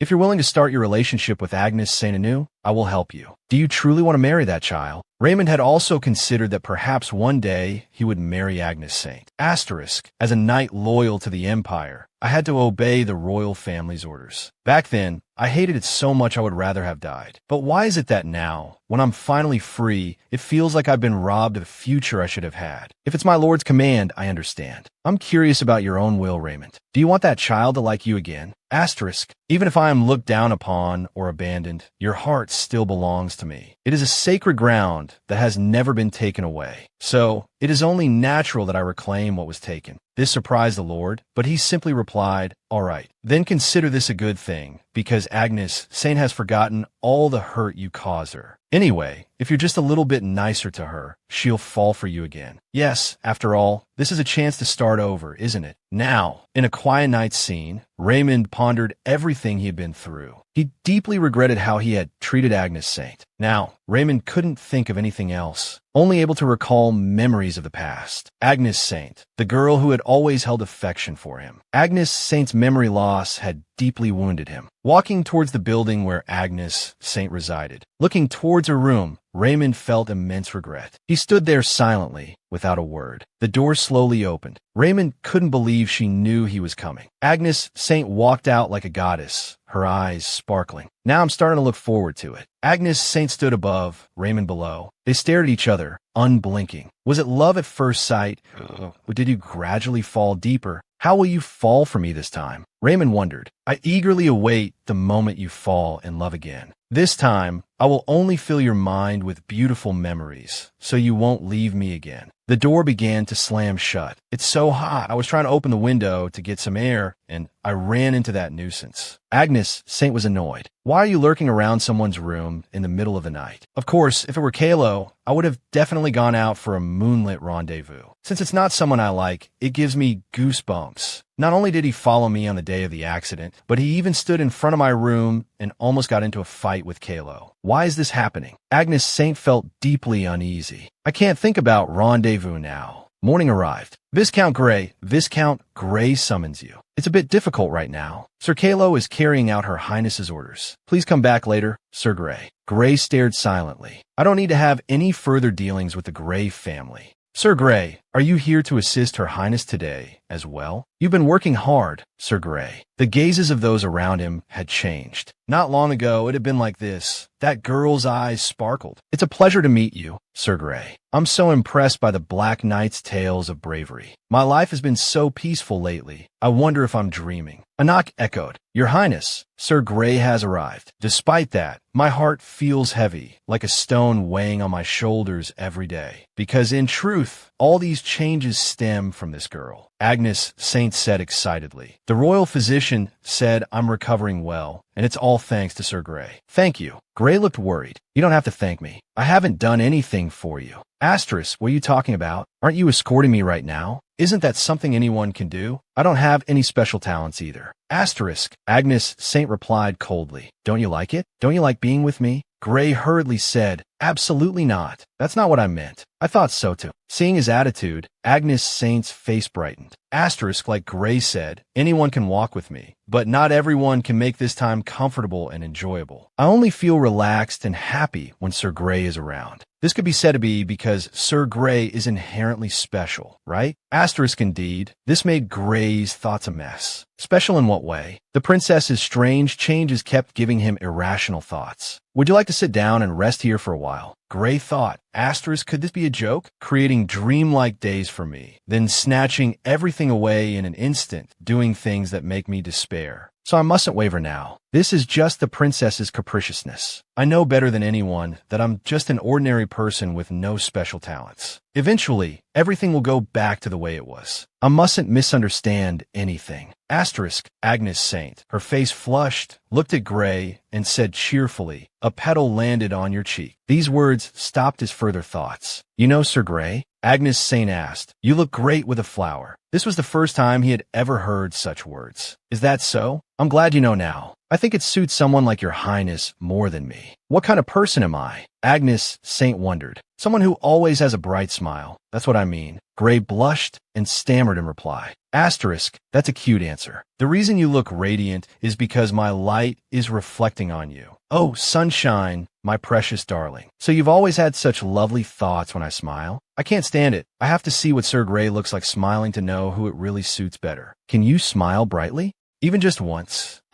Gray muttered. "I'll only smile once." For the past few years, Gray had never done anything but force a smile or laugh at others. Agnes Saint was very surprised that Sir Gray would actually do such a thing. As expected, "It doesn't really suit me." "No, it's cute. I think it suits you." Agnes Saint complimented him. "But I still want to see a more natural expression from you. Is there anything you like that makes you feel that way, Sir Gray?" He stammered, "I'm not sure. Do you remember anything fun that happened recently? Or anything delicious you ate?" "I can't really remember." "All right, I've decided." Agnes Saint suddenly stood up. "I have to find out what Sir Gray likes, no matter what it is. Because I really want to see Sir Gray smile genuinely in front of others." "So what is your highness like? Is it him? The captain of the Black Knights? That charming, cute, and muscular young man? Is it sweets or cute things? Then what do you hate?" "I hate being alone." Agnes Saint thought.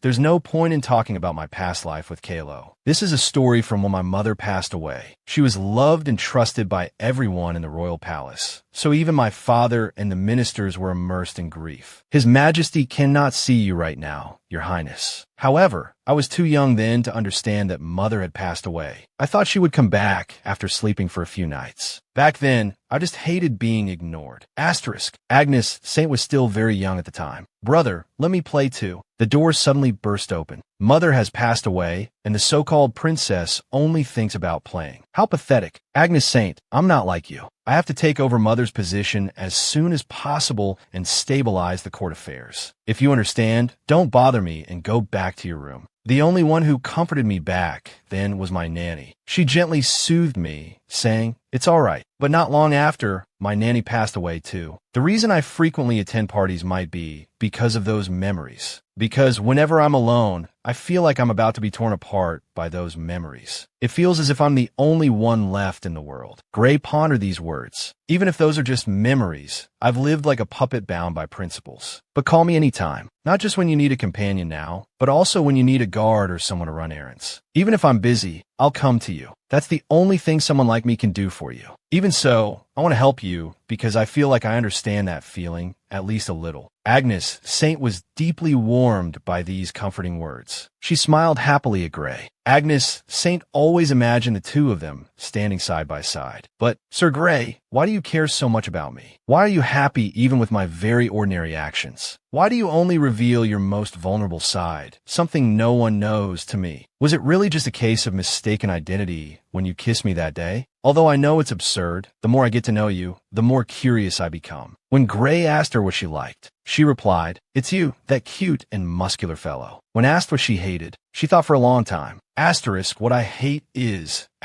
She couldn't bring herself to say it. Even during breaks, the air was cold, and when she opened the door, Agnes Saint absolutely hated being abandoned. Gray was also quite surprised by this fact. She began to stammer about the time of her mother's death. Everyone was immersed in grief. These memories confirmed one thing for him. "Perhaps your heart is turning towards me, not Raymond. I heard that Her Highness, Princess Agnes Saint, summons you every day. In your opinion, how is Agnes Saint's condition?" Emperor Alexander asked. "She seems healthy, nothing unusual." "That's good to hear. I was worried Agnes Saint might be bothering you, but thank you nonetheless. I'll reward you soon. But I'm worried there might be other rumors about Agnes Saint. Agnes Saint seems to trust you quite a bit. Do you think so too, Sir Gray? I mean, it wouldn't be good if Agnes Saint were involved in any kind of scandal. What do you think, Sir Grey? The intention behind his question was clear. If he had any improper thoughts toward the princess, he wouldn't let him get away with it. Grey could only lower his head and think. That won't happen. No one would dare spread such rumors about Her Highness. Besides, I've only just gained a little bit of trust. Emperor Alexander was slightly relieved. You don't have to worry too much. All right, since you say so, I'll trust you for now. You may leave. Finally escaped. I can be certain that question was a warning from the Emperor. Raymond suddenly appeared, looking around. None of them are my type, but I have to admit that skin. Furthermore, due to the after effects, Agnes Saint had liked Raymond since childhood, so sometimes seeing his face still ached her heart. At times like this, just pounding my chest would solve it. Raymond, seeing her strange expression, asked, "Are you all right? If you're feeling unwell, we'll call the royal physician. This might be a bit rude to the ladies, but could you two leave for a moment?" "What? How dare you be rude to my people?" "Yes, Mr. Raymond, please speak freely. Where did all those splendid expressions go when you talked about loyalty? You'll get what you deserve. You said your name was Raymond, right? I heard you were the one who found me after the carriage accident and brought me back to the palace. I wanted to express my gratitude." "It's nothing, Your Highness." Raymond felt Agnes Saint was being too formal. "Why are you staring at me like that? It's too much pressure. Don't you know it's rude to stare?" "I apologize. I was only looking at you out of concern for your health, Your Highness. I'm sorry for the misunderstanding. Now tell me why you're here, and then go back." Back to the previous scene, Sir Grey was extremely flustered. "I can't control the conversation anymore. It was impossible from the start. Even if Her Highness truly had feelings for me, she is still the noblest lady of the Empire, the Emperor's precious treasure. She couldn't possibly ruin her reputation and standing in high society by choosing someone like me. These small acts of curiosity and temporary affection, what am I delusional about? I'm so pathetic." Outside the palace, sunlight was already streaming in. Even though I come to the princess's palace every day, I still can't get used to it. This is because of last night's private meeting with the Emperor. My apologies. Someone called out as Grey went to pick up Agnes. "Sir Grey, another guest has arrived. Would you mind waiting in the drawing room for a moment?" "No problem. It gives me some time to gather my chaotic thoughts." "Good. Then tomorrow I will." Before he could finish, a voice interrupted. "The princess wishes to see Mr. Raymond." It was the captain of the White Knights, Kylo. How could he not know that the princess always summoned Grey at this time? Yet why was he here now? A guy who always treated Grey like an insect was now losing his composure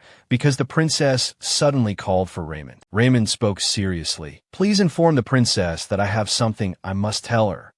Agnes Saint was very surprised. "Who did you say came?" "Mr. Raymond is here to see you. Just tell him you have a prior engagement and send him away. He said he will wait until he sees you. He always comes at this time. I've already prepared my outfit, hair, and makeup, waiting to go boating with my cute and handsome Kylo. Do I have to present this perfect image to another man? If I wait any longer, Kylo and Raymond might run into each other. When Sir Grey arrives, please take him to another drawing room first." "Yes, and prepare some refreshments for him." "Understood. What about Mr. Raymond?" "Let him in." Agnes Saint thought, "I'll just hear what he has to say and quickly think of a way to get rid of him. I can't let Kylo get hurt before our boat ride." "Now, what does he want to talk about? Was moving into the Imperial Palace the day of my accident too ostentatious? Perhaps he's just here for a courtesy visit, although it sounds a bit cliché. Don't worry, Your Highness. If he says anything out of line, we'll throw him out immediately." Raymond slowly walked in, his face remarkably handsome. His appearance alone was enough to captivate anyone, and his voice was equally enchanting. At this moment, Raymond explained his reason for appearing. "What I wanted to say is, I wanted to confirm whether Your Highness is truly all right. But the royal physician hasn't allowed any visitors yet. However, I have the right to see the princess without permission." "What right?" Agnes Saint didn't understand. What is he talking about? Did he also hit his head in the carriage accident that day? What do you mean? This is the first time I've heard of this. Are you going to become my fiancé or something? That is my intention. Raymond was very direct. What did you say? Raymond slowly repeated. I intend to get engaged to Your Highness. With me? Since when? She wondered. Agnes Saint truly didn't remember who he was. Her eyes held no recognition, evident with a single glance. Raymond observed Agnes Saint with mixed emotions. Why is it only after she's forgotten me that I realize how beautiful she is? Sitting across from Raymond, Agnes Saint couldn't understand why he had come. You said you intend to get engaged? I heard we haven't been on good terms lately. Raymond's voice dropped, tinged with a hint of sorrow. That was just a small misunderstanding. Don't let the words of those around you sway you.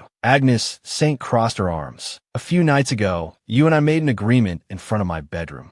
Didn't we? Why were you peeking into my bedroom? You know, if you had been caught then, you wouldn't have had any excuse. Raymond maintained the same expression. I only came because I was worried about your highness. I have a duty to protect the safety of the royal family, and I'm also partly responsible for the security of the imperial capital. So I hope you understand. But why did Agnes Saint feel so uneasy? What was with that crazed look in his eyes? Being with him would surely drive her mad. It was time to show him the door. Let's end it here. As I said, I have a prior engagement. Raymond stood up and bowed. I understand. Then I'll come again tomorrow. Hearing Agnes Saint say, there's no need to come again. If I need you, I'll call for you otherwise. You don't need to come. Raymond's footsteps faltered. At those words, Raymond could only leave with a heavy heart. I understand. The door slammed shut without hesitation. Agnes Saint felt a sense of relief, as if she had just experienced something dreadful. I'm going crazy. Was Raymond always like this in Infinite Splash? Actually, there were some pretty dark parts in the original story. A soldier suspiciously chases after him for some reason, saying a man speaks with his chest. Then there's Duke Spencer's daughter-in-law, or rather, Raymond's 3,270th concubine, and even a blonde boy hunter. Those guys were the strange ones. Agnes Saint couldn't make sense of it all. And why is he acting like my ex-boyfriend? I wouldn't think of anyone besides Kylo. He must be in another drawing room right now. I need to take a break and recharge before going there.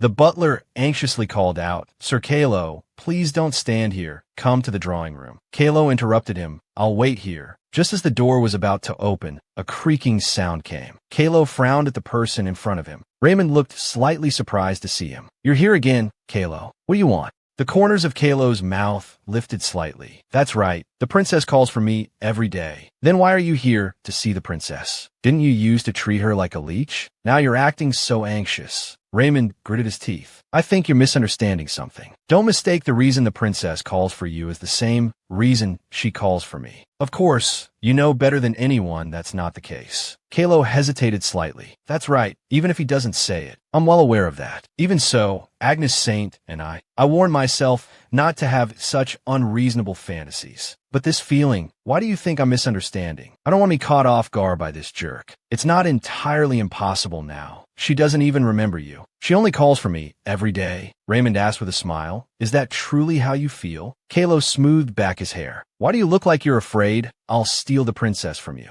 Even if I die, I don't want to see the princess fall into this jerk's hands. Raymond scoffed. Are you saying the princess would like someone like you? You're truly shameless. The butler standing nearby was terrified. What's wrong with him? If the emperor finds out about such a commotion in the princess's palace, not only the princess, but even his majesty will. However, at this moment, Princess Agnes Saint, is this Kylo's or a showdown? I heard it all. Well, it's chaotic anyway. I just wanted to ask when Kylo was coming, but I unexpectedly witnessed this rare scene. I'm even the cause of this quarrel. I should give all the servants who let me witness this a holiday. What did he say? Seduce me. I want to rush out and ask him, how do you plan to seduce me? Come seduce me, please. The butler didn't know where that exclamation had come from. Agnes Saint, lost in her imagination, accidentally pushed the door open. She simply forced a smile and said nothing. This made Kylo's face flush crimson. He assumed Agnes Saint had heard everything. It made him incredibly embarrassed. He couldn't believe he just casually said, perhaps the princess likes me, in front of her. Raymond subsequently bowed and turned to leave. Now, only Kylo and Agnes Saint remained. Kylo kept replaying his words in his mind. I really didn't mean it that way. I have to explain. Agnes Saint spoke first. Please come in. Have a seat. Inwardly, Kylo was still flustered. You heard everything from the beginning, didn't you? On the contrary, Agnes Saint was very composed. Yes, I heard it all. Those words made Kylo extremely anxious. She must be angry, but I absolutely didn't mean it like that. I just didn't want to lose to that Raymond. Does she think that just because she's been a little nicer to me, I don't know my place, and crossed the line due to insecurity? I showed my most pathetic side to the person I least wanted to see it. From now on, the princess won't call for me anymore. Will she? That warm gaze, those hands, and that smile, which made me misunderstand for a moment, are truly over now. Those were my true feelings. I just deliberately said those selfish things to provoke that jerk Raymond. Everything I said was just an excuse. I apologize. This made Agnes Saint incredibly flustered. No way, my bias is a bunny. How did he go from a cat to a bunny? Why does he become cuter and more endearing every day? Everyone thought Kylo was someone who always had an inferiority complex, but Agnes Saint liked that about him. Having an inferiority complex meant having the will to grow. Although Kylo was always jealous of Raymond and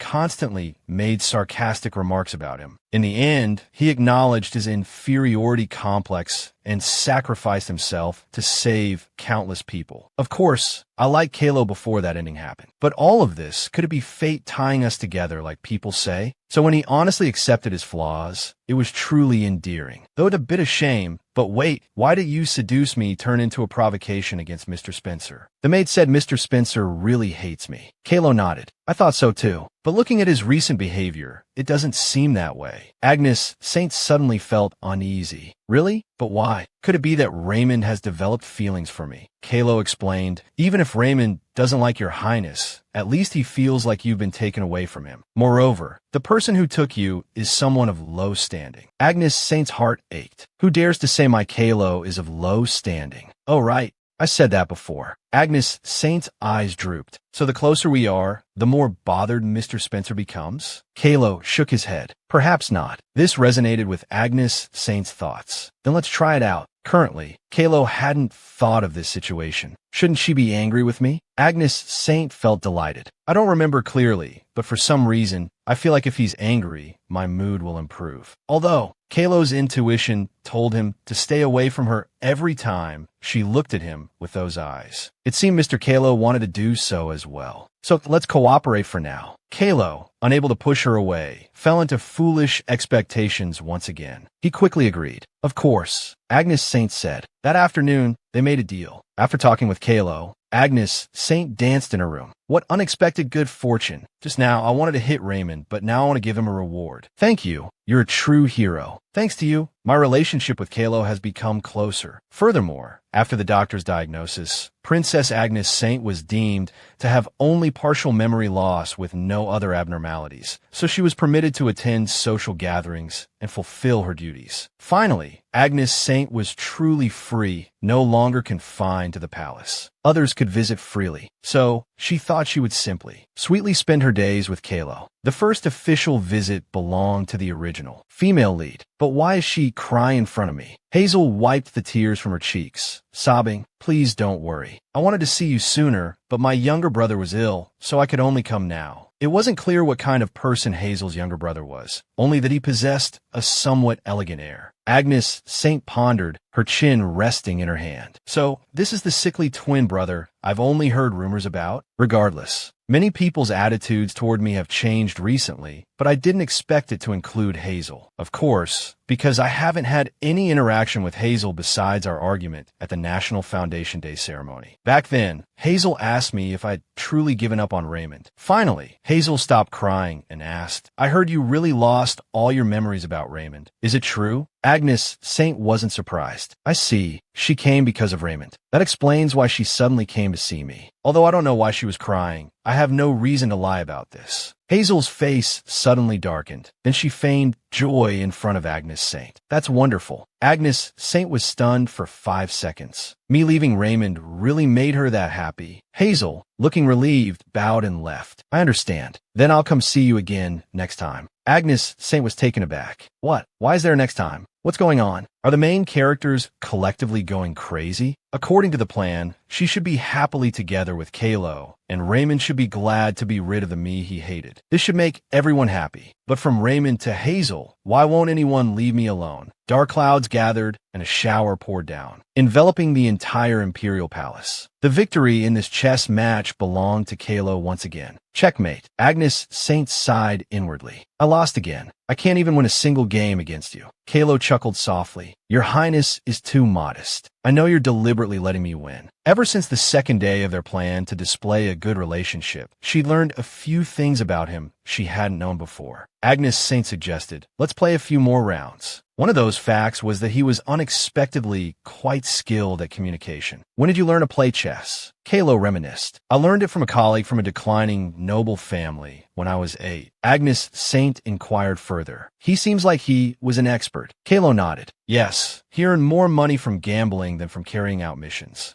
He also made gentle jokes and knew how to steer the conversation to keep her spirits high. The rough image from the original story seemed to stem solely from a lack of people he could comfortably converse with. Princess Agnes Saint smiled to herself. After encountering those whose intentions I don't understand, seeing Kylo puts me so at ease. What a lovely sight. Showing me these sides means Kylo is gradually opening up to me, right? In the original story, Kylo's past of being abused and leaving the Grey family was only revealed to that extent. Can I learn more now? How did you become a mercenary? Kylo turned his head, looking a little flustered. Your Highness, that's not a very pleasant story. Agnes Saint gave a regretful smile. Not ready to talk about those things yet? The rain has stopped. I didn't even notice the time. After a while, Kylo also excused himself. I have some business to attend to at the Knight's Order, so I'll take my leave. Agnes Saint instructed him. Then I'll send someone to invite you, as usual tomorrow. Kylo nodded. Yes, Your Highness. Please rest well. Kylo strode across the ground, thinking of Agnes Saint as he walked. The princess with amnesia. It's as if she's truly become a different person. Perhaps that's why, when I'm with the princess, I also feel like I've become someone else. I feel like I've become a proud and outstanding person, not a low-born scoundrel. To the point where I'm wondering how I can even say such things, make such expressions. But the truth is, I'm still just a dirty, despicable person, willing to do anything to survive. If she knew about my past, she'd probably be disappointed. So, I couldn't say anything back then, but I feel like I'm deceiving her, taking advantage of her innocence and warm affections. But then again, is it too greedy of me to want to enjoy this warmth, receive from her for the first time, a little longer? The next day, in Kylo's room, the butler announced, Mr. Grey, the princess said you don't need to come to the palace today. It was like a bolt from the blue. Kylo couldn't believe it. What suddenly happened? Did she get tired of being with me? Or did I make a mistake in my excitement? Was it that time? But the princess already dislikes me. As expected, I'm good for nothing. But why does it make my heart ache so much? Is this it? I can't see her today. I messed up again. A few minutes prior, a servant had rushed into Agnes Saint's room in a panic. Your Highness, something happened. Agnes Saint glanced at them. What is it? You didn't even knock. The servant stammered. His Majesty has decreed that from now on, no matter what, Your Highness must be accompanied by a knight when leaving the palace. The news startled Agnes Saint. If it's no matter what, does that include when I'm carrying out official duties? A knight as a third wheel, even on dates with Kylo? I was planning to step on another landmine, but that's impossible now. Of course, considering his beloved daughter almost died in a carriage accident, it's understandable. But the servant delivered another piece of shocking news. There's something even bigger. Crown Prince Damien nominated Mr. Spencer for that position. Bang! A sound rang in Agnes Saint's ears. Whose request? Absolutely not. Go tell Mr. Grey he doesn't need to come to my palace today. With that, Agnes Saint hurriedly left. Now I have to go and defeat that evil Damien. Just you wait.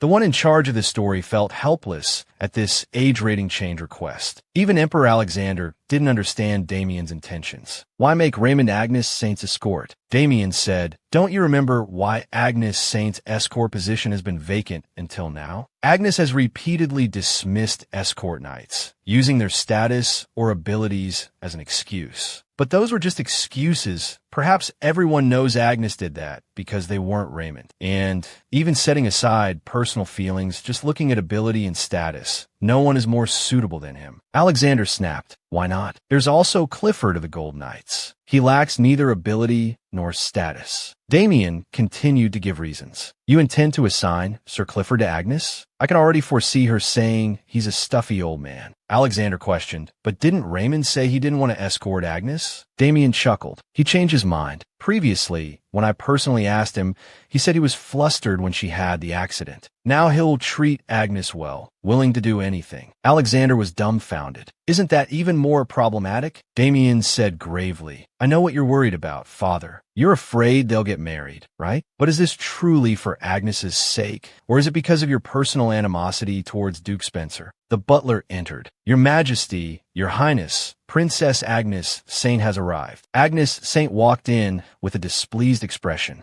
Alexander asked her, "How are you? Are you feeling better?" Agnes Saint bowed deeply. "Much better, father. I heard about brother's proposal to make Mr. Raymond my escort." Alexander's opinion differed from Damien's. "Yes, but I still think Sir Clifford is more suitable for you." "What do you think, Agnes Saint?" She pressed her lips together, then said, "Whether it's Mr. Spencer or Sir Clifford who becomes my escort, I won't step outside from tomorrow onwards. Not even a single step." Both Alexander and Damien were shocked to hear her say this. Agnes Saint explained her reasoning. "I don't know how I felt about Mr. Spencer before, but now just seeing his face makes me uncomfortable. And I'm certain Sir Clifford will nag me no matter what I do. If that's the case, I'd rather enter a convent." A convent was a place completely isolated from the outside world. Once inside, one couldn't marry, and even royalty couldn't enter or leave freely. At this point, they couldn't force an escort on her against her will. "Father, do you remember before, when I refused all escort nights, you said if I wanted someone later, you would appoint them to my service. The person I want is..." Damien braced himself, apprehensive about Agnes Saint's answer. Alexander was no different. "It's Mr. Kylo, who has recently been rumored to be favored by me. Please appoint him as my escort." Alexander's eyes welled up. "Are you in that man? So, you don't have those kinds of feelings, right?" A pang of guilt struck Agnes Saint. "There's no such thing. Father, please don't worry. Besides, the fact that Mr. Gray saved my life has already spread. Rewarding him is perfectly reasonable. However, granting him a knighthood would be met with strong opposition from the nobles." Damien hadn't expected Agnes Saint to make such a political statement. Agnes Saint spoke passionately about Kylo. "If he's appointed as the princess's escort knight, it will be the best example of how the royal family rewards loyalty that transcends status." Damien didn't let her continue.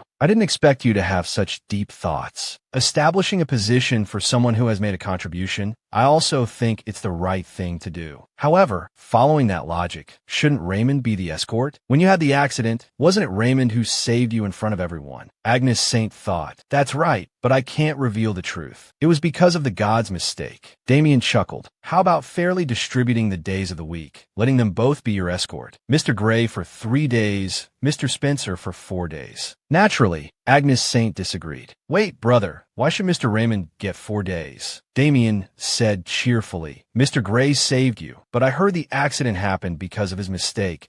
So isn't Mr. Spencer's contribution greater?" Agnes Saint retorted angrily. "This vampire, when did he hear that? Although what he said is true, I have to repay Kylo. Do you remember how I insulted Mr. Gray before because of his background? This is my chance to apologize for my actions and show everyone that I've changed. If you consider my reputation, do as I say, brother." Damien was stunned for a few seconds. Since when did she start saying such meaningful things? Before, she would only cry and complain. "All right, I'll grant your wish. Mr. Spencer for 2 days, Mr. Gray to escort you for 5 days. How about that?" Agnes Saint smiled brightly. "All right, although it's a bit of shame it's not the whole week, considering Kylo's status, this is already very good." And so, one reluctantly, the other satisfied, they reached an agreement. Except for one person who was completely forgotten at some point, none of Emperor Alexander's wishes were fulfilled. Early the next morning, the Emperor appointed Raymond and Kylo as Agnes Saint's escort knights. The news of their nightly appointments quickly spread. Just one day, though some still dwelled on Kylo's background. "I think I've compensated him,"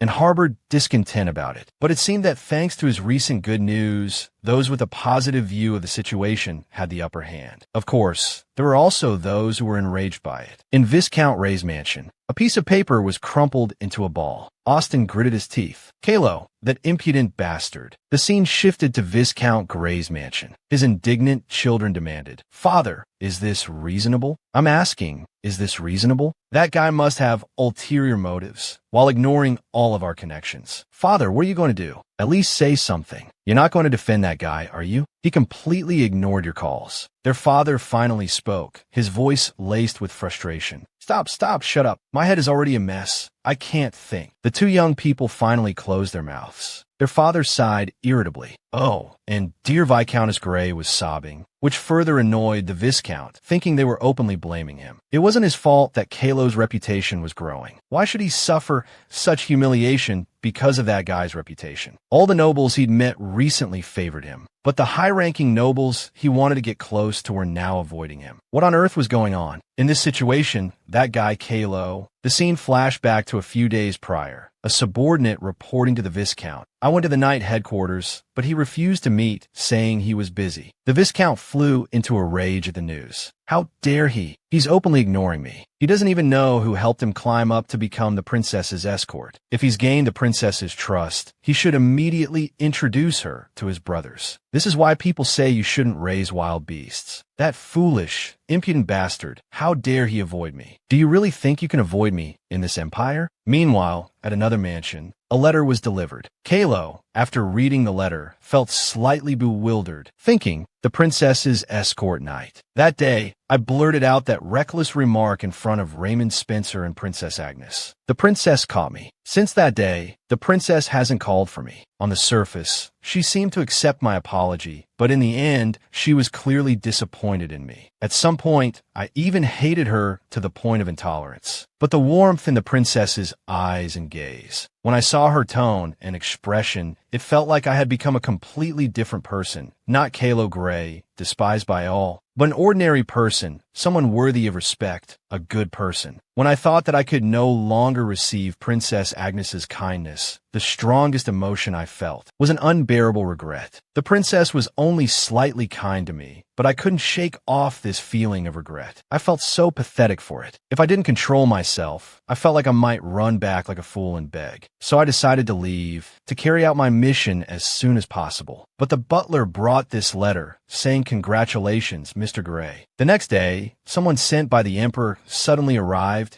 and handed me an appointment letter. Princess Agnes had chosen me as her escort knight. Kylo thought. So the princess really intends to overlook my mistake? Does this mean she'll continue to treat me as she did before? Will I be able to receive that gaze again? Since when did I start being swayed by the princess's every move? Was it after the princess's accident, or even earlier? How do I change this feeling? Can I go back to the starting point? Do I really want to go back? Meanwhile, Raymond received the same appointment letter. He was utterly astonished. Why? I've never paid attention to Kylo Grey. I've never even noticed him. But recently, due to the princess's favor, I've realized he's fallen into some kind of absurd delusion. He seems to think he's on the same level as me. It's ridiculous. How could he have such an irrational misunderstanding? I found him both ridiculous and pathetic. I even warned him out of pity. Yet, that guy dared to say to me, "Are you afraid the princess might like me more?" He dared to ignore my warning. Such a thing has never been a concern of mine. Agnes couldn't possibly like an informal noble. But in that moment, strangely, my heart wavered. Impossible. Agnes must like me. Ever since we were young, Agnes's one-sided affection has been like an unavoidable fate, no matter how I tried to avoid it. Even if Agnes lost her memories of me, I didn't think things would change much. But the heart of Agnes that I always believed belonged to me was gone. Worse, Kylo Grey's escort duty is 5 days, while mine is only 2. How absurd. But it's all right. 2 days is enough. The important thing is to win back Agnes's heart.